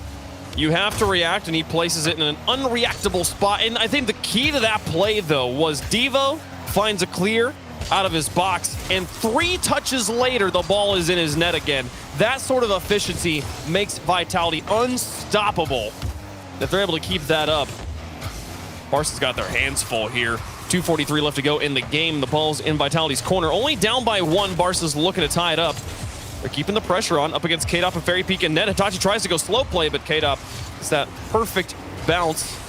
And now Alpha into the corner, trying to set it up for K-Dop. Puts it onto the backboard, and Devo will trap this one. Carried over the top of 2. Fairy Peak and Alpha kind of on top of each other here, leaving some open space, and Ronicky will dump it into an empty corner. Got it past K-Dop. Now Alpha in the zone back third, going to look for the clear. Ooh. Barca need to be careful there that they don't try and stretch those passes a little bit further than they need to, because that's how they're going to get caught out, and that's how that first goal got scored, if you remember. Fairy Peak caught him in the 2-on-1. Devo earns himself a savior medal, and now Ronicky and Hitachi going to look for the counterattack. Devo, one of the most legendary defenders in the scene. A lot of people know him for pioneering the double tap, but here's some pressure from Vitality. Ronicky gets a save over the top, and K-Dop now will play it into his own corner for safety. While Devo definitely a prolific offender, I believe he holds the first and second record for most saves in a game in Europe. Hitachi to Devo, underneath 2, Fairy Peak off the wall, K-Dop's up for it, couldn't be Ronicky. 3 players make it work, and they're tied back up. And Vitality just get all twisted up here in the corner. That double tap from Hitachi really throwing him for a loop, not to mention the perfect placement from Devo. That is the right place in that net to shoot that ball, because you saw that defender drive up the back. The other guy's playing middle of the net. The only hole is that bottom left-hand corner. And while Vitality might have pulled the first one out, the ability to make the follow-up play behind him is what gets Barca through. So well done for Ronicky, again with that patience. Ooh, Ronicky, the touch over the top of the defender on the backboard. But the follow-up shot covered up. Now Devo trying to create pressure in the corner. Clears out to Hitachi, to Ronicky. 2 touches and into the box. Fairy Peak trying to hold on to this one. Gets it through Devo in the air, and now above the goal. It's all up to Hitachi, off to the corner. He'll carry it and just try to stay with this ball. Great chaos for whoever was coming in from Vitality. Now Fairy Peak and K-Dop can try and work together here. They actually get the pass off, but the block comes through from Devo, and now Ronicky gonna look to clear to Hitachi in the midfield. Hitachi's got to stretch for this one, so that's gonna burn a lot of his boost. Now Fairy Peak in the box up against Devo once more. He's been winning that challenge over and over again, but this time Devo does get the better of him. Alpha out to K-Dop, but K-Dop not quite. He's a little bit loose on the ground, difficult on the launch. Won't get an immediate shot. Now the pressure on the other side. Ronicky onto the goal, bumped out of the net. Hitachi gets the assist here. Ronicky gets the hat trick. But look at this work in net. Wow.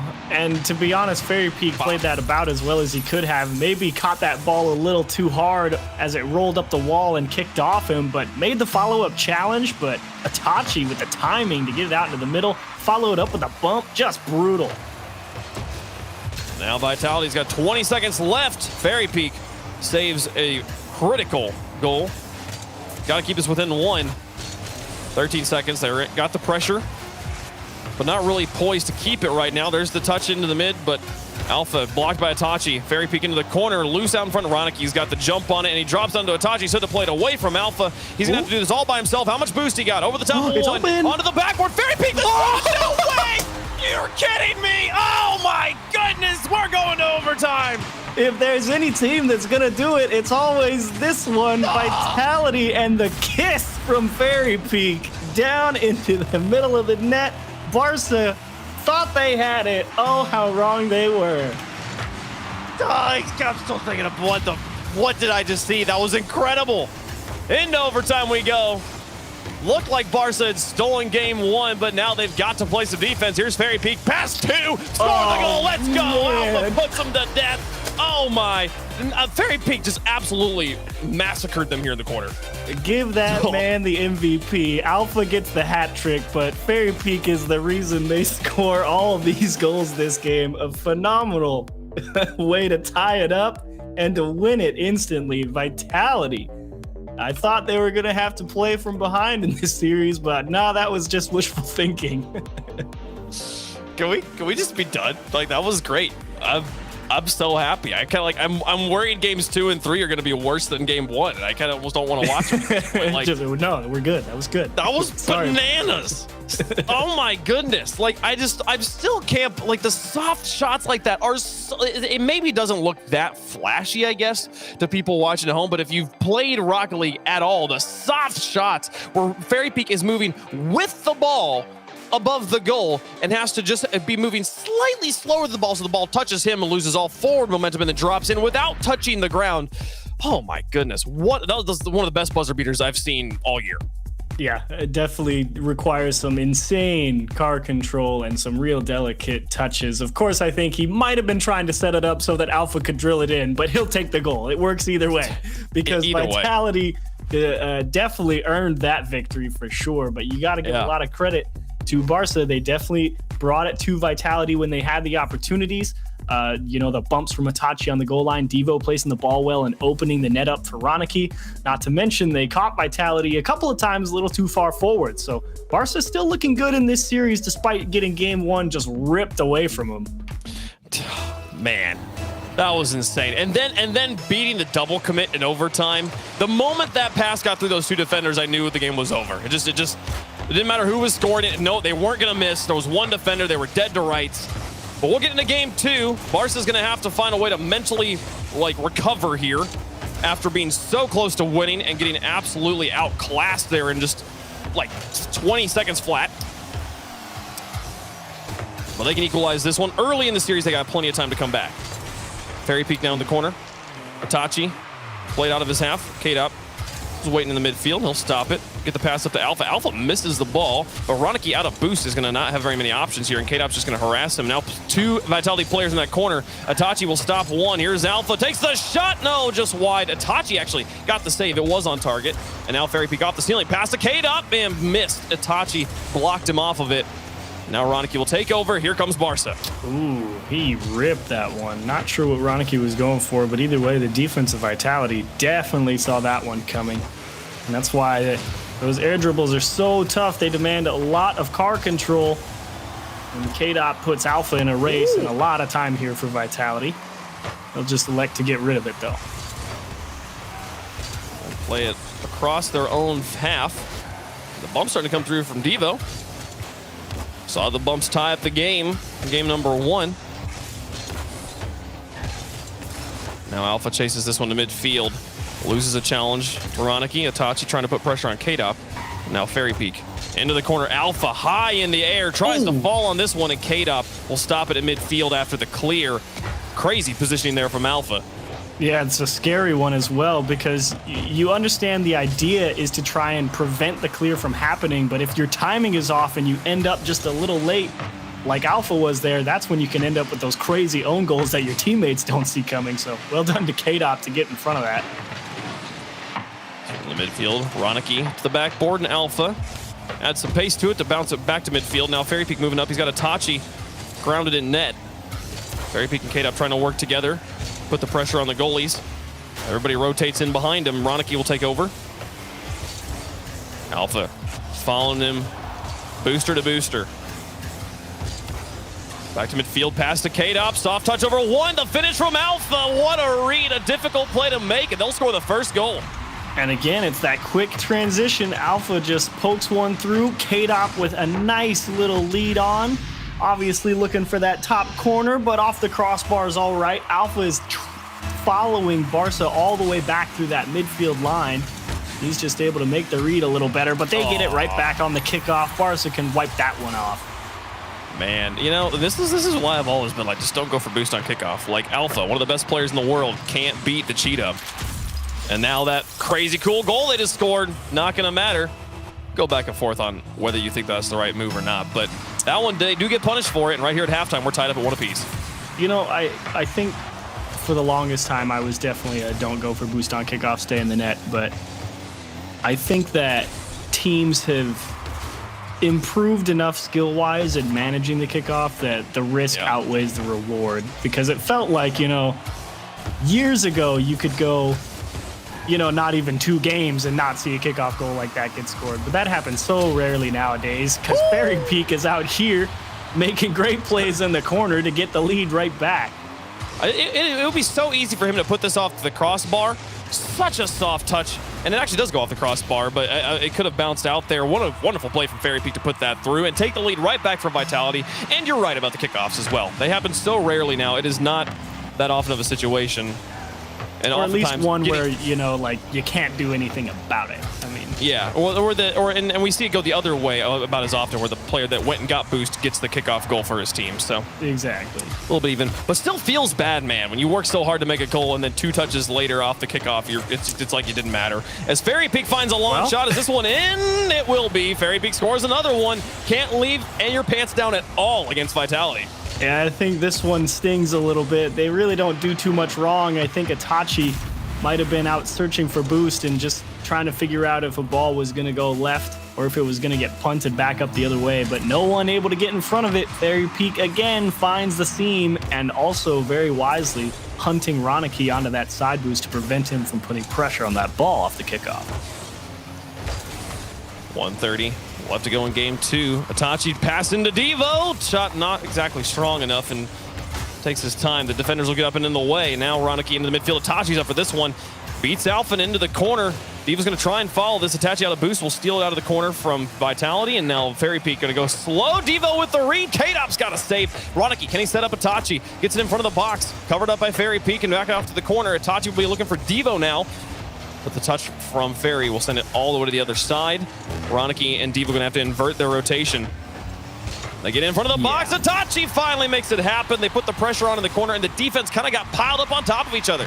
Yeah, exactly. Alpha diving over Fairy Peak's shoulder there is really what throws a bunch of wrenches into the defense, because Fairy Peak's thinking, all right, K-Dop's letting me go for it. I'm going to go get it. But then Alpha jumps over his head, so Fairy Peak has to hit the brakes, gets in the way of K-Dop. K-Dop's getting bumped by the offense of Barca. It all just collapsed there. Alpha, I think, bit off a bit too much. The 2-for-1 bump, mega value, and gives them back the lead. But we've seen this before. Vitality trailing by 1 in the final moment. Didn't matter in game 1. Can Barca hold on to it here in game 2? Oh, what a block. And now another one onto the follow-up from Itachi. They'll keep the lead at just 1. 30 seconds left as K-Dop stretches it over the midfield line. Fairy Peak up for this. Pinches it off down into the box. Devo's got it clear. Where is Alpha?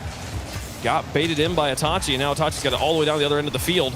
Alpha over the top of Ronicky. Devo, though, will have this ball for free. He'll pinch it off the wall to Ronicky, and now to the backboard once more. Fairy Peak to the corner. Ronicky trying. It's behind Itachi, and Devo falling back. We'll get over the top of Fairy Peak. But K-Dop, there's one touch.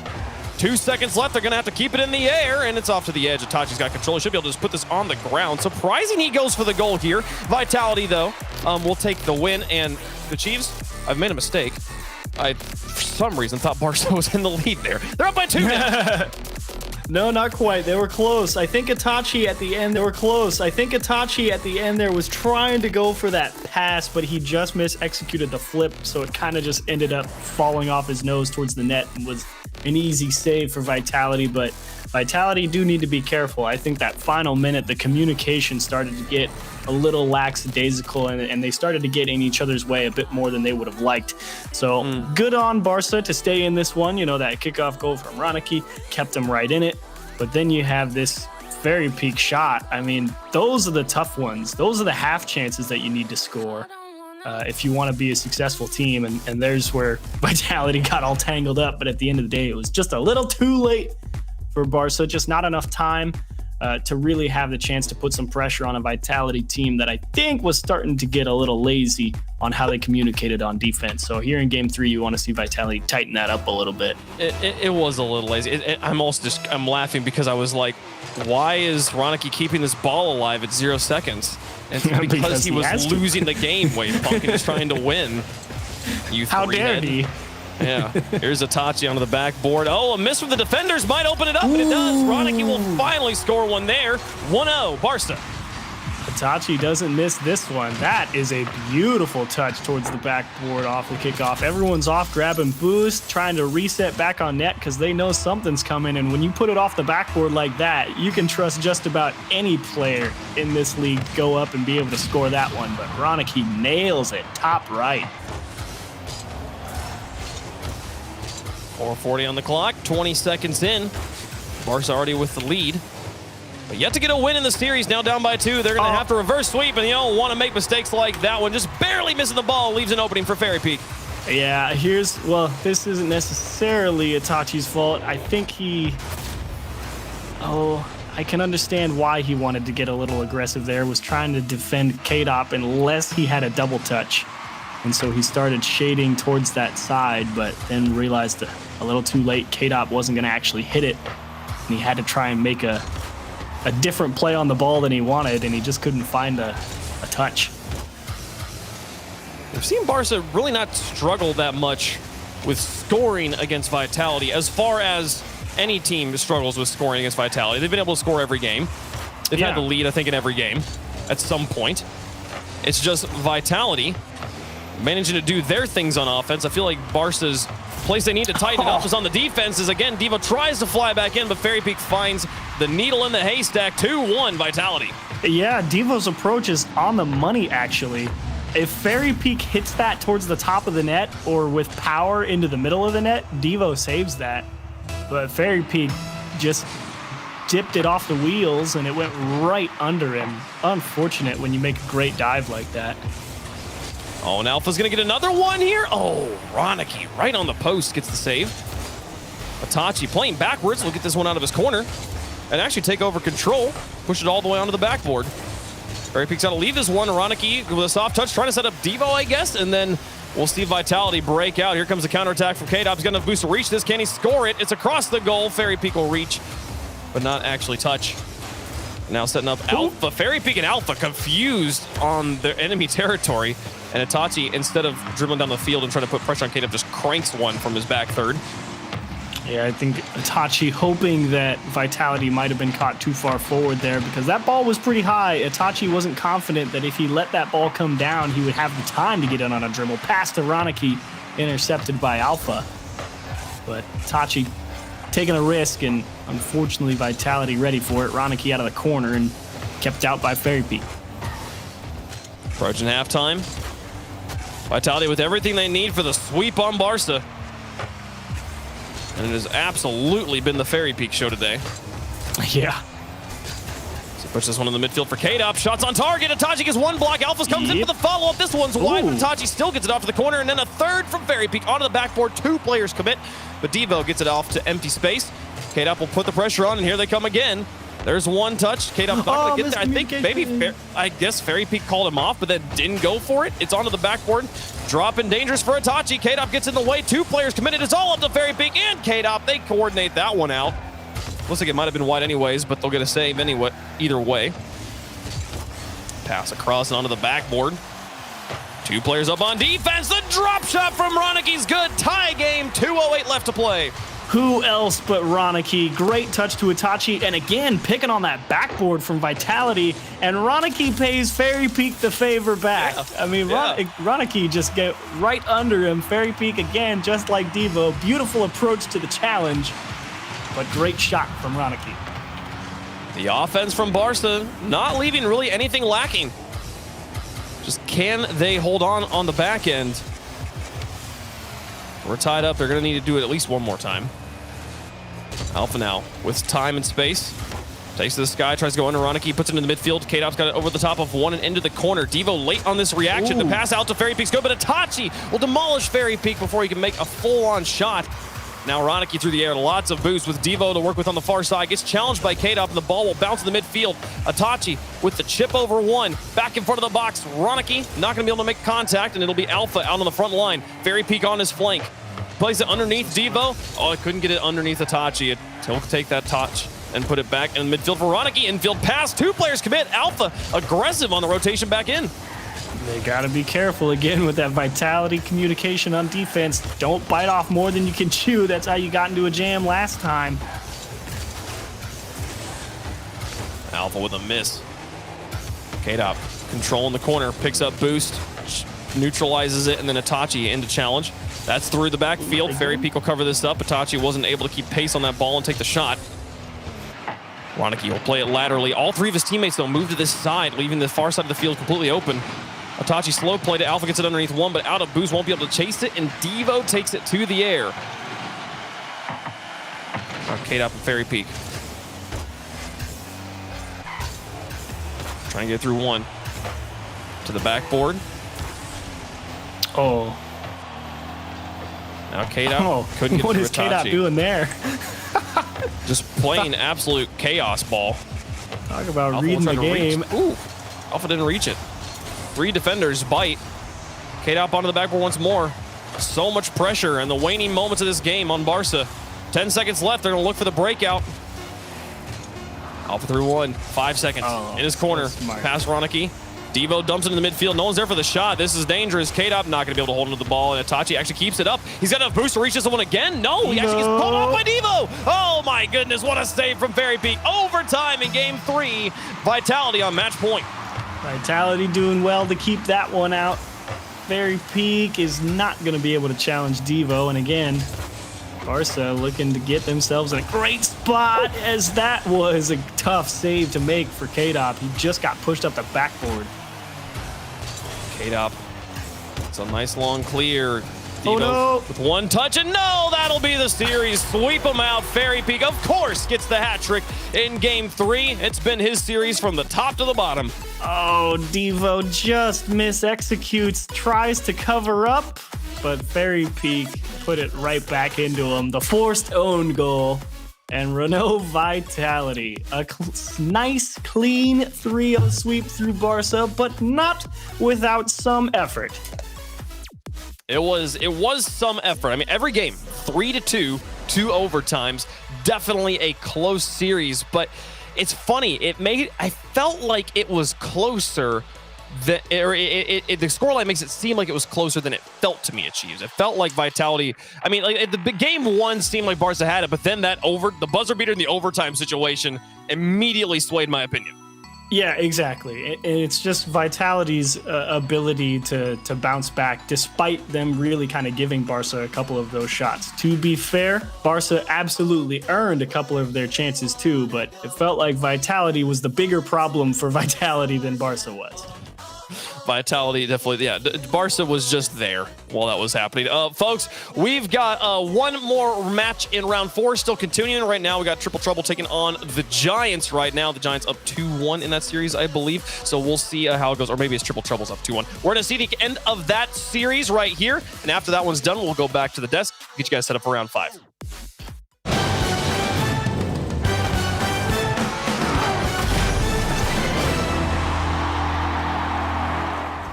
Off Tox, but there's Snake, double tap. It's still loose in front, as I think it was Tox who could just not get it inside the post. That was really close. I thought the initial touch from Stake would have gone in, but it bounced off of Tox as well, who tried to go for that final redirect, and he just could not get the right touch on the ball, ended up hitting it into a Triple Trouble defender. And you expect Vodafone Giants to come out with a lot of deadly offense here, right? Potential last life for them in this series, as they still have one more series to play if they do drop this one. But losing at this rate to this Triple Trouble squad, not going to do too well on the mental for this team. That being said, Triple Trouble will definitely have earned this victory from how we have seen them play so far. Thumbway for Tox, blistering shot saved by Bluey. Been a very strong defensive presence. More often than not is Calyx. Blocking Thumbway's centering attempt. Stake will take over though for the Giants. Bluey still has Calyx outfield. He was going after Thumbway.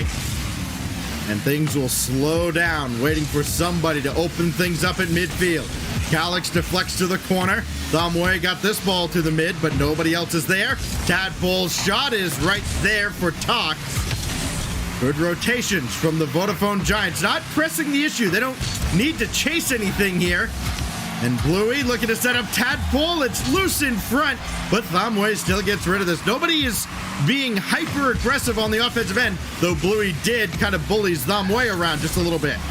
Yeah, you saw Bluey again going for a little bit of bumps there to make sure that counterattack from Giants was held off for a decent amount of time. That was a very aggressive play from Triple Trouble, but holding off that offense from Giants will help that much more. Bluey, double, but not on target. Be cleared out from Vodafone Giants, as this has been the closest scoreline we've seen for this long in the series. Still 0-0, and we're approaching the halfway point on Utopia Coliseum. This game 4 has been very tight. Could be an opportunity for Bluey, but Stake got right by him. Yeah, we've seen an early goal in every game so far, except this one. Tox, got this out in front for Stake to give the Giants their first lead in a long, long time. Finally, offense pays off. Tox, quick touch, and Stake. Just getting that speed. You can see how close Bluey was to getting a piece of that ball, but not close enough.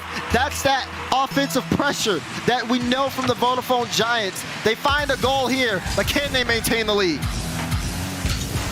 Bluey waiting on the near post, and the shot goes by him, but Tadpole, their second defender. Now Calix downfield for Bluey, the veteran, and there's Thumbway with the save. Not out of the woods yet. Now they are as a big clear comes out. But Bluey's going to get this in the direction of Calix. Did he get there in time? Yes. He just barely beat Stake to the punch. But Tox beats Bluey, and here come the Giants yet again, trying to force Game 5. They are certainly not done yet. Thumbway throwing one up there for Stake to go after.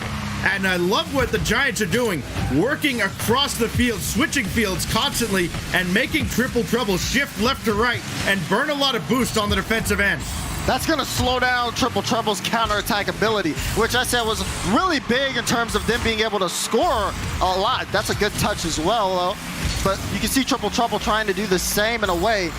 But this could be the only goal scored. I say that, but with a miss on defense, Calix comes up big time. Boy, just Mr. Opportunity himself. That's got to hurt for Tox, but Calix adds to his team lead. Another goal, his third in this series, and we're all tied up with 1:28. Triple Trouble closing in on a playoff berth. Can they ride the momentum? Tox can't follow this play up himself. Here comes Calix again, and he's stopped by Stake. You see Calix trying to get into this one, trying to look for a mistake here on Vodafone Giants. As he's looking downfield. You can't miss, and neither will Stake. A big goal to give the Giants the lead. Calix, I think, got a little greedy. He went downfield hoping a big clear would come out. It did not, and the Vodafone Giants is like a hockey power play. 3-on-2, and they score. Now here we go. Can the Giants hold on to this? Honestly, they've been a team that can out-pressure their opponents and keep the ball on their end for a decent amount of time. But it just takes one counterattack for Triple Trouble to make things work. That might be it. Bluey comes up big. Tie game with 54 seconds left. Unreal.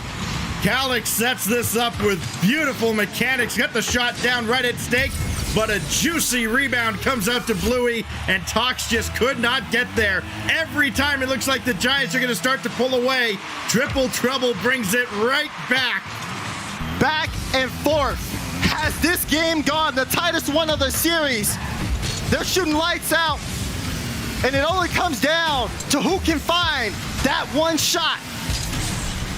Yeah, the next one could very well, if it's Triple Trouble, could determine the series. Calix, tight angle, couldn't score. Bluey kept it alive, and it's a good job Calix got there because Tox was about to have a free run to the net, and Tadpole makes a big save on Tox there. Giants here just trying to hold things on. They want to keep this pressure going. There's a bump on the play. But Tox with the miss. That could be huge. Thumbway will try to keep this in, but this is going to go the way of Triple Trouble. Final 10 seconds, and Triple Trouble could make this drive. Miss on one. Tox with control. Bluey will try to play it off the corner. We'll need another touch there. And I think this one will end up going to overtime unless someone can keep it up. No. Free kickoff here. Overtime on Game 4. Golden goal to send Triple Trouble to the playoffs, and that's it! Calix gets the luck of the gods!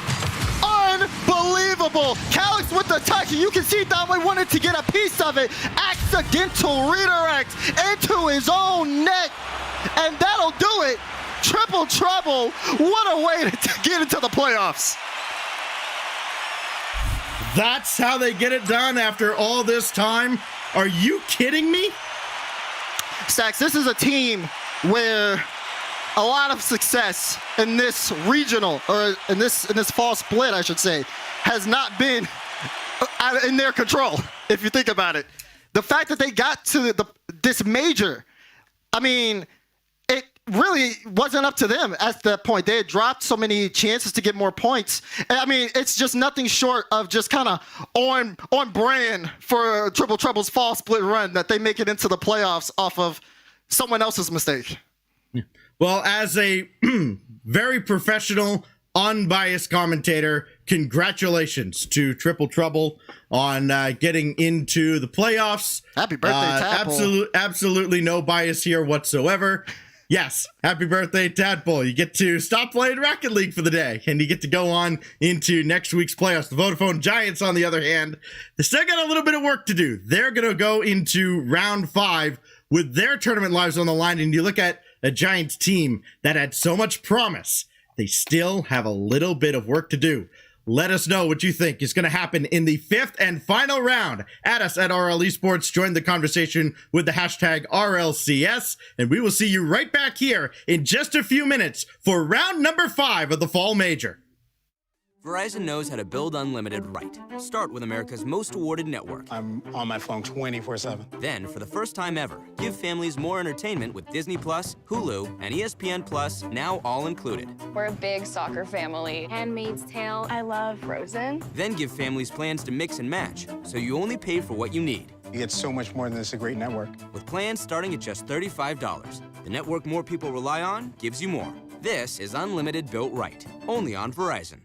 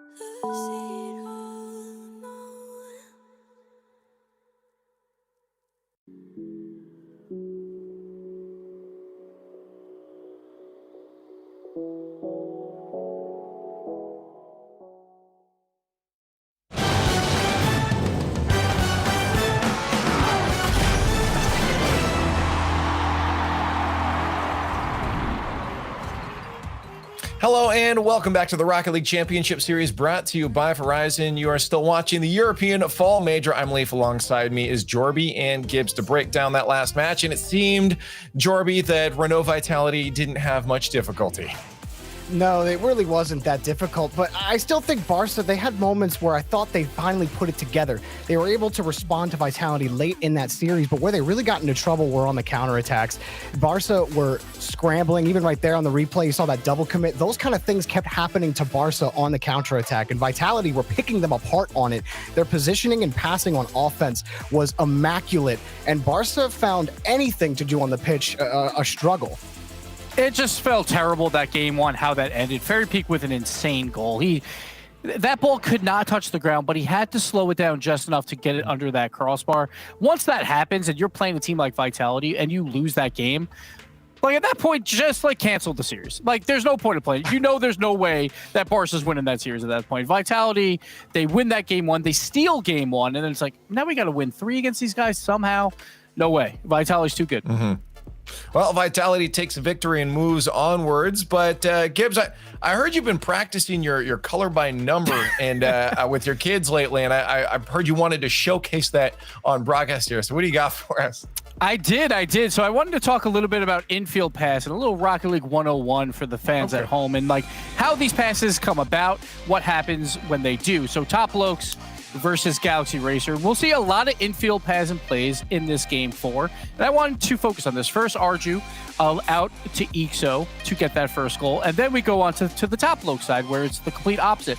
Normally what happens is there's a bad defensive rebound that forces the play to happen. And it turns into like a mini 2v2 situation. We see one there from Top Lokes and we'll see one again. It always happens generally like on a counterattack where you can move upfield together and then make these plays happen. So you see Archie moves upfield, he gets another pass out to Casio. Top Lokes, they get the win. Now I'm going to explain this through the telestrator to show you exactly what you should do when you're on the defensive side. So as we look over here, normally it turns into a 2v2 situation because normally there's a third man that will be back here somewhere for the team on the offensive side. So you don't have to worry about him generally because he's just focusing on don't let this ball get past the midfield line. On the blue side, normally comes off of a defensive rebound. So the player that just did that generally will be out of the play. So what normally happens, and this isn't always the case here, but you'll have a blue guy who'll come in and he'll try and play defense on this back wall.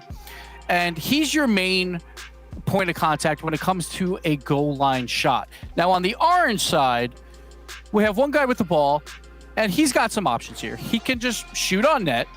He can go for a slow dribble play and then shoot on net, or he can go for the pass to his teammate that is much closer to the net, and that is the play that you want to do because you want the shot to come from as close as possible, but with a lot of speed. So if he does pass this, he'll get the speed from the sideways momentum, then the redirect happens and it'll just magnify that. And the speed on the shot's going to be insane. Plus, it's very hard to predict exactly where this shot will go.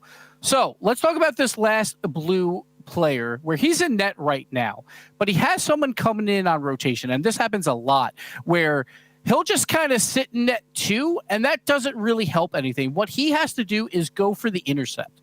He has to just break up that pass and play. And we saw it here with on both sides, top blokes. They had a guy, he went for the intercept. It just didn't happen. It was very close to happening.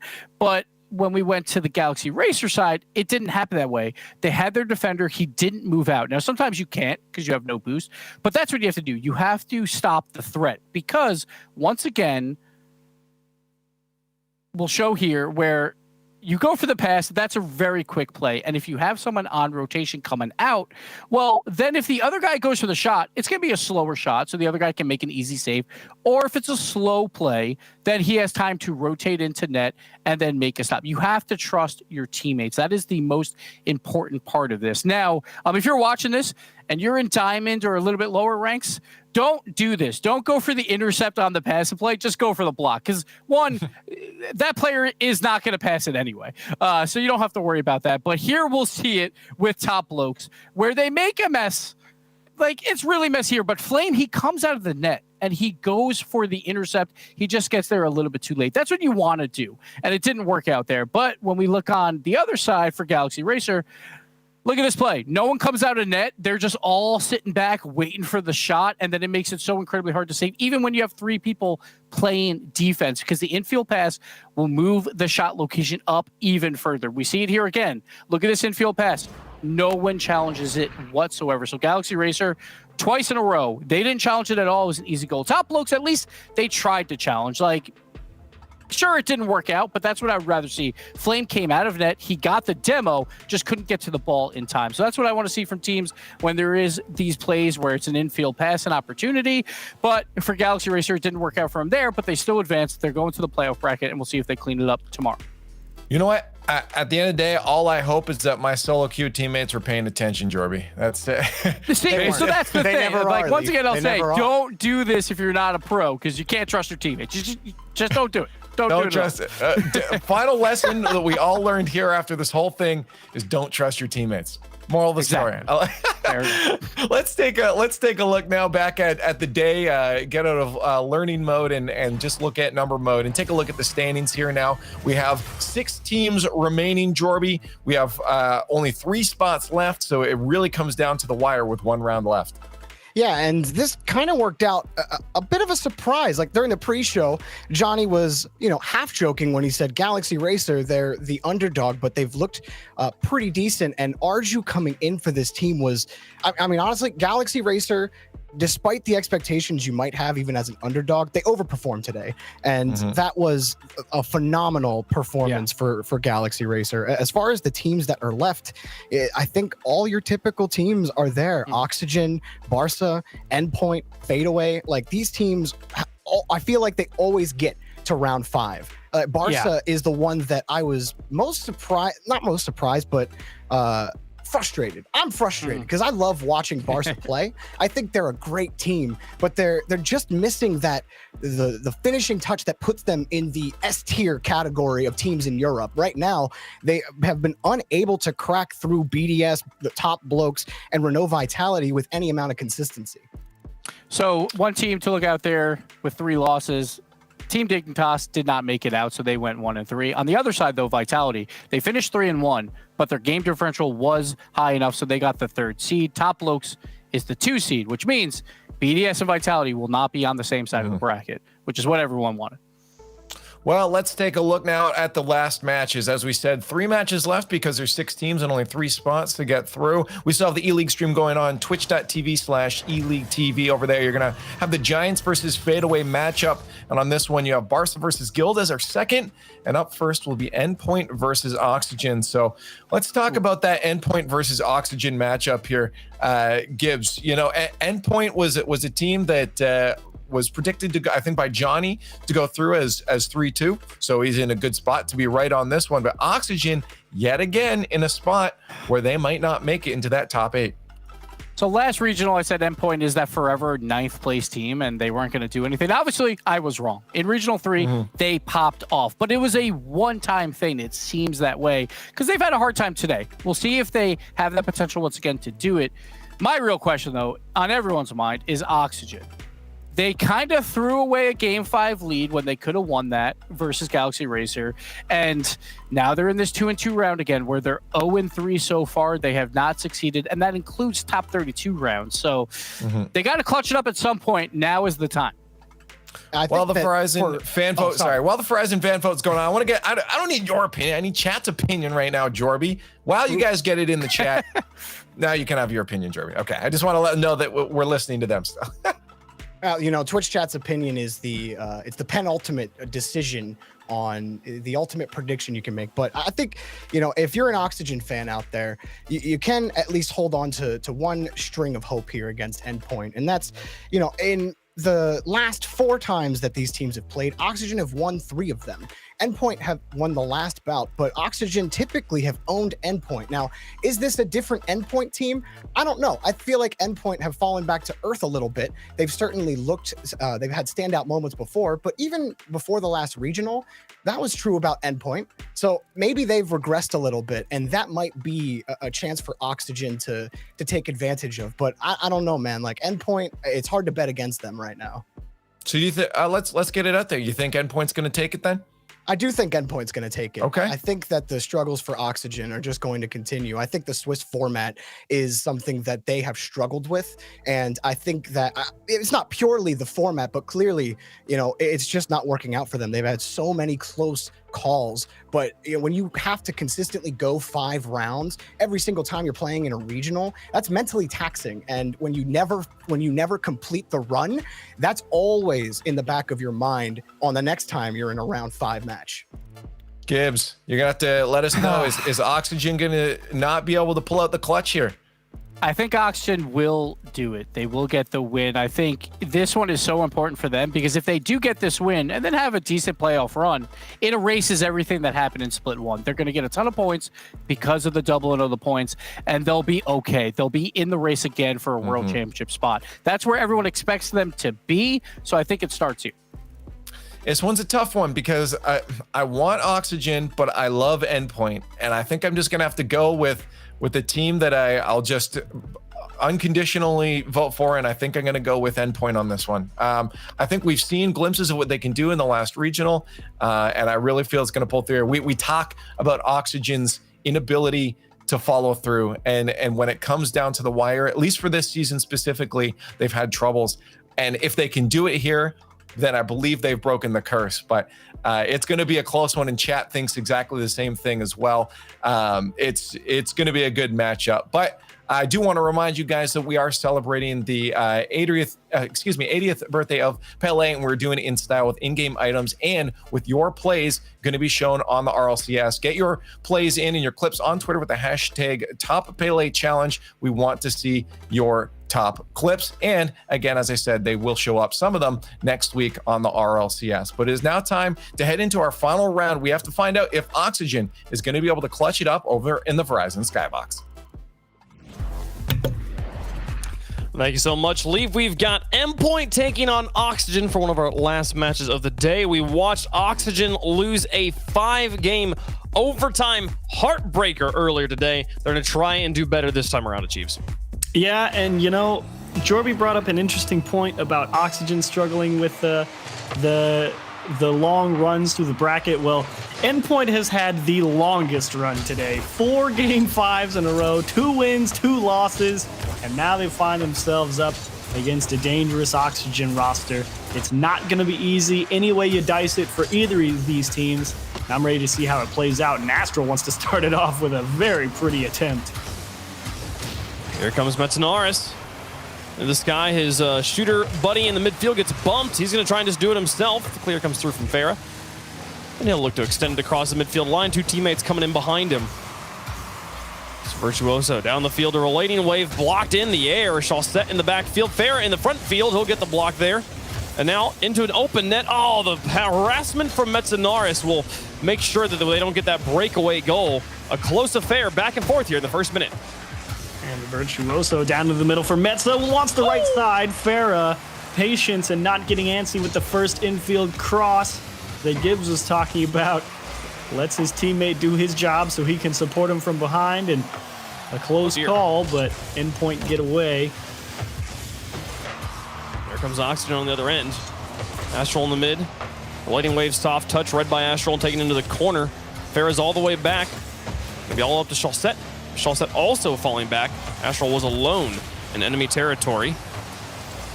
And now we'll see Endpoint put the ball to the other side. Stars onto the backboard. Farah, long touch. Astral's already up for it. And he puts it onto the side wall. Gets a second touch into the corner. Now to the box with Virtuoso. With the nice leaping block. Gets in the way. Metanaris out of his box here. It pinches out from Farah to Astral to the top corner. Looks for the double tap. Relating Wave just enough in the way. Chaussette not going to be able to softly touch this one back in the box for an immediate follow-up shot. Farah will turn on this in the midfield. And some awkward miscommunication from Oxygen there as well. I mean, they could have put a lot more pressure on, but Farah and Astral got crossed up in the midfield, and now they're having to fight for possession, and actually Endpoint squeezed this one out of their own half. Astral with it put in it high. Farah reads it off the wall. Virtuoso will have this ball for free, and Astral reads Virtuoso's touch. Now onto the backboard. Lighting Wave of the clear, and Chaussette back into the corner. Metanaris up for it, trying to connect with Virtuoso on the far side. Gets it back into the midfield. Lighting Wave, too little boost to make use of that pass. And here comes the counterattack. Astral onto the backboard, looking for the double tap himself. Into the box, follow-up from Chaussette, just too high. He was given a lot of space by the Endpoint defense, but wasn't able to use it. Ooh, and that's a dangerous one. Metz is a little late. Astral so close, but a great cover-up. And now Virtuoso in a tight spot. Astral again right on top of things. And how about Virtuoso getting up to clear that one away? That's making the follow-up save as well. Quick, rapid-fire shots. Yeah, so much pressure here from Oxygen. Chaussette onto the ground. There's Astral. Playing it high, Relating Wave into the midfield. Chaussette following this one toe-to-toe. We're 1:49 left to go. Still scoreless here in game number 1. Chaussette looks for Farah on the outside. Farah has to hit his brakes just to take this ball. Now Astral. Not able to make a touch. Midfield for Virtuoso. Infield pass is good. And the defense didn't manage to challenge here. First goal for Endpoint. Relating Wave. Oh my goodness. So close to getting demoed off that ball and almost spun out with someone landing under him as well. I don't even know how he managed to remain in control to get that ball out into the middle of the pitch, but that was a beautiful pass.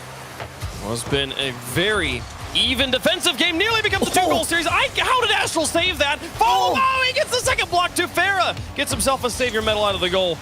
My goodness. The defense making it keeping it tight, keeping it close. Still just a 1-goal game and what should have been 2 goals here, Chiefs. Big stretch and trying to get it off the wall for Astral. Unfortunate kick as it hit that corner at the top of the frame of the pitch. And Farah trying to put some pressure on the goal line. Chaussette is not going to have anything here in Relating Wave. That is wise to not try and push that too aggressively. Let the midfield defenders come to you there and force the challenge. Metanaris looking for Relating Wave. Ball back in front. Chaussette now stretching across. Astral's up for it. It's off at the corner on the touch from Virtuoso, and now Metanaris in the midfield gets it by the front line defense. Onto the back line. Metanaris underneath one, over the top of him, actually bounces it off the ground, and Astral will carry it to the corner. Chaussette with 20 seconds left in his own half, struggling just to even get this onto offense. Oxygen's got to find a goal here with 14 seconds remaining. That's actually going to be a nail in the coffin the other way. They couldn't break out of their half. Metanaris, I mean, getting this one again straight out sideways and tries they might, can't cover it up. Gibbs put out the lesson, you gotta go cut it off, but trying to make the block. Chaussette a little late. And a 2-0 lead with 13 seconds is the end of game 1. Gotta do your homework. It will be the end. There's not gonna be, unless this somehow pinches into the goal. There was no chance, and now the game officially going to be going to Endpoint. What is the final score line? Ball lofted high. Virtuoso is going to try and get one more. Won't even touch the ball. Endpoint take game number 1, 2-0. But it wasn't for lack of Oxygen trying. No lack of Oxygen trying indeed. I mean, the fact that Astral, his one save was probably the nuttiest save that you were going to find in that game 1 that you could imagine. I have no idea how he was able to pull that one out. But Oxygen, I think they looked okay here. just really struggling to find each other with some of the passes. That kind of limited how many opportunities that they could generate on offense throughout the course of game 1. So well played to Endpoint. And I mean, I think Relating Wave did some phenomenal work to even get that first passing goal in. And try as they might, Oxygen just not able to rally back. But a good defensive showing from Oxygen. The 2 goals that got scored were absolute bangers. Yeah, I mean, this is the thing. You wouldn't usually say good defensive effort from a team that just lost 2-0, because clearly they didn't have any effort on the. It's like, oh, they didn't get anything done on the offense and they failed on the defense, right? But no, like that is just how good Endpoint was shooting, and especially that one save from Ashmore. It's like he bounces it like off the crossbar and off the post somehow to save it, but the ball doesn't go in either time. That was wild. And then the follow-up saves from Farah as well to really keep that one down to just 1 goal. It did give them an opportunity late into the game, but the second goal eventually does creep in and put the nails in the coffin. The offensive production, the midfield felt strong. I felt like I'm trying to think through, like, replaying the game in my mind, like, where was the real mistakes from Oxygen? Where is the big weakness from them? And the thing is I don't really remember any meaningful shots where they had to take that one and put it where the defense had to get tangled up with them. But either way, I think we're going to go to a quick break here, let the players figure out a server situation. We'll be right back on the RLCSX.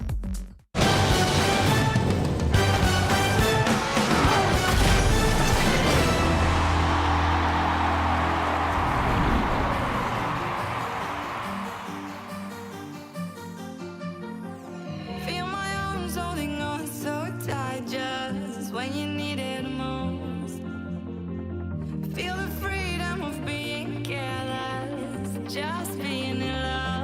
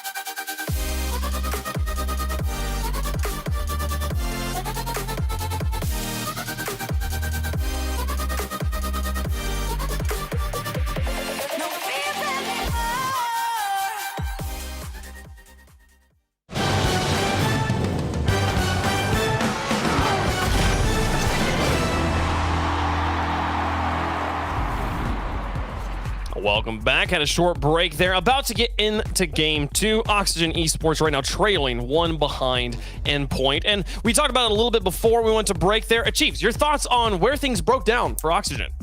Yeah, you brought up a good point about how we were struggling to initially identify what Oxygen was doing wrong. The answer was actually not much. It all came down to how well Endpoint was layering their defense when Endpoint got pushed onto their own half. It was really that support that they had from the man behind him that never allowed Oxygen to find clean passes. But oh my goodness, 10 seconds in, and Endpoint are going to find another goal here.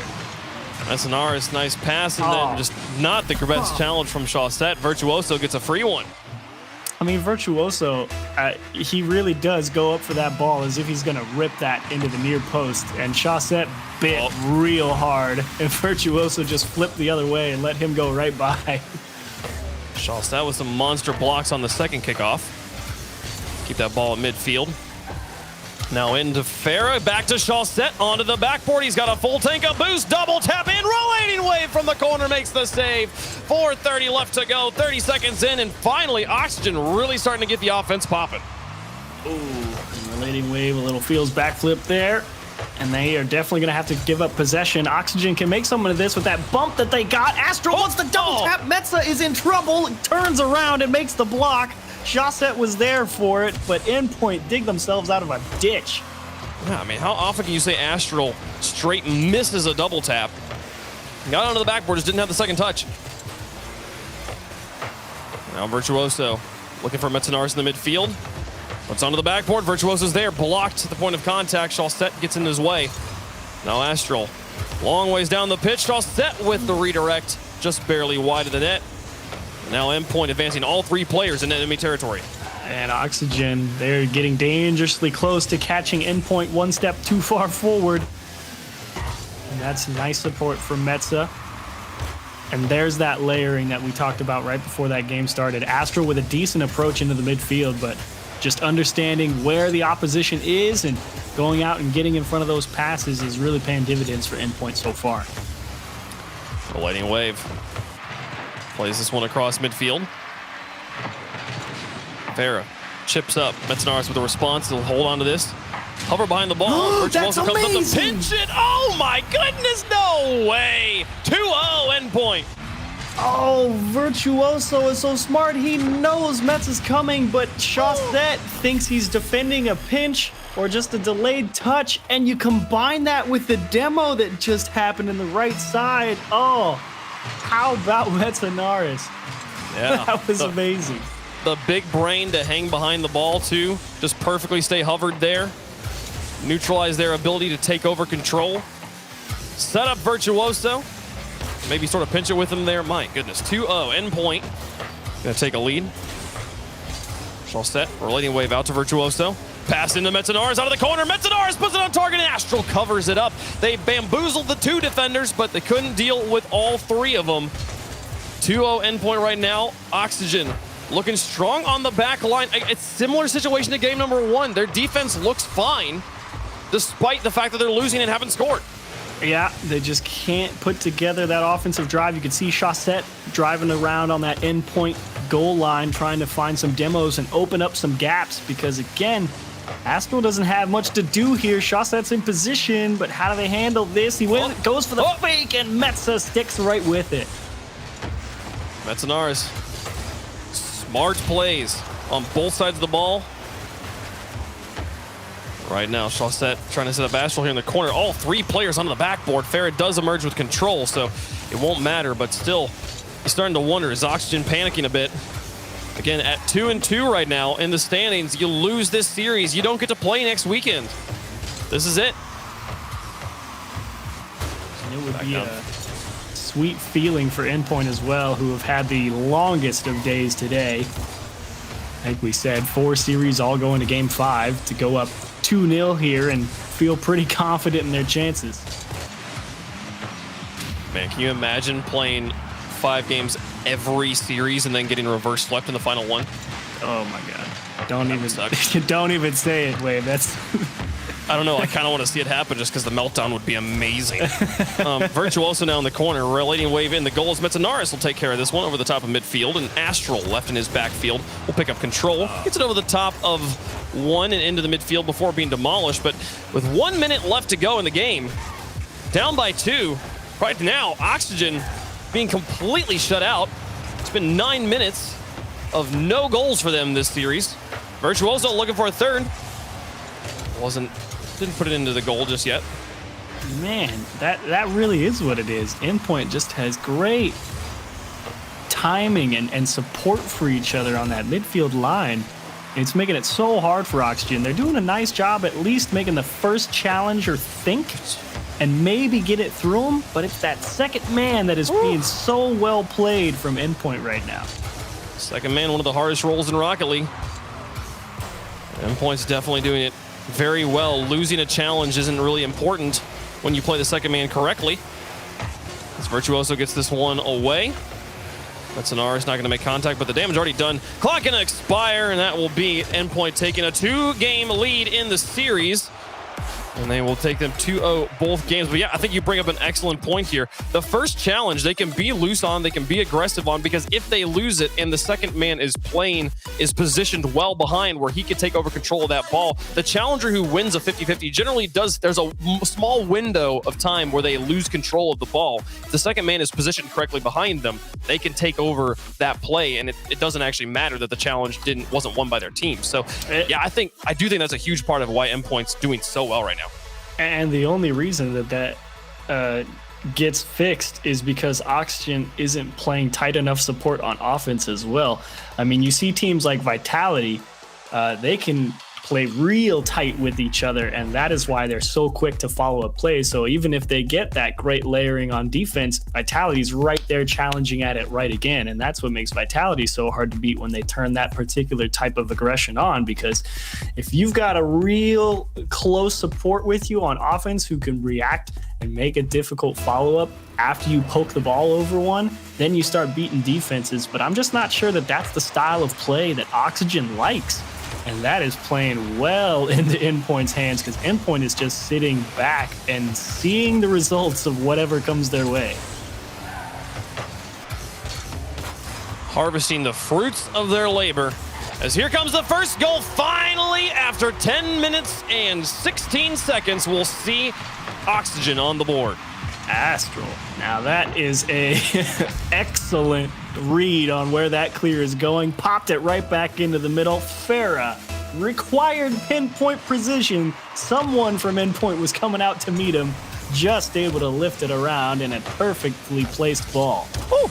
Oh, they're gonna get two. Josette gets this one. Kickoff goal of sorts. Takes a fortunate bounce out of the corner. And now Oxygen up by 2. Shawset, great vision, looking for Astral. A very fortunate pinch, goes down instead of straight out or out at a random direction, and Shawset able to make the read. Quick 2-0 for Oxygen. Now that is what you like to see if you're a fan of Shawset, Astral, and Farah. Their backs are against the wall. They've got to win 3 games straight, but this is an excellent way to start the first one. Shawset into the midfield. Metsonar is now looking for Relating Wave on the far side. Endpoint has managed to score 2 goals every game of this series. Oh, is that their plan? Are they just going to have Astral just go full bore ball chase? Oh my goodness. He gets a third one. Astral just dives at that one in the corner. Doesn't even think about it. Metsa expecting a touch off the backboard, maybe a shot into the back post. A little bit of hesitation from Astral, saving that flip for a moment longer. Drops it into the back post. Well, Endpoint now down by 3. They now have their hands full.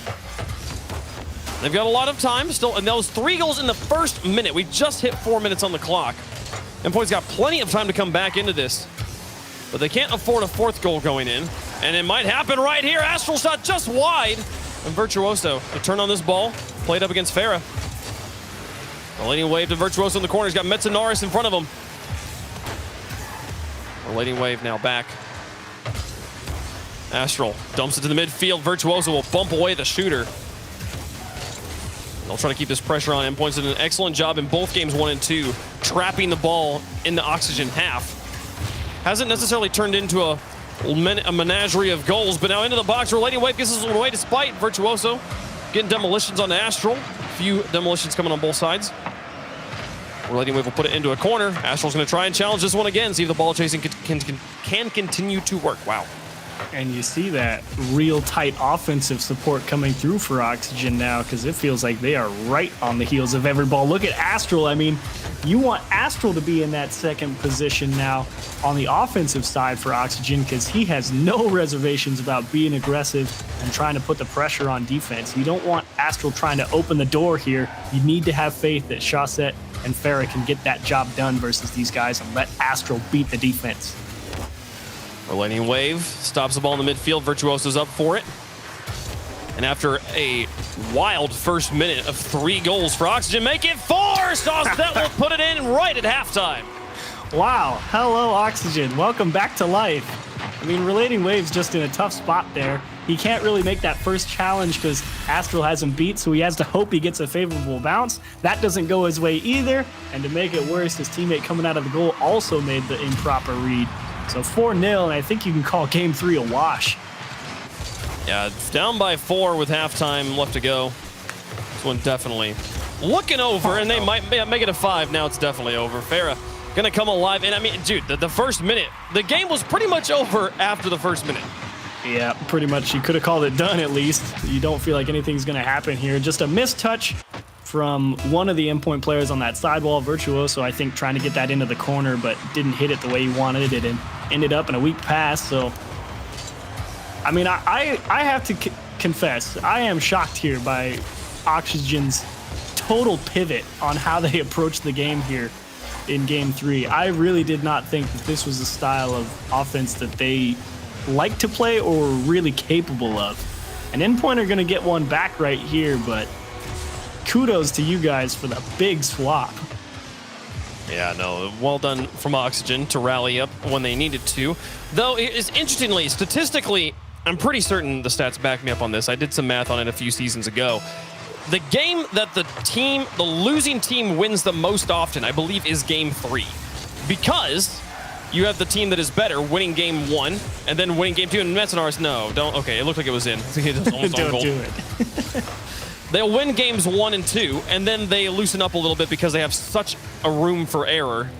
And Game 3 will be the one where the team that is now losing by 2 knows they have to win, so they are playing their absolute best Rocket League. It's the blend of one team playing their absolute best and one team relaxing the most. And then in Game 4, they'll light it back up, and Endpoint could take this one away. But, so I don't feel like this Oxygen we're seeing right now is going to be playing the Endpoint we're seeing right now in Game 4. It's going to be a new era, a new system. But we might get a Brazil here, which would be pretty cool. You might. And if Farah is able to pick his spots like he does here, I mean, when you've got 2 defenders crisscrossing the net like that, and you can still recognize that gap is going to be back post, oof, that's a killer instinct. Well, now I'm just hoping for the 7th goal. 1 minute left to make it happen. Relating Wave with the soft touch. Virtuoso into the corner. Onto the backboard, and Astral to take it away. Now Relating Wave trying to play spoiler here. Again up, Betsonaris couldn't put the goal in. Runs to the defense. Virtuoso, nice placement, but Astral well positioned in his box. Look at the save. Sasha not quite there. Farah gets it away. Out to Astral. Oh, Metanaris intercepts the pass. You start to see Endpoint making those adjustments now because they recognize Oxygen turned it up a couple notches. You can see Metza getting even more aggressive there in the midfield to try and match the speed of Oxygen. Back and forth, both teams getting demolitions. 30 seconds left. Shawset places it well. Relating Wave in the way. Farah up for it. Beats Virtuoso. Astral. Strange initial launch on that flight. With 17 seconds left. Last moments. Astral with the miss. Relating Wave not going to make it happen. And Farah off to the edge. Shawset looking to challenge in, but the ball gets played well to the corner. Shawset now up to Astral. Soft touch, and the third man too far back. Farah not going to be there. Won't get a Brazil in game number 3, but Oxygen is on the board. We'll see how it goes in game 4. A shellacking here in game 3. That's one of the fun words that you get to use to describe a game like this. Also, wake up call is the other one. Because, whoa boy, talk about getting everything flipped on its end there. Oxygen started out hot. Astral with 4 assists and a goal.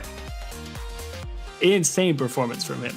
Yeah, no, Astral definitely was the key here. You talked about them just sending him full force into the offense and just let him do what he's going to do. We'll clean up on the other sides, and they did, absolutely. 3 goals from Farah, 2 from Shawset there. 5 shots from Shawset, but most of the action was performed and produced by Astral. So we'll see if they're able to keep it up here in game 4. This is the game that's the question for me. Honestly, in a series like this, I expected Oxygen to win game 3. The question is, game 4, does Endpoint manage to quell them back, corral them back, or is Oxygen actually opening up here in a new way and paying attention? I mean, it's like, where is the attention deficit here? We know both these teams can play neck and neck. It's just a matter of who's going to be bringing it more here in game 4.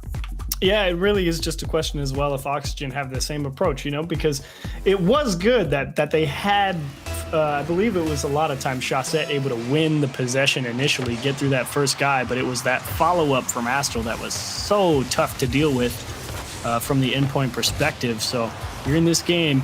You can't afford to change the game plan if you're Oxygen. You won 6-1, so you got to keep finding ways to beat the defense here. And when you get Astral in that first slot position, I think they lose a lot of that quick follow-up. But that doesn't stop the demos from coming through. Chaussette with, let's be honest, not the world's greatest shot here from the midfield line. But it doesn't matter if Astral is able to get in there and give Metanoris a little love tap and help him on his way out of the goal line. And it does not matter at all if there's nobody to defend it. As long as it's on target, it'll be good. And Oxygen, after blasting out to a 3-goal lead in the first minute of Game 3, take the lead here in Game 4. Oh my goodness, and they get a save to hold on to it. Related Wave looking for the double tap, covered up by Farah. Both saves come from the captain. And now Astral back to the way, looking for the counterattack. Into the corner. Up against Metanoris through 1, and now try to get it through 2. Chaussette will win the challenge more or less, but Relating Wave will cover it up as he takes control. Metanoris going for the boost steal. Takes it away. Here's Virtuoso to the far post. Both goalies go for it. The shot is wide. Metanoris will try to turn it back in for Relating Wave, but he bumps into Farah in the midfield, and this will just kind of open up all sorts of chaos. Virtuoso now into the corner. Relating Wave not quite sure who's supposed to go for it here, and nobody touches the ball. Farah back in front of the box. What a small touch from Virtuoso, but it's so important to block that second goal from going in, and now the counterattack on the other end. It was all Metanoris. Nobody else there to help him. We'll slow down for just a moment. Ooh, not yet, though. This is dangerous, actually. Virtuoso looking for Metza. Doesn't have the cleanest approach. Needs to get it back middle. Chaussette with a soft save, and Astral, thankfully uncontested at the midfield line, able to find a clear for Oxygen, but it was about to get dicey, and a huge block comes through from Relating Wave at the midfield line. Relating Wave trying his best. Virtuoso bumped in the enemy corner. Relating Wave just takes the shot, defended by Astral. The defense continues to hold for Oxygen. Metanoris pass across Relating Wave. And a read of his life from Farah. Oh no. Relating Wave maybe trying to catch the pinch pass. Now what is happening for Endpoint? Back in front of the box. How are they not getting scored on right now? Metanoris now into the midfield up against Farah. Off to the edge. Is anyone home? Relating Wave thought about it, but had to hang back as he was the last man. He'll get it off to the corner. Farah passed 1. Metanoris now really caught in this awkward situation, but Relating Wave off the edge, and finally Metanoris will get to touch it. Chaussette, there we go. Just get that ball through the midfield, and how about Virtuoso going for the hero redirect? Farah needs to control this ball, though, because Oxygen really not set, and he does an excellent job finding his teammate. Now Chaussette to the goal. Metanoris off the far post. Got 1, bumps Astral off of it, but Farah's already up for it, pinches off the wall, and both players from Oxygen. Yeah, they both peel off there. You'd expect one of them to take a shot. Relating Wave into the middle. Farah bounces off the wall, but again, both his teammates in their own back third. A miss on the wall could open it up. Metanoris couldn't get just enough above the ball to put that one under the crossbar. Farah off the backboard. Goes back to midfield. Metanoris put it high. She'll set out to the edge. Oh, the breaks from Virtuoso. Got it behind another one. It's not going to drop directly in. It's going to need some help here. But this is a good start from Endpoint, trying to come back in this game. 1:47 on the clock. Only 1 goal separating these teams. Metanoris up, and Farah gets in his way. Now Virtuoso backing out. It's a for Relating Wave. He looks for the double tap. Now up for it. Oh, the cover up, the redirect from Astral. Sends it to the empty corner. And Metanoris now beaten by 1. But no other help there for Oxygen. They won't get the second goal. And Relating Wave doing a nice job just to pick up that corner boost, because he knew he didn't actually have a chance at that ball with Astral bearing down on him. And fortunately, Astral playing at the corner of the box, and a nice little soft touch from Virtuoso to beat the defense. And Endpoint still not out of it. Oh no, Virtuoso gets a stop there. Metanoris going to try and challenge it, but here comes the rest of Oxygen back in front of the box. Relating Wave puts it high. Metanoris, he just needs to find a good clear here. Endpoint getting so trapped. Oxygen genuinely playing different Rocket League than we saw in games 1 and 2, as they have been able to get an absolute siege in enemy territory. But now an open net. Chaussette has the face with the ball, misses contact. Relating Wave onto the back wall. They're looking for the tie. Back in front, cleared away by Astral. Metanoris out to Relating Wave. And Relating Wave has been having some very wide rotations these past few minutes. And this one might finally go in. No, Relating Wave does get up and make the save. Virtuoso now looking for the counterattack. He's got half a tank up boost. And Astral gets in his way, takes it away from him. Final 30 seconds. Oh, Metza needs to control this ball, and he got spun out on the wall, and Shawset's so late. What is going on? Here comes Virtuoso Astral. Got through one. Shawset Relating Wave nearly got the bump there. But Oxygen, 7 seconds left. Pass down to Virtuoso, blocked! Astral got in the way. That one should do it. Relating Wave will try to carry it off his own backboard and back into midfield, but Farah will straight up kill it. Oxygen rally back in the critical game 4. We're going to game 5. You have summoned the bad mojo, Wave. You said it back in game 1 or game 2. I'd love to see Endpoint go up 2-0. And then get reverse swept. Well, you're on the brink. Can you imagine? Oh, the tilt would be insane. Oxygen, I'm not gonna, like, here's the thing. I don't know what happened to Relating Wave in that game. There was multiple times I felt like this is his touch to make, and he hesitated, didn't drift turn into it, like took like I've got time to get to this ball, and you did not have time. Oxygen is playing faster. Like, they have gotten warmed up. They have literally in 5th gear right now, going 120 miles an hour. You've got to play your fastest. I feel like Relating Wave left a little bit to be desired.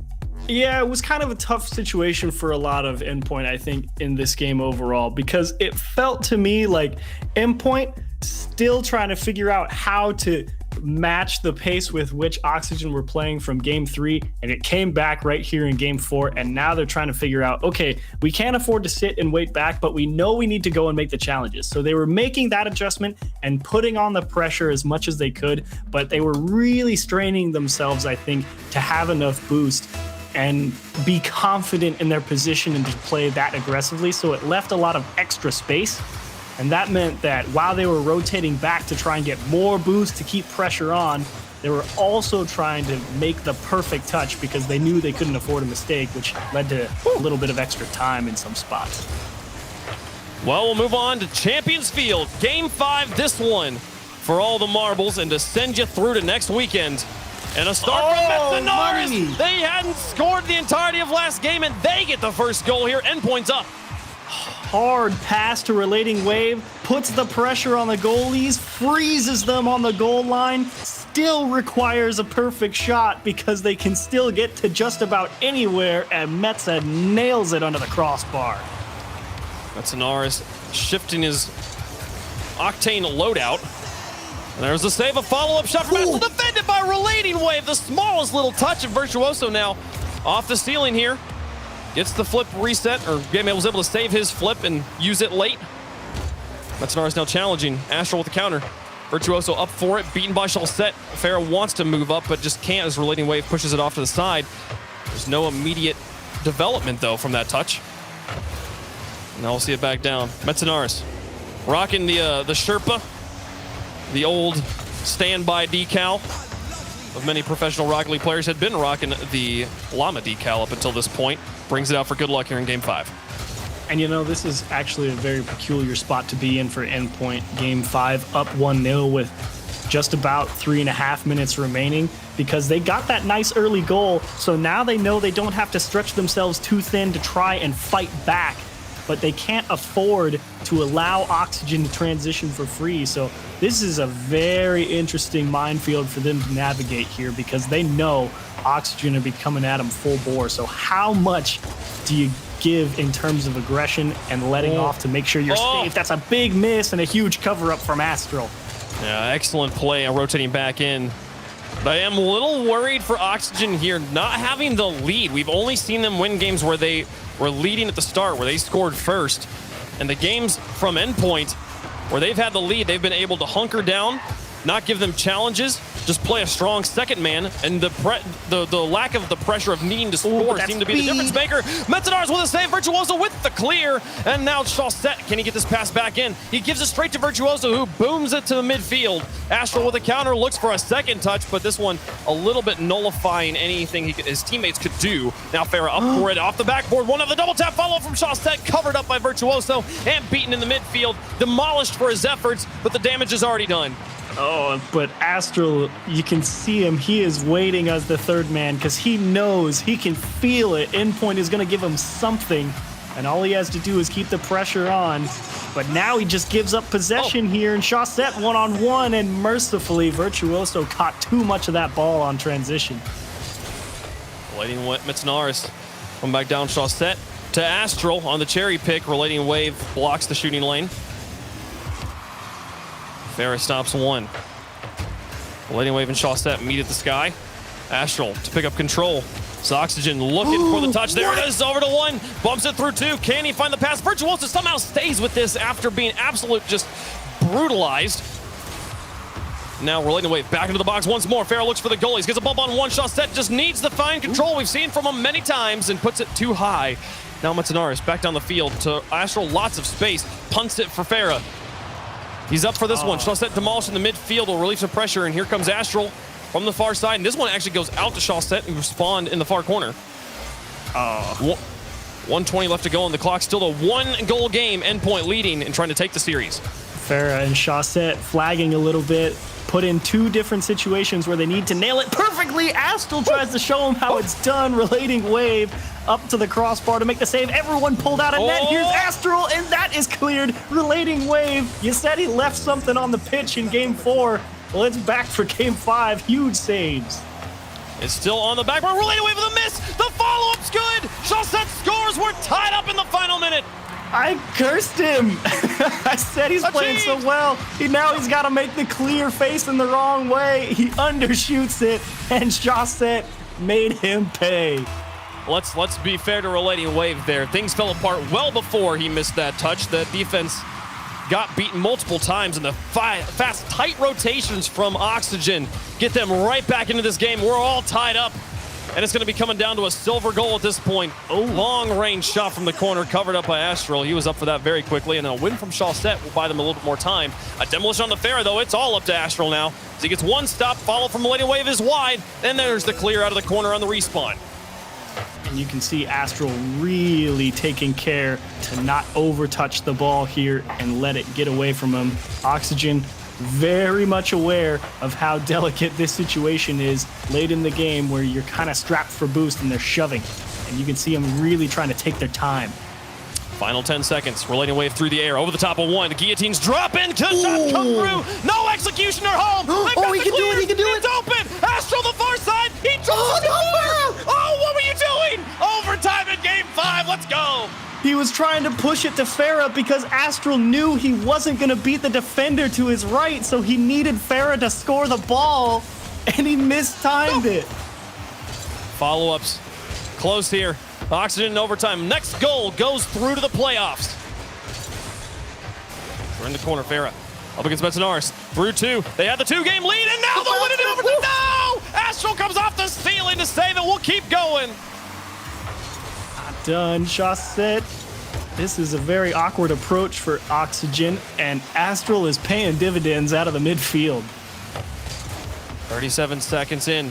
Here's Virtuoso for another game-winning shot. It's dropping, still dangerous. Needed 2 saves to take care of that shot. Chaussette gets the pinch off. It's just wide of the goal, and Metznaris will clear it away from any follow-up. Ferris trying to read this, but gets beaten by Virtuoso on the backboard. Astral will stall it out in the midfield and follow through with a few touches to put it back into the corner. There's Chaussette now back in. Ferris too far back, playing overtime positioning, always leaving a man back in his third. Metznaris now on this backboard. He's got to dribble it cleanly. He's going to meet Astral on the other end. Now Chaussette rotating out, leaving space for Farah.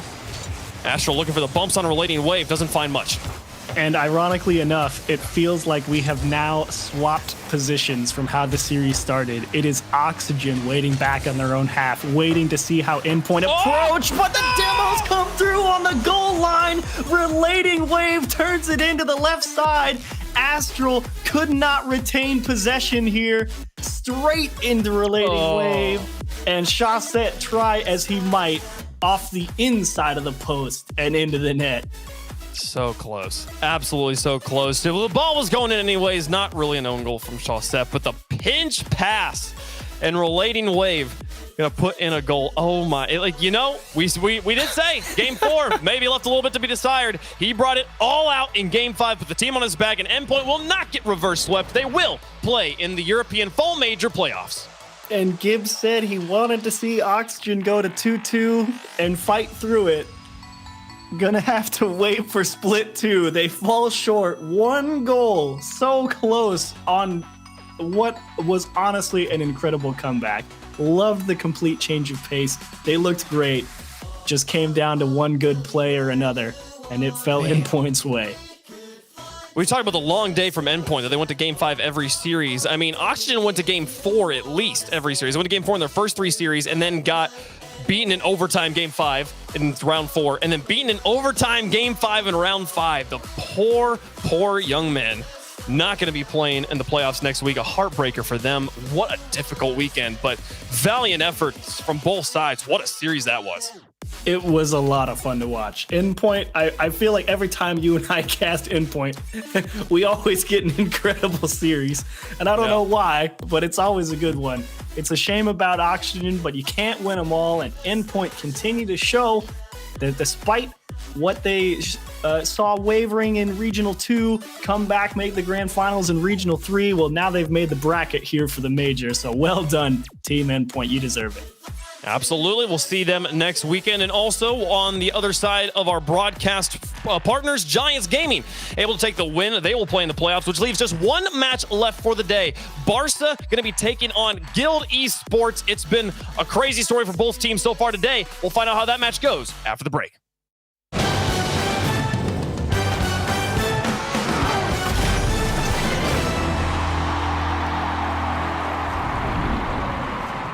Knows how to build unlimited right. Start with America's most awarded network. I'm on my phone 24/7. Then, for the first time ever, give families more entertainment with Disney Plus, Hulu, and ESPN Plus, now all included. We're a big soccer family. Handmaid's Tale. I love Frozen. Then give families plans to mix and match, so you only pay for what you need. You get so much more than this, a great network. With plans starting at just $35, the network more people rely on gives you more. This is unlimited built right, only on Verizon. Eu sempre quis jogar futebol quando eu era garoto. O sucesso não acontece por acaso. Quanto mais difícil a vitória, maior a satisfação em vencer. A única maneira de vencer é ter grande time. O principal objetivo deve ser sempre o de jogar bonito.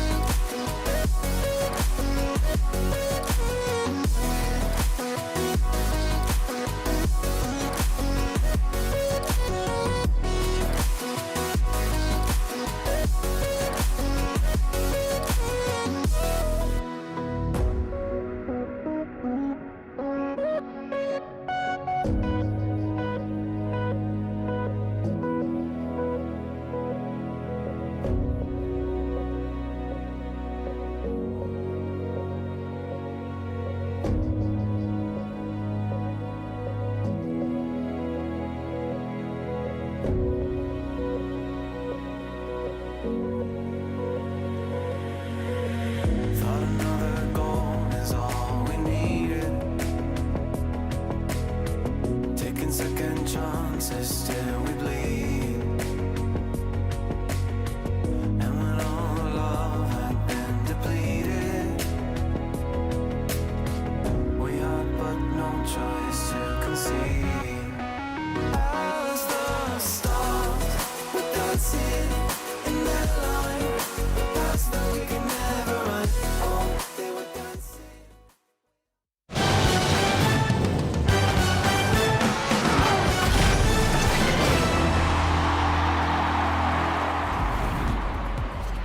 Welcome back to RLCS Season X, the European Fall Major. We have one more match left to go on this stream to figure out our last playoff spot. But before we get there, we're going to talk real quick about that last match that had quite a thrilling end to it, James, between Oxygen and Endpoint.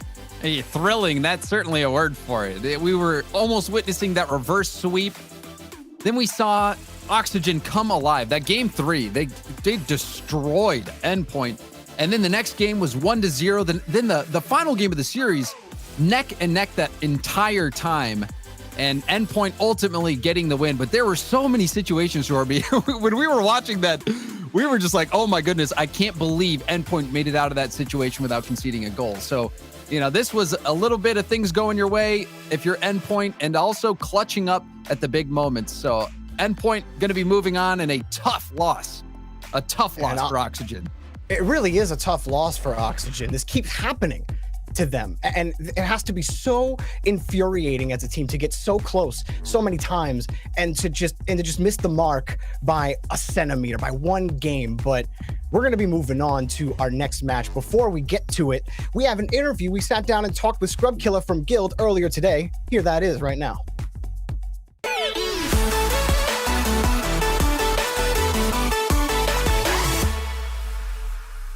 Yeah, it's a really exciting prospect for me to join Guild. It's like a new org, obviously, so we're kind of growing with the org. We've got a long way to go still, but we're making really good progress, so yeah, I'm happy to join them.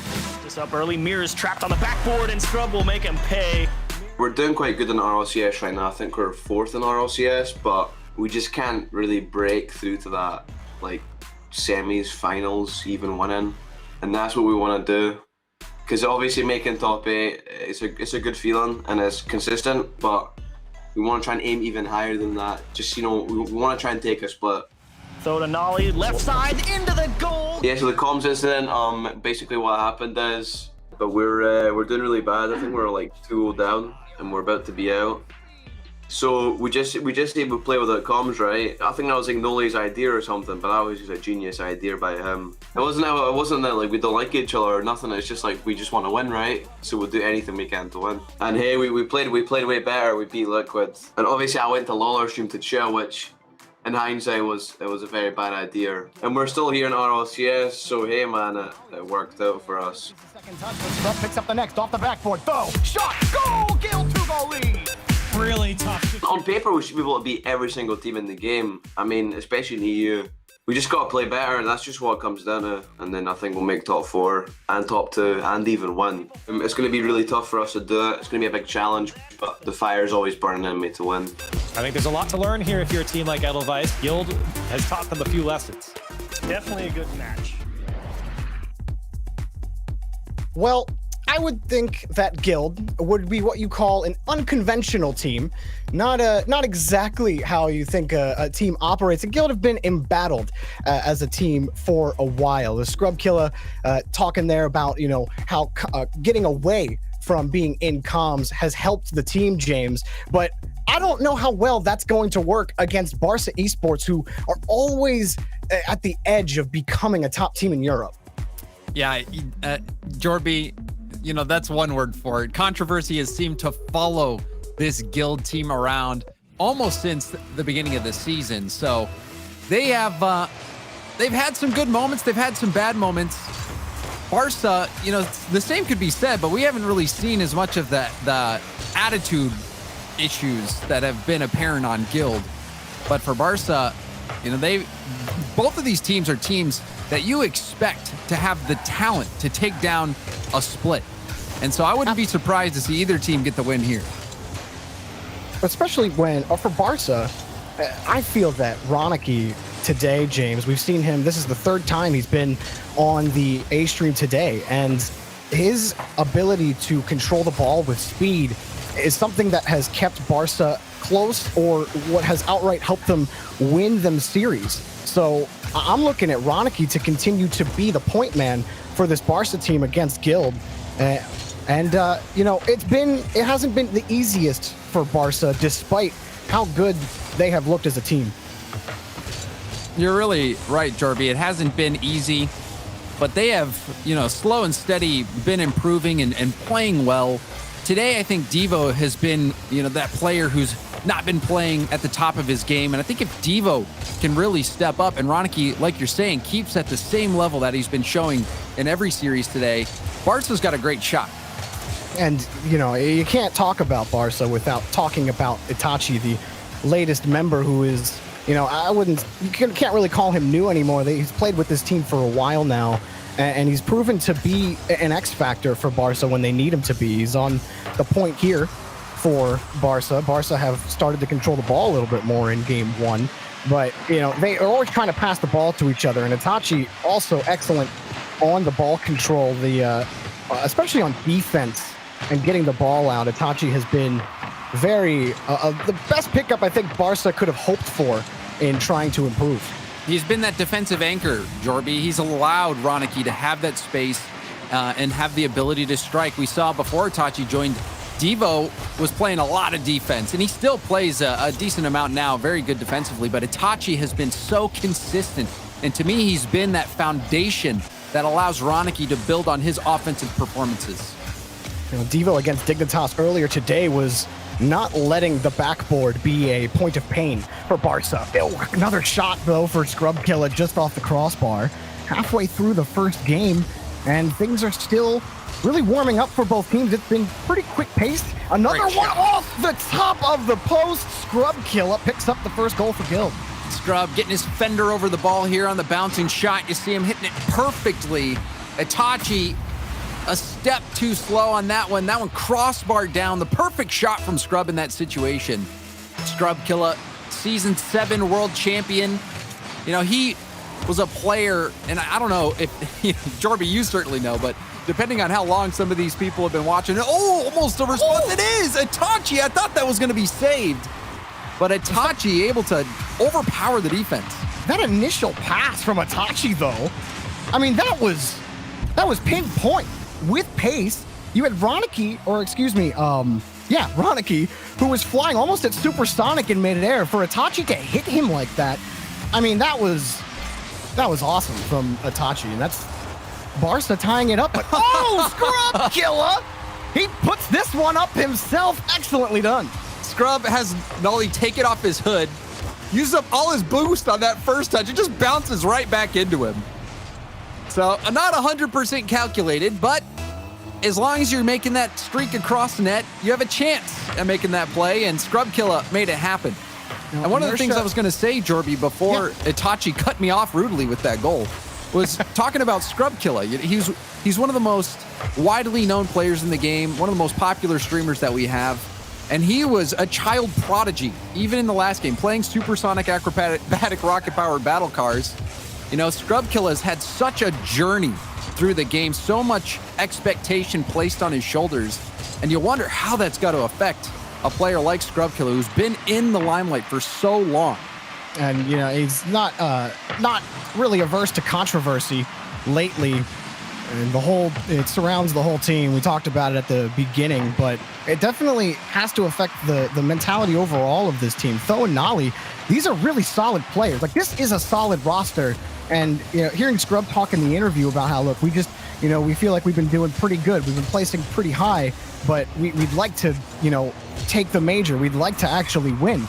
And it's interesting, James, to me that, you know, they find, again, unconventional ways to try to be successful in that way. But the question on everybody's mind all the time is, like, at what point does that hinder you? And how could you break through a team like even right here against Barca? They do hold this lead, but say you do make the playoffs. And then, nice shot, but it's still coming in. Itachi puts in the second goal for Barca. Itachi, his positioning has been excellent Ronicky challenges there. That shot on target, there's really nowhere else Tho can put that ball. It's such a tough situation for him. He needed immediate help after that rebound, but Itachi smelled blood in the water and struck just as that opportunity presented itself. Well done by Itachi. And we've got a tie game in this final minute. Good continuation. But Guild's pretty solid overall on defense. They've limited Barca to 5 shots on net. Been able to collect 8 of their own. Barca content to receive the ball on the back wall, but Guild still press. Tho gonna find that pass from Nolly. He can't force the ball through though. And now Barca on the turnaround with time expiring. Shot on target and denied! No one can follow that shot up, and Guild survive a last-second attack in game 1 and almost steal it themselves, but we do go to OT. That was crazy because I think it was Nolly that let that ball drop down to Tho, and I thought it was going to be a goal at that point for Guild, and then the counterattack coming through. Scary moment for both teams. Ooh. Well, Barca have been unable to get anything going against this Guild back wall. Consistently, they've tried to force Guild off or just beat them to the ball along the back wall, but the rebounds have been mostly Guild. But here comes the shot. No! Too far away. But that's the kind of stuff Barca are always looking for. Here come Guild on the counterattack, and it's saved for now, but the double commit means it's those, and the shot's denied off the post. Scrub Killer quickly up the ramp, but it's cleared again. Barca, they're not out of the woods just yet. Nolly, the next man up on the carry, gets under it on the flip reset, puts it for Tho, and it's denied. He couldn't find the shot. Tho couldn't find any space. Itachi finds a loose ball, and it's wide of the post. No good. Barca, quick turnaround on offense. What a pass from Ronicky. Well done by Nolly to block that out. Guild getting away with that one. There was a point where Scrub Killer had come up for the ball, and Itachi was able to get that shot on net. If that was on target, it was in. Scrub was out of position. So Guild have an extra life to try to stay in this one and get the win. And the passing play coming out. Tho falls on it. Scrub was there for the pass as well. I'm not sure if Barca saved that. If that pass gets out to the Scrub instead of Tho falling on it. James, he had such a good angle on the ball, had some boost to put some extra power into it, and Guild are winning every single 50 right now. Barca, quick counterattack. No, Itachi got demoed. Tho was looking, but it just bounces in front of the box. He's going to opt for the boost steal and just continue the battle of attrition against Barca. And say battle of attrition, meaning Barca have gotten some kind of leg up in overtime, but it's been all Guild so far. Yeah, Guild is looking very good, and Scrub's shooting has been on point so far this game. Both goals at his hand and well-placed shots, so you know he's feeling it. If you can get that ball to Scrub in another situation like that, maybe if Tho doesn't hit that ball, Jorby, this game might already be over. Both teams in round 5. Any overtime is just going to stretch the energy a little bit more. Already almost a half a game of Rocket League. No one can find the golden goal. It might be here. No way, too wide off the net, but here's another shot. Ronicky stuck it by the defense. They take game 1. Ronicky, you talked about him at the start of the game, Jorby. Going across his body, a fadeaway shot hits that top corner. That was absolutely stunning from Ronicky. Not an easy shot at all. And to get the win, that's icing on top of the cake. Itachi picking up the MVP with 916 points. That's absolutely ridiculous, James. He got 6 saves in that game. And there were so many opportunities for Guild to close it out, but he was continually the rock that was just denying everything. No chips came off of him. He saved everything that Guild gave him. Except for that first shot that Scrub Killer put by. He was close, though. He was close on that one. But you're right. Itachi, a great game. Both goals at the start from him.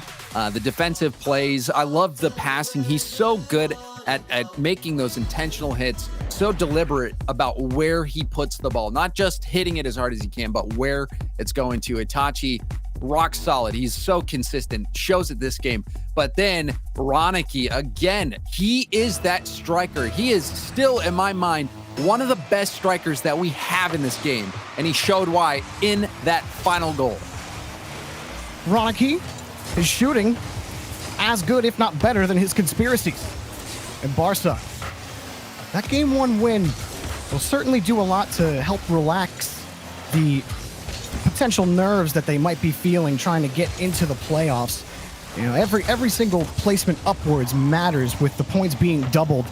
And so just getting to that playoff spot is so huge when you talk about the season over all 3 splits. Itachi makes another great save, and Ronicky will be there for the follow-up. I'll actually let it drop for Itachi. And for Guild, they had a lot of good passing in front. And in fact, they're in danger here. Nolly and Tho finally get the ball out. That was scary. Itachi, he didn't really have much space or boost to work with, but the net was open. He tried to flip it in. Ended up being a pass, but still, Guild get away. Nolly lobs this one up for Tho. This is probably the most team play in a match that I've seen from Guild in a little while. Typically, when games are close, and this happens, Ronicky picks up the goal, caught the whole rotation out. And Nolly puts that ball into the middle. Scrub, he didn't turn fast enough. Perhaps he was expecting a better touch from Nolly. Scrub was at the midfield ready for something to happen, except for that play, the ball getting down to Ronicky. And Ronicky, you know, he has that scorer's sense, that 6th sense that lets him know when he can take the shot. Did that right away, completely shocking Guild. And so that goal, a bit of a mistake from Guild. You wonder how they're going to recover mentally from that. It was a tough loss in Game 1, and now that goal in Game 2. See what kind of battle they'll bring back. Nice shot, but again, Itachi answers the call on defense. Already Barca have had to make 5 saves. And you know, they never really panic on defense, James. They well positioned most of the time. They recognize how Guild are positioned. Guild have given them a couple of different looks in the offensive rotation. They've, you know, relaxed a couple of times beyond the midfield line. Other times they're really trying to press as a 3-man unit, and that's where those passing plays have come forth. But Ronicky is just finding 2 open nets now after he wins another challenge. And Devo puts this off the ceiling. Scrub leaves the net. He goes for boost. He puts the onus on his teammates to get that stop. And you wonder if he should have just, you know, pulled a Yui and guarded the goal line. Devo got that touch off the ceiling. Maybe Scrub wasn't expecting it. So a great touch from Devo. And we're seeing more and more of that play. The pass straight up off the ceiling and down. And it is such an effective play, especially when you have the defense out of position. This is where I start to get worried for Guild. Definitely, if you're a Guild fan, you want them to pull it together quickly with plenty of time left. And Nolly will give you exactly that, a goal, and Guild are on the board. This one, some confusion. We've been talking up Itachi's defense there, him and Devo. Not really sure what was going on. Lost track of the play. And Nolly will be able to take advantage of that. So a mistake from Barca, but they still have that 1-goal buffer. That's back down to Ronicky. Why not just put him behind the ball? And that's how confident Ronicky feels. It's like, all I'd have to do is shoot the ball on net, and I score. Doesn't matter from where. Halfway down the pitch from my own third, I score. Here's Scrub Killer with the continuation. Ooh. And Tho and Nolly, do they get the goal? Unbelievable. That happened. That is lucky. I will say this.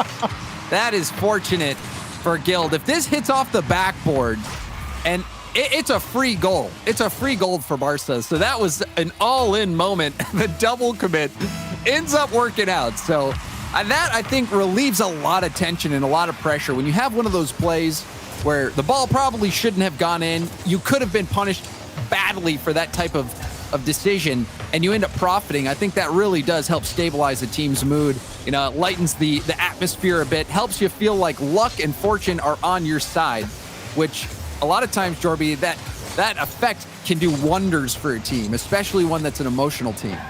Yeah, and you see it even here, Guild, they're having to manage on defense a little bit, but they haven't stopped the passing play. And Nolly got a great touch out to Scrub Killer, but he's got to wrap around the ball. He'll steal the boost out, but Tho's already up. Nolly very close on the rotation, and Scrub is back in midfield. This might be a chance for Barca on a counterattack, and it started with Itachi and Ronicky, and Devo's going to have to clean it up for Ronicky, who's retreating quickly because Tho is right behind Devo. He gets over Ronicky. Itachi's going backwards and somehow, some way have made the save for Barca. I don't know how Itachi was able to make that save. That was such a tough spot. Tho had beat 2 players. Itachi was the last line of defense. I thought the ball was over his head, but somehow was able to barely nick it with his fender.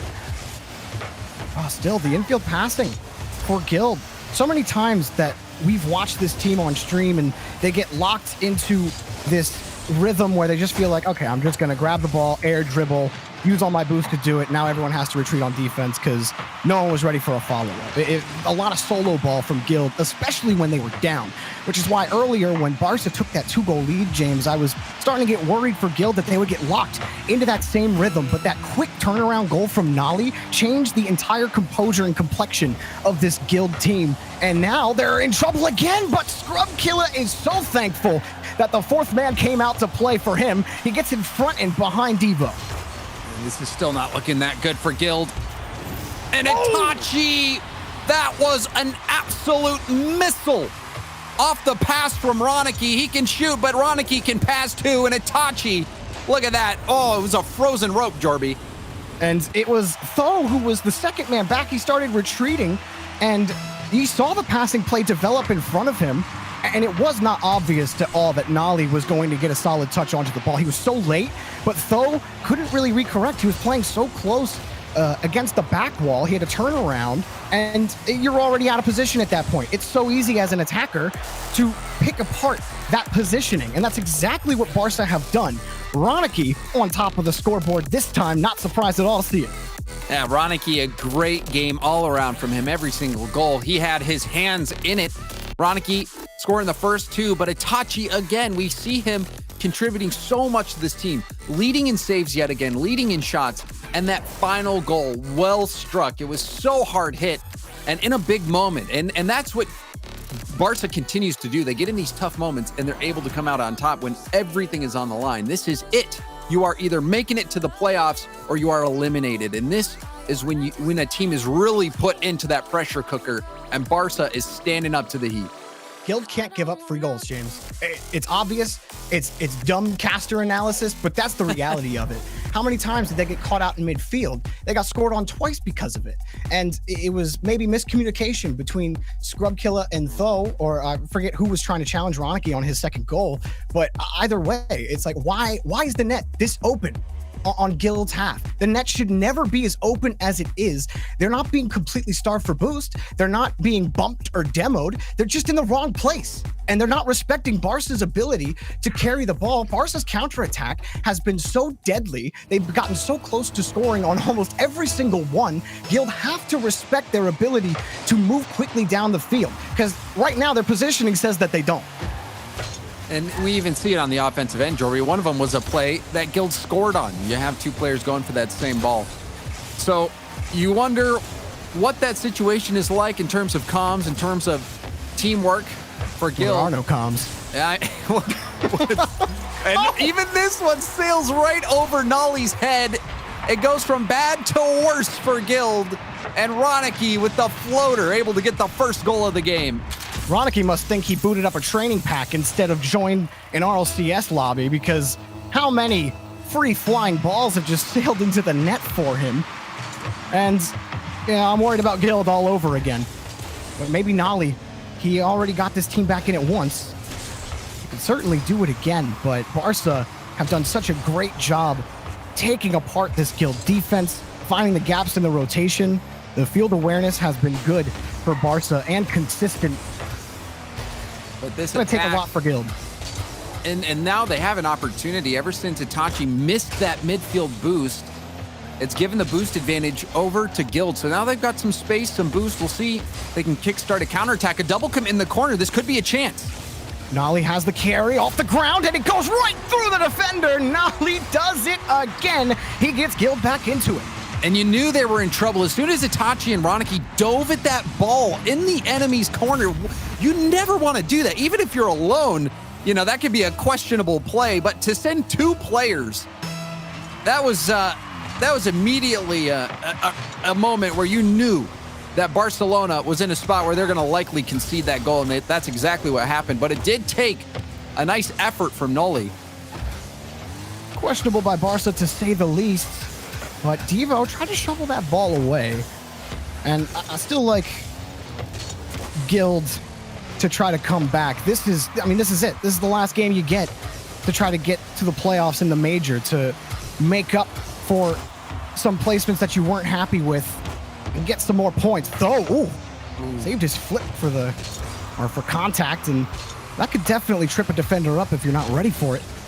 And Devo was in a very tough spot. That was not an easy read by any means. And I was half expecting him to miss that and see another opportunity for Gil, but Devo able to make that defensive play, but he doesn't make that one off the post. Rebound up to Scrub. The shot sneaks by Ronicky and Guild. They battle back to take the lead, and that is exactly what the doctor ordered. That follow-up from Tho was good. It forced Ronicky to dive forward. He knew that ball was going to get past his teammate, and so he tried to dive. He thought it was in the net. Instead, it was just right against the post. So the perception was just a little off for Ronicky there, and then Scrub kill at the very end, James.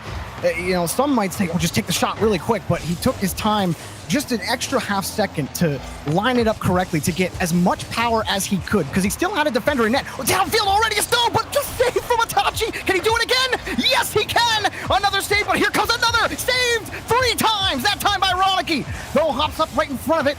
Nolly trying to keep the ball away, Scrub the whole way back for Gil. Wow, that was save after save after save. It's like a stick save in hockey, barely keeping it out. But Barca keep this game within 1, but Noli, the flip reset, Itachi saw Scrub Killer coming in as well. This is a dire situation. Both your teammates are upfield, Jorby. You can't really blame Itachi for this one. Oh no, you expect Nolly to hit that flip reset. You just expect that. That's what he jumped for. Nolly missed. I mean, yeah, I'm with you. You can't blame Itachi on that play. Maybe some fortune for Nolly, or maybe big brain calculated. We'll have to ask him afterwards if Guild end up winning. But for now, they got a lot of work to do, and there's still a lot of time left overall. Tho is going to kick this ball away, and, I like that from Guild. You've had some struggles in the 50 game, but you've done a great job creating space with some of these back passes, and also doing a great job working end-to-end against Barca. Barca are starting to feel a little bit of pressure, James. We've seen them panic a couple of times now on defense. That hasn't been the case in the first 2 games. Well, what I think is happening, Jorby, in both goals that we've seen, and now we see another one crossbar down. Guild now at 4-1. This has been a collapse for Barca. And what we're seeing happen is Barca is, and even that bump, Nolly might have even taken Itachi out. Itachi might have had that save, so an air bump from Nolly, which you love to see if you're a Guild fan.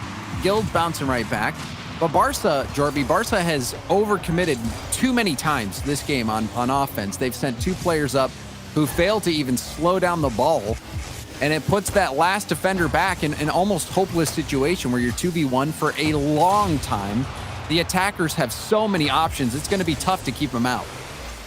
Well, Barca just return a boomer that Nolly can't grab, and if there was a chance for them to come back, Itachi had to score there, but the net was completely covered, and Scrub Killer picks up another clear. Guild's defense has had a complete rebound from the last game. They let in so many open opportunities, and then at the start of this game, it felt like it all was going to happen again, James, where why was Ronicky just able to score more long balls? And since then, the rotation for Guild, they're just demoing everybody. No chance for Barca at all. This is exactly the kind of comeback Guild needed in this match. It's not good enough to just skate by against Barca, win a 1-goal overtime, I think, to really relax the nerves and feel like you have a chance in this set. I think this kind of dominant performance, catching Barca out on a lot of mistakes, is what helps you settle back down. We've talked a lot about mentality with Guild. This time, they get to settle down a little bit in the closing seconds and maybe find a game 5 as Devo will get that goal. Nolly really gets this one. Nolly coming across the middle. He's flipping back. Ronicky's over there. Ronicky goes for the bump.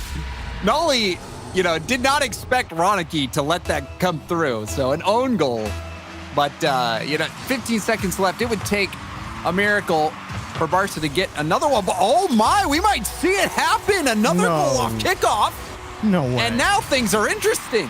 I take back all the things I said about Guild's mentality. It's time to kick the fortitude back up really quick because there's 11 seconds, and that's time for at least one, possibly two, depending on how this kickoff goes, James. Here we go. Ronicky. That's going to be favorable for Guild, but how favorable? Because Barca are behind the ball. Quick pass, quick shot, and it's going to be way wide. And Nolly trying to find the clear. Ronicky sets up one more. Guild kills the ball. And real scary, but take a breath. Wipe the sweat off your brow. And Jordan, you were talking about this is the type of win that Guild needs, one where they're stomping Barca, where it's one-sided, and then all of a sudden, almost a 3-goal comeback in 15 seconds. So it didn't end as convincingly as it started for Guild. And Barca almost making that comeback happen. That would have been something else. But Guild holds strong, and this game looked very good offensively, keeping Barca in tough spots. But then Barca also shot themselves in the foot a bit with how much they were committing on the offensive half. Yeah, it felt like they were just trying to force the issue. Like they wanted to close, they feel like they needed to close Guild out here. And, with a comfortable lead, you can't get complacent. Otherwise, these things happen. And I think for Guild, I felt like they still did a lot right in this series. The demos started being prominent near the end of the game when it was almost over, but there was also a lot of harassment on Itachi. Itachi didn't always get bumped, he didn't always get demoed, but he got a lot of boosts stolen away from him, and also just got little chips here and there. Itachi constantly having to keep his camera on a swivel to really keep an eye out for Nolly, Tho, and Scrub, because Itachi's been a brick wall today, James, and the only way sometimes you could get through a brick wall is if you just smash it with a sledgehammer.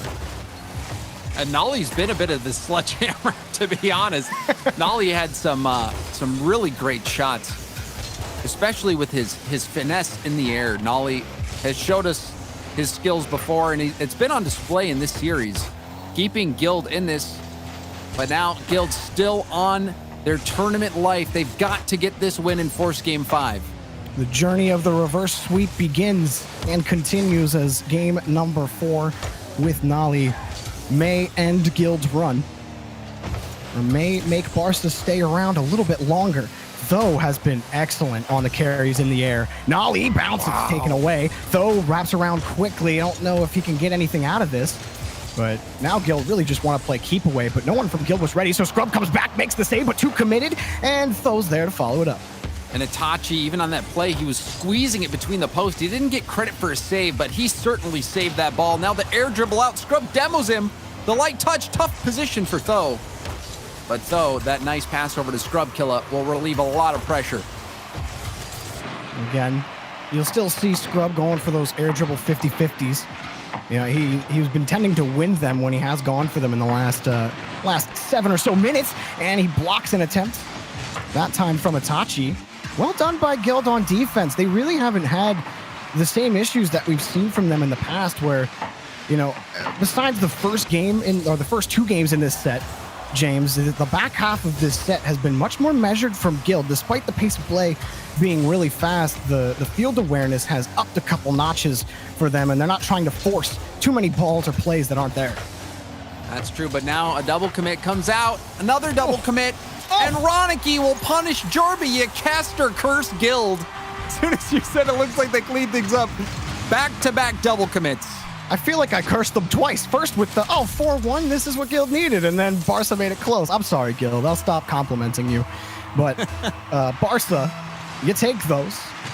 And this is where the going gets tough for Barca. You can't have the same mentality you had in the last game with a lead. You need to respect Guild's ability to attack quickly. Like this, Scrub under, and while Devo got bumped by his teammate, Ronicky will make up for it with the save, but still they're stretched, and Devo had to dive forward with 6 boosts. He's going to let that one drop into the corner, but Guild pressed, and Ronicky backflips out of the reach of that ball. Scrub was hunting for it. Nice back pass from Scrub. That demo from Devo gave so much space. That's really what helped Barcelona be able to stabilize in this situation. And now a shot.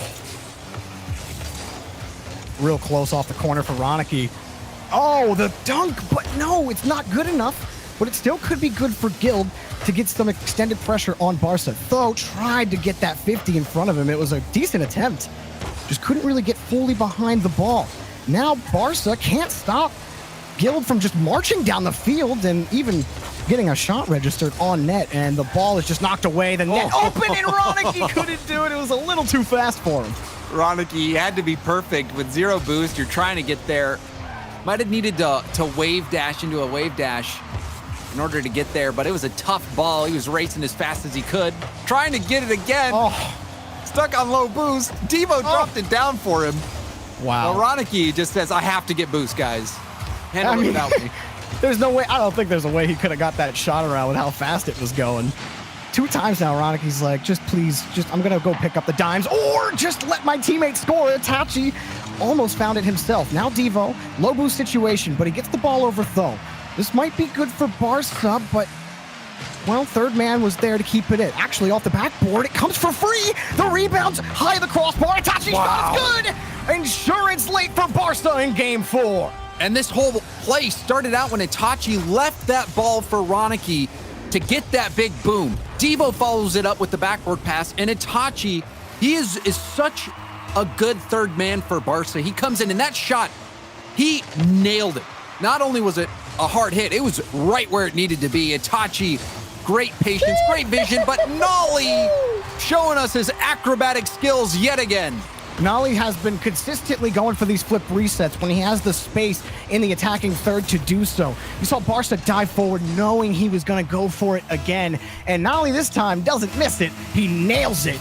And who else other than Nolly, James, to get Guild back onto the board in crunch time when they need him to perform at his peak the most? And here he is behind the ball again. A little bit of boost in the tank, but it's going to be taken away. It's giving some hope now to Guild, Jorby. That shot was perfect. The perfect flip reset, high speed. It faked out the defense. And Guild, that might be the spark that can ignite them, but they have 30 seconds left to bring this one back. Otherwise, they are out of the tournament. They don't want to be on this half of the field right now. They need a clear to a teammate. Scrub found Nolly, who found Tho. Now back into the corner, rolling across. It's going to be knocked away by Barca, but they need a quick follow-up. Devo obliges. Scrub wraps back around again. Time running out for Guild. This is it. Scrub tries to force it. He can't. High ball now for Barca that Devo easily handles. One more time for Guild. Can they do it in the air? Scrub, he's done it time and again. Has to pass out, but Tho undercut it. And now it might be nigh impossible. Barca take down Guild. Move to the playoffs.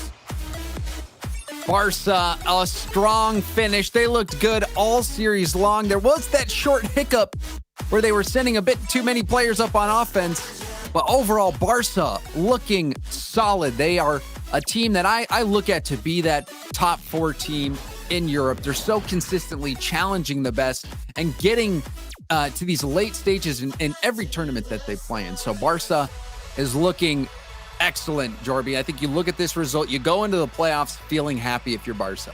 You definitely do. I thought for Guilds, there was some really good looks in the second half of this match, and they had some good passing plays, but in this game 4, like about halfway through, it kind of died where they started to try to force the air dribble 50-50s. We're just going to win the 50 on the challenge. Second man's going to follow it up. We're going to score. But Barca, as soon as it got to the orange half, they did such a good job of forcing Guild to the corners. Nolly only got 1 chance on net in the center of the box.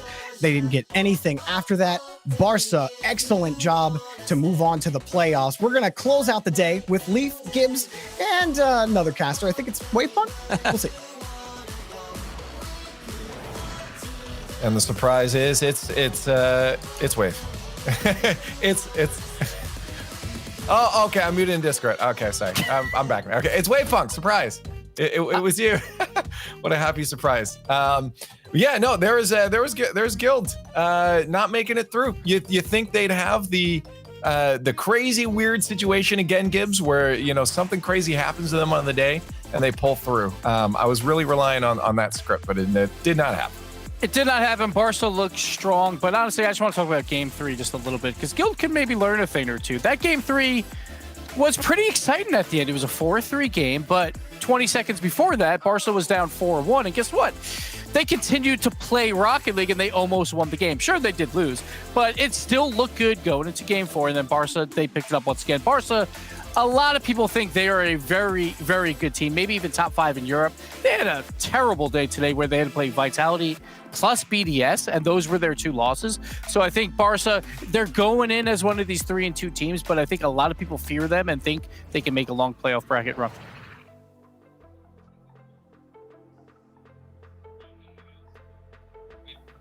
Wavefunk's muted. Did we just have a double mute? The double mute. Oh, unfortunate.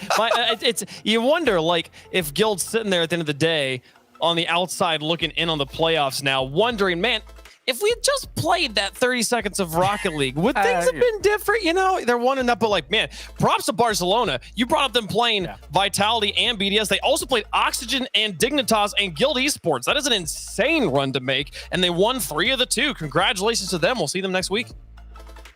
Well, let's take a look at the standings right now and just take a look back at the day. 8 teams made it out, 8 went home, and we'll see those 8 next week. But for now, it's quite surprising results, at least in my opinion, Gibbs, on some of the teams that didn't make it.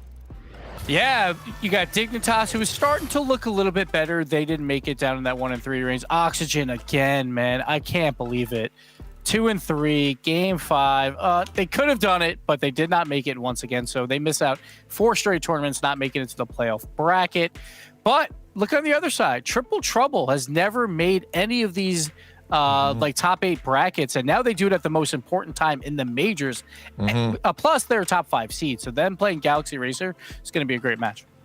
This is huge for the points now, specifically for a couple of these teams like Triple Trouble and team like Galaxy Racer. Wave, I'm just really excited for Galaxy Racer. We talked about them in the pre-show, and then the fact that they then stepped up and delivered on the day. Yeah, no, they were incredible. The one team that was able to take a win off Vitality, and Vitality looked in top form, at least at the end of the day against Barca. So I am pumped to watch Galaxy Racer next weekend. They were definitely my favorite. And also, hey, you know, I was talking about new teams and nice stuff. Solid logo, cool name. I'm a Galaxy Racing fan already.